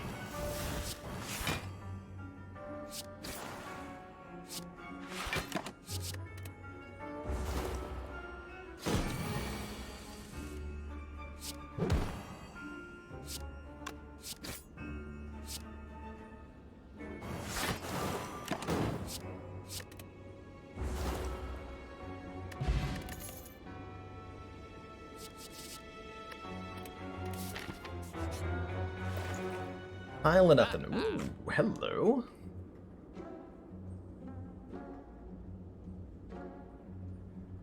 Did we swap the character rotation around? Nope. It starts on Ascension 0 Silent, so Ascension 1 Defect, A2 Ironclad, A3 Silent. I really like the ink bottle here. Whenever you play 10 cards, draw 1 card. Could take Caltrops for damage against the heart, but with our Nightmare with our Nightmare Catalyst, we have that settled. No need to, we just need to draw into it better, and Ink Bottle will definitely help us do that, as will the card removal. So Ink Bottle remove Strike seems like the best play. Seems like the best play. Yeah, I'd call that pretty good, actually. I think Prepared is better than the Strike. Maybe. After we play Apotheosis, it's better than the Strike. Before that, it's not better than the Strike, so it depends. What does the Cauldron do? The Cauldron gives you 5 random potions.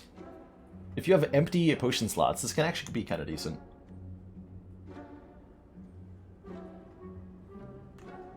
Bandage up to keep our dodecahedron full is kind of a consideration. I think we'll end up with the dodecahedron full for the fights that matter anyway. Between this Ghost in a Jar and the fact that we heal to full after boss combats on Ascension 3.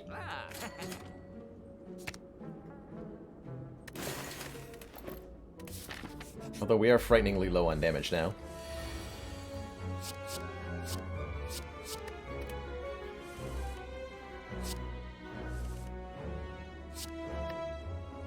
How much? 4 times 7? Nice.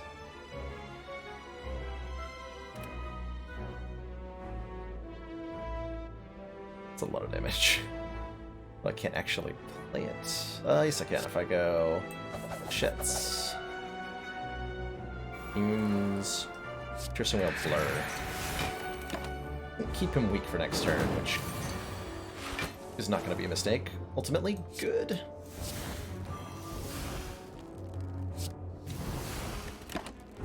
See you later, Catalyst.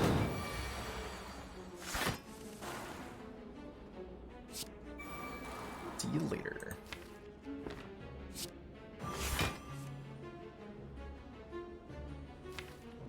Okay, I'm gonna hold on to both Nightmare and Glass Knife, and we're gonna use that combination to kill Nemesis here.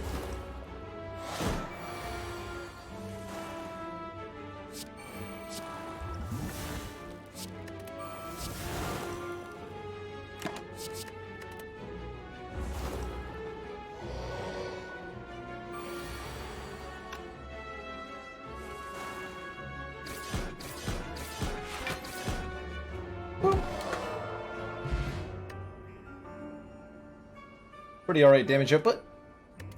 Meal ticket. When we enter a shop, heal 15 is probably not going to be relevant, but it's nice to have regardless.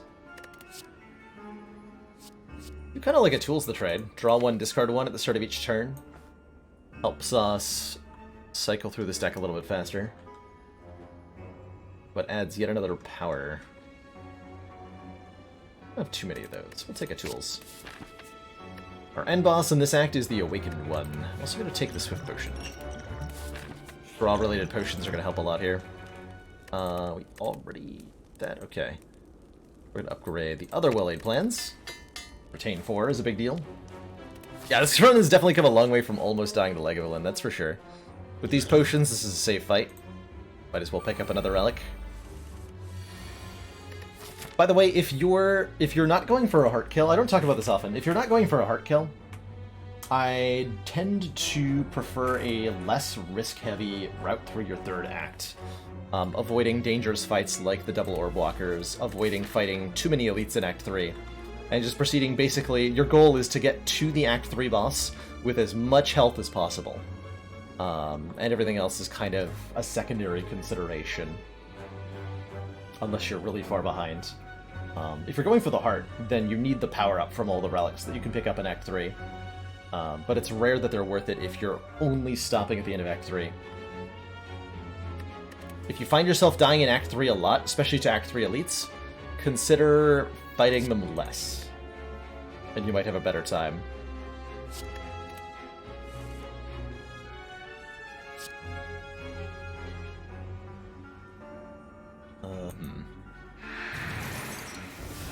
Okay, that's enough luck.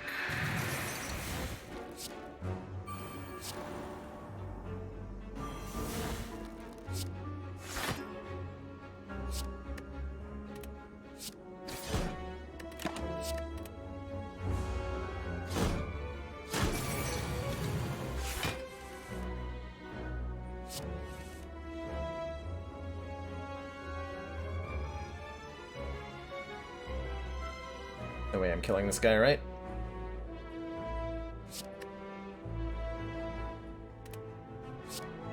Nine. There we go. Now we're talking.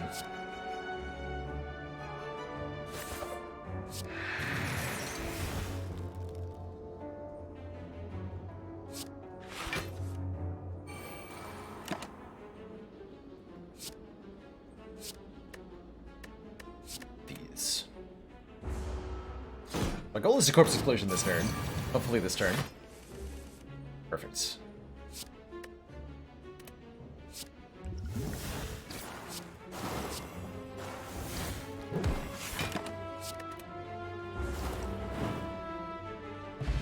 Peace Pipe says we can now remove cards at rest sites. That's extra useful.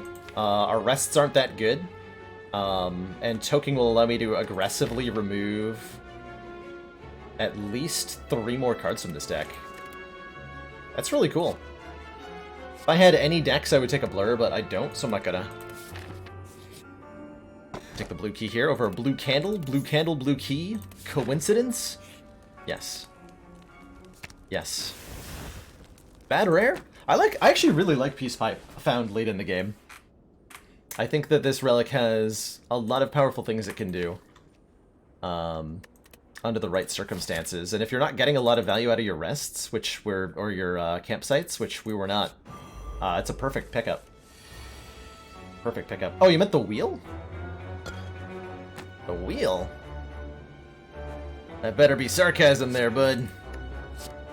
Or else you're in trouble. We're besmirching our boat-related relicking. Like a good game. Let's just discard this. What is this nonsense? Hello? Definitely need to set up Nightmare Catalyst if we want to do 500 damage in any reasonable time frame.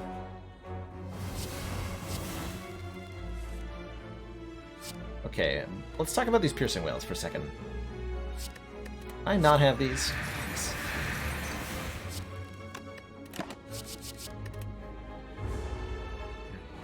Say is my favorite kind of deck. I like decks that are unusual in some fashion. Whatever that means. We really don't have a way to jumpstart our poison very well, do we? Wow, we better take another poison card. This happens in a different fight. It could be really bad.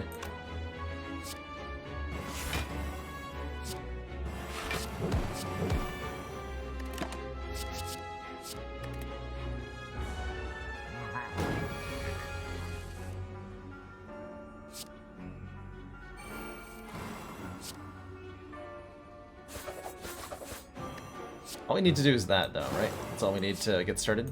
Just one.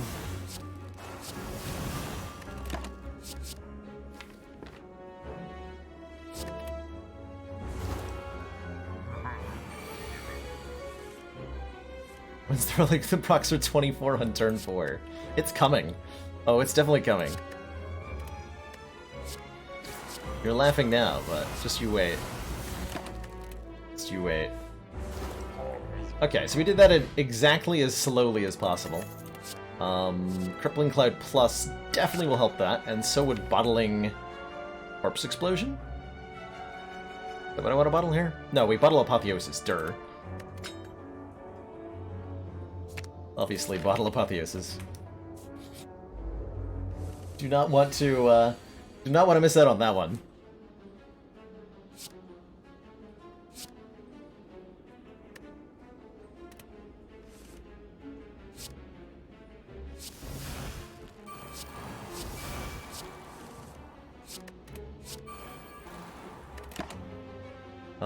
Next turn could be a big hit, but we have Horn Cleat, so we're probably fine, right?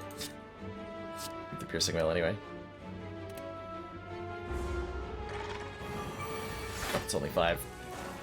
Easy game. On turn 2, the mob will attack us for either 5 or for 30. Very much a,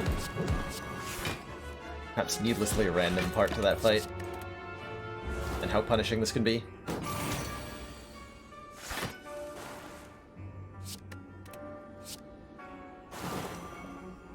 It's just enough poison.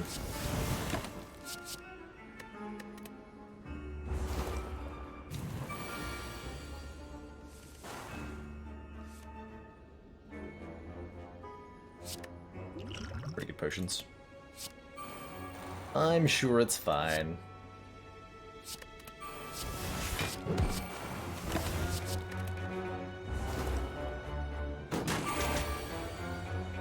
Silence just one thing. It's hecking disgusting. It's Nightmare Catalyst. It's the one thing they want.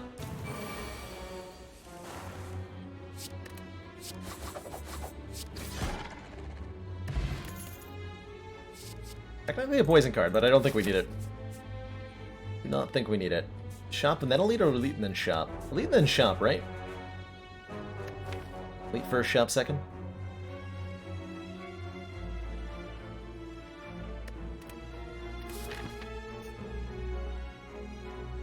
So we can heal 15 in the store. I like your logic. I like it. This is actually totally fine.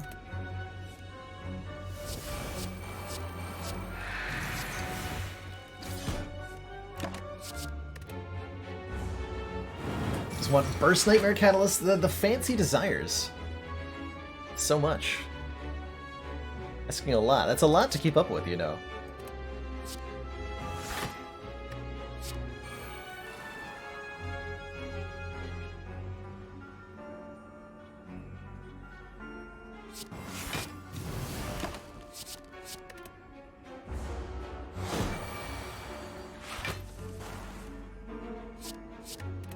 That one.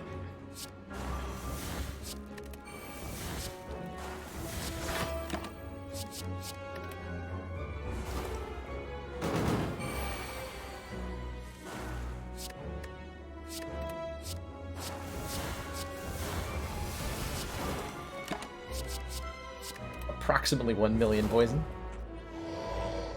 Just casually delivered. Just want pizza, TBH. What does that make you? That makes you relatable. I also want pizza now. Oh, I'm gonna get pizza tomorrow. Yeah. What kind of pizza should I have? Buffalo chicken. Yeah. We have 4 piercing whales yet. 1, 2. Nope.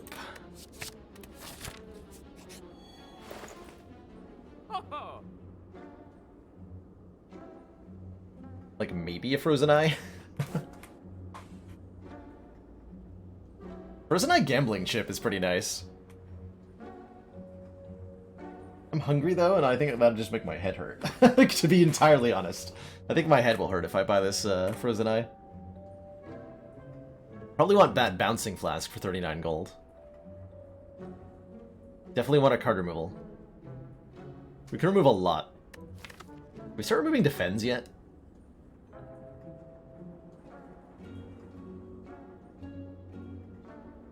do we not need? Like, we're... I think we start removing defense now. I can get 3 of them out of the deck. Actually, wait, 4 of them? Next one will be a 125. Yeah, I can remove 4 defense in the next 4 floors. Neutralize is another good pick, yeah. It's a good one. We have so many weakened sources, we don't need neutralize. The relic next to meat on the bone. This is the boat thingy. Start of turn 2, gain 14 block. We pair it with our round boat thingy, which gives 18 block the turn after that.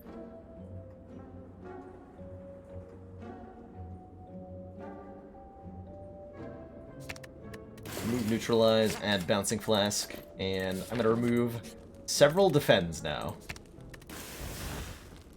from this silent deck. You hear me? Several.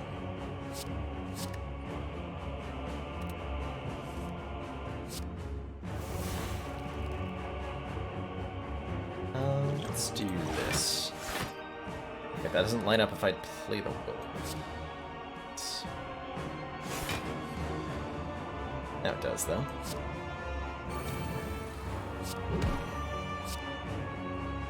The suck punch.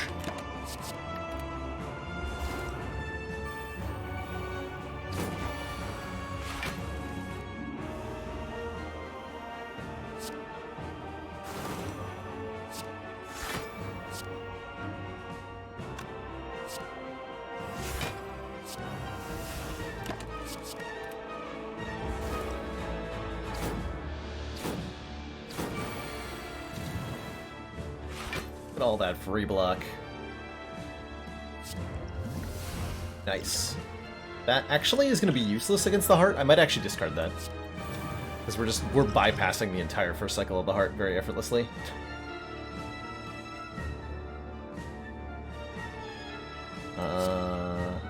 It's fine, but feels bad.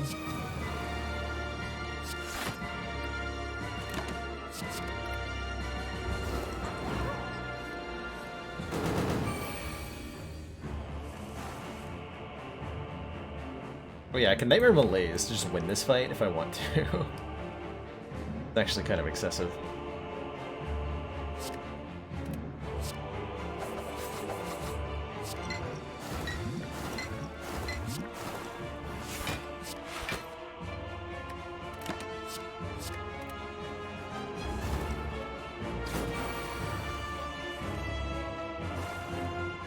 I'm not gonna miss this opportunity for Malaise though.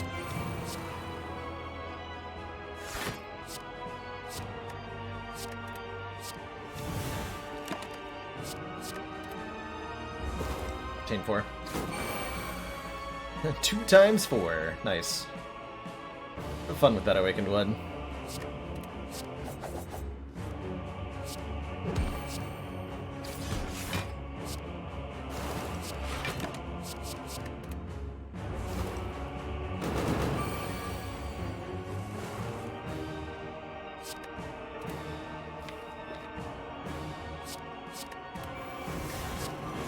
How many legs does the Silent have anyway?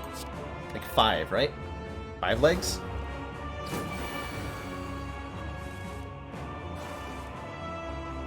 I think 5 is the right number.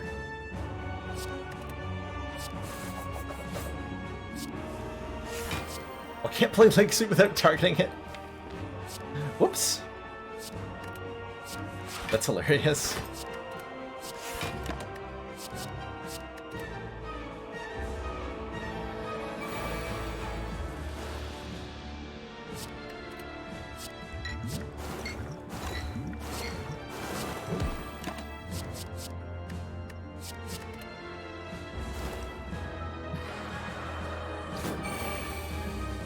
Maybe more.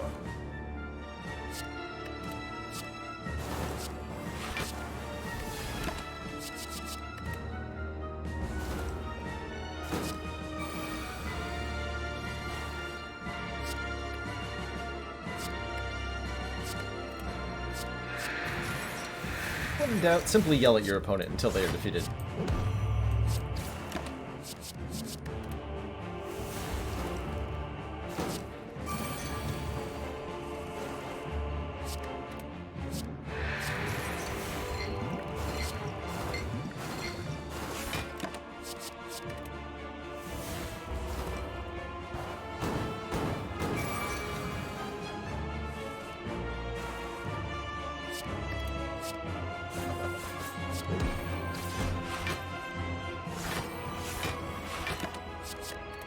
Choker is really not limited this entire run. I've been very happy with it. Like, I've not even had to think about it. Bottled Apotheosis definitely had a lot to do with this victory, though. That's for sure. To thump, 1328. Pretty good year. A pretty good year. Token to the defend. Go to the shop.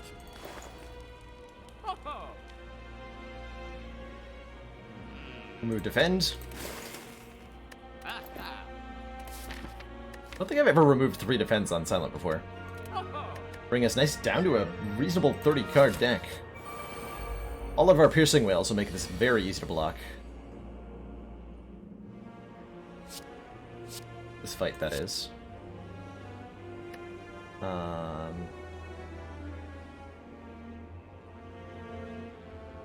Good decision? Sure. Nope, was not a good decision.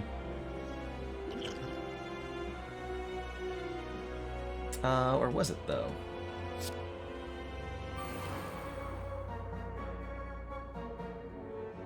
Let's see. It's plus for 4. I'll take a little bit of damage. Lose my dodecahedron value? Awkward.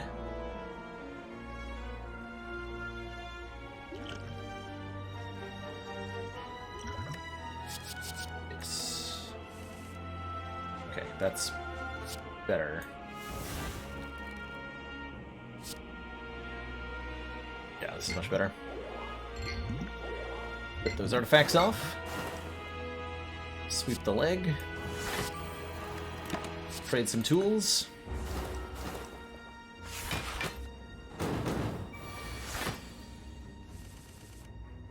Oh, that's right, we're at the full damage to this turns now.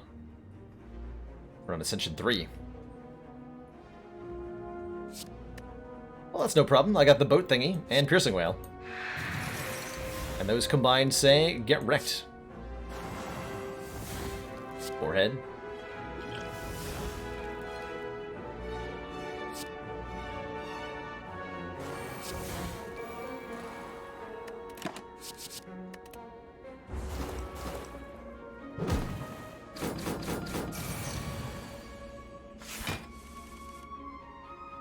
My corpse explosion.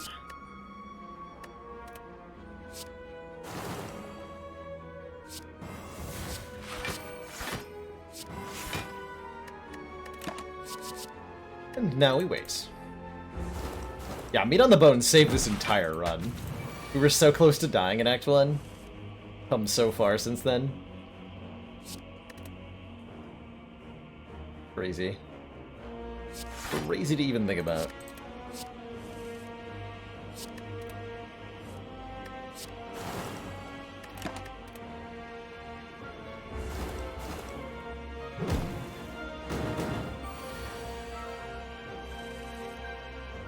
Okay, I just want to increment ink bottle here.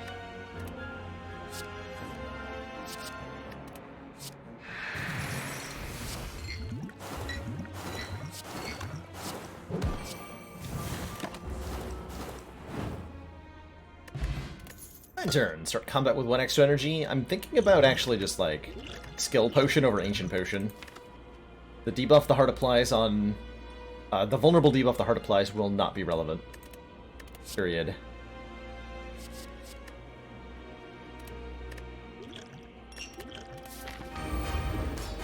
Do that. Yeah, because we got malaise on turn 1. We had a really good turn 1 here. Just shuffle these 2.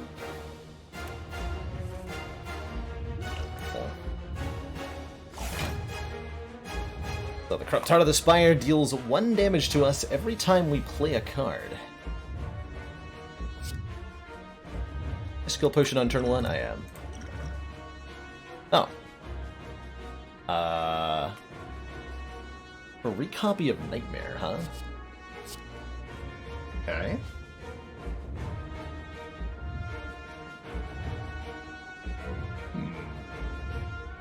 Why Nightmaring here? Fumes? Malaise is totally unnecessary. Probably fumes. I can also just hold on to the Nightmare. with well-laid plans. Although it won't be free anymore, it'll be 2 cost. That's fine, we can afford that. I think we're, no matter what, we're gonna do Blur, Apotheosis, well-laid plans. In that order. No matter what else I'm doing. I think I Nightmare the Fumes.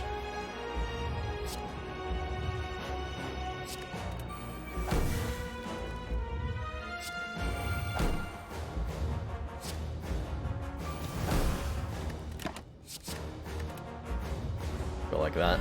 Keep 1 block for next turn.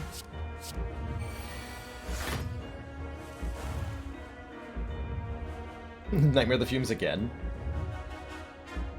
It's kind of cute.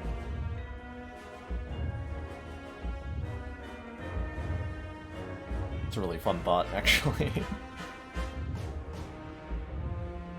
And we have how many fumes in play? We're going to apply 21 poison per turn.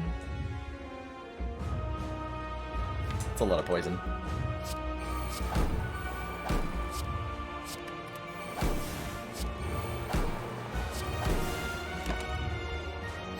Leg sweep and an acrobatics.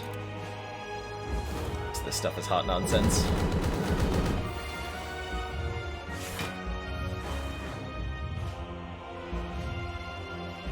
So I'm 10 whole blocks short here. Unless, of course, I just Ghost and Jar. Then I can play all my fumes.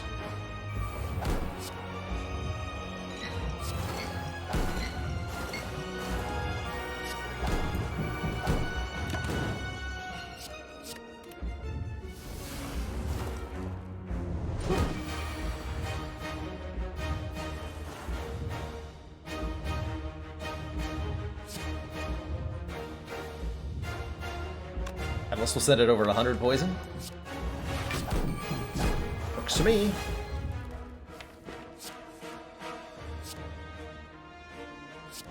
Was I keeping terror for...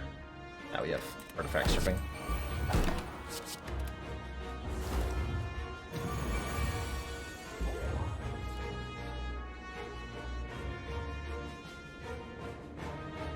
Don't need that.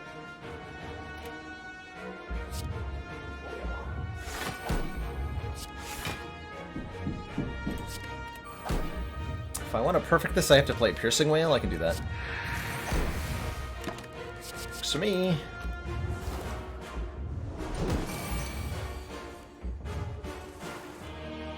Use Piercing Wail this as well.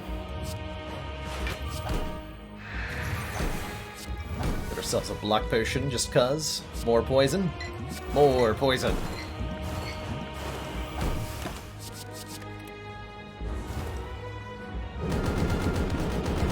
That's all she wrote. GG.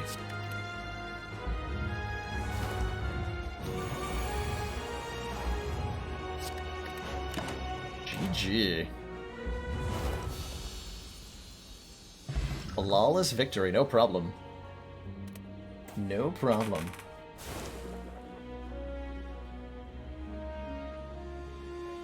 Yeah, thanks, Terror. That early Terror did a number on the run. I was quite happy with it. Ultimately. Great run. Did I actually take damage after the Act 2 Slaver? Good question. Let's see.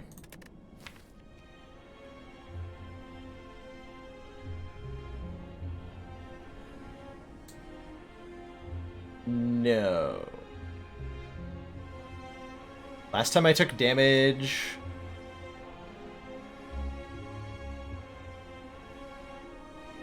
was Gremlin Leader. After we obtained the Captain's Wheel, we never took damage again. For the whole run. It's the highest ascension this deck would have won on. This deck? 20. This deck would have beaten the A20 Heart.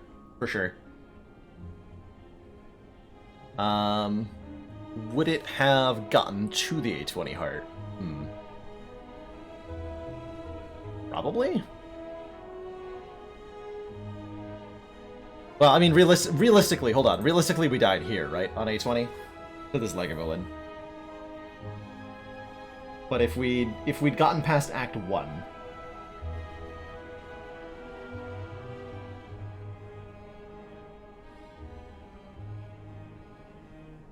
A little hard to evaluate. But yeah, we definitely died here on A20 for sure. Like, super died to this Lagavulin. But also wouldn't have taken the Lagavulin on A20, so like, different pathing? That's part of the reason it's like difficult to evaluate like how well this would have done on a higher ascension. On a higher ascension, we wouldn't have had as many relics. We wouldn't have had as many max health. We wouldn't have been as strong. How come I'm not playing the new Kara? I'm not playing the new Kara on the win streak. Because her balance is still changing day by day. I've been playing her. We've gotten up to Ascension 11 on her so far.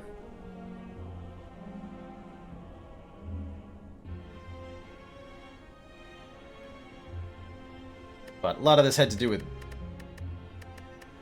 Horn Cleat, Captain's Wheel, or Piercing Whales.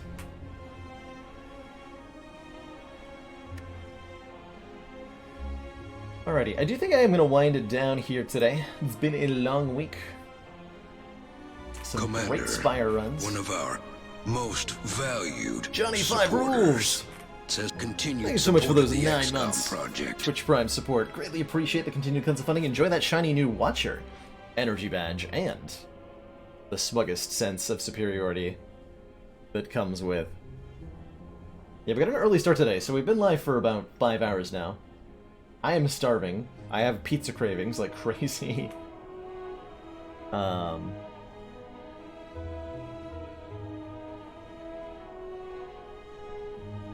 I trying to say? Next time we return will be Saturday. Fridays are the day off for the stream, so no stream tomorrow. Saturday, we'll be playing Enter the Gungeon. The first of the community-voted games this month. That was the last month's stretch goal. For hitting the monthly funding goal. So I'll be checking out Gungeon on Saturday. And then Sunday will be Fun Day Sunday, which means it's going to be a couple of days until the ladder streak resumes. We won't see it again until Monday, but there's going to be cool stuff to watch until then.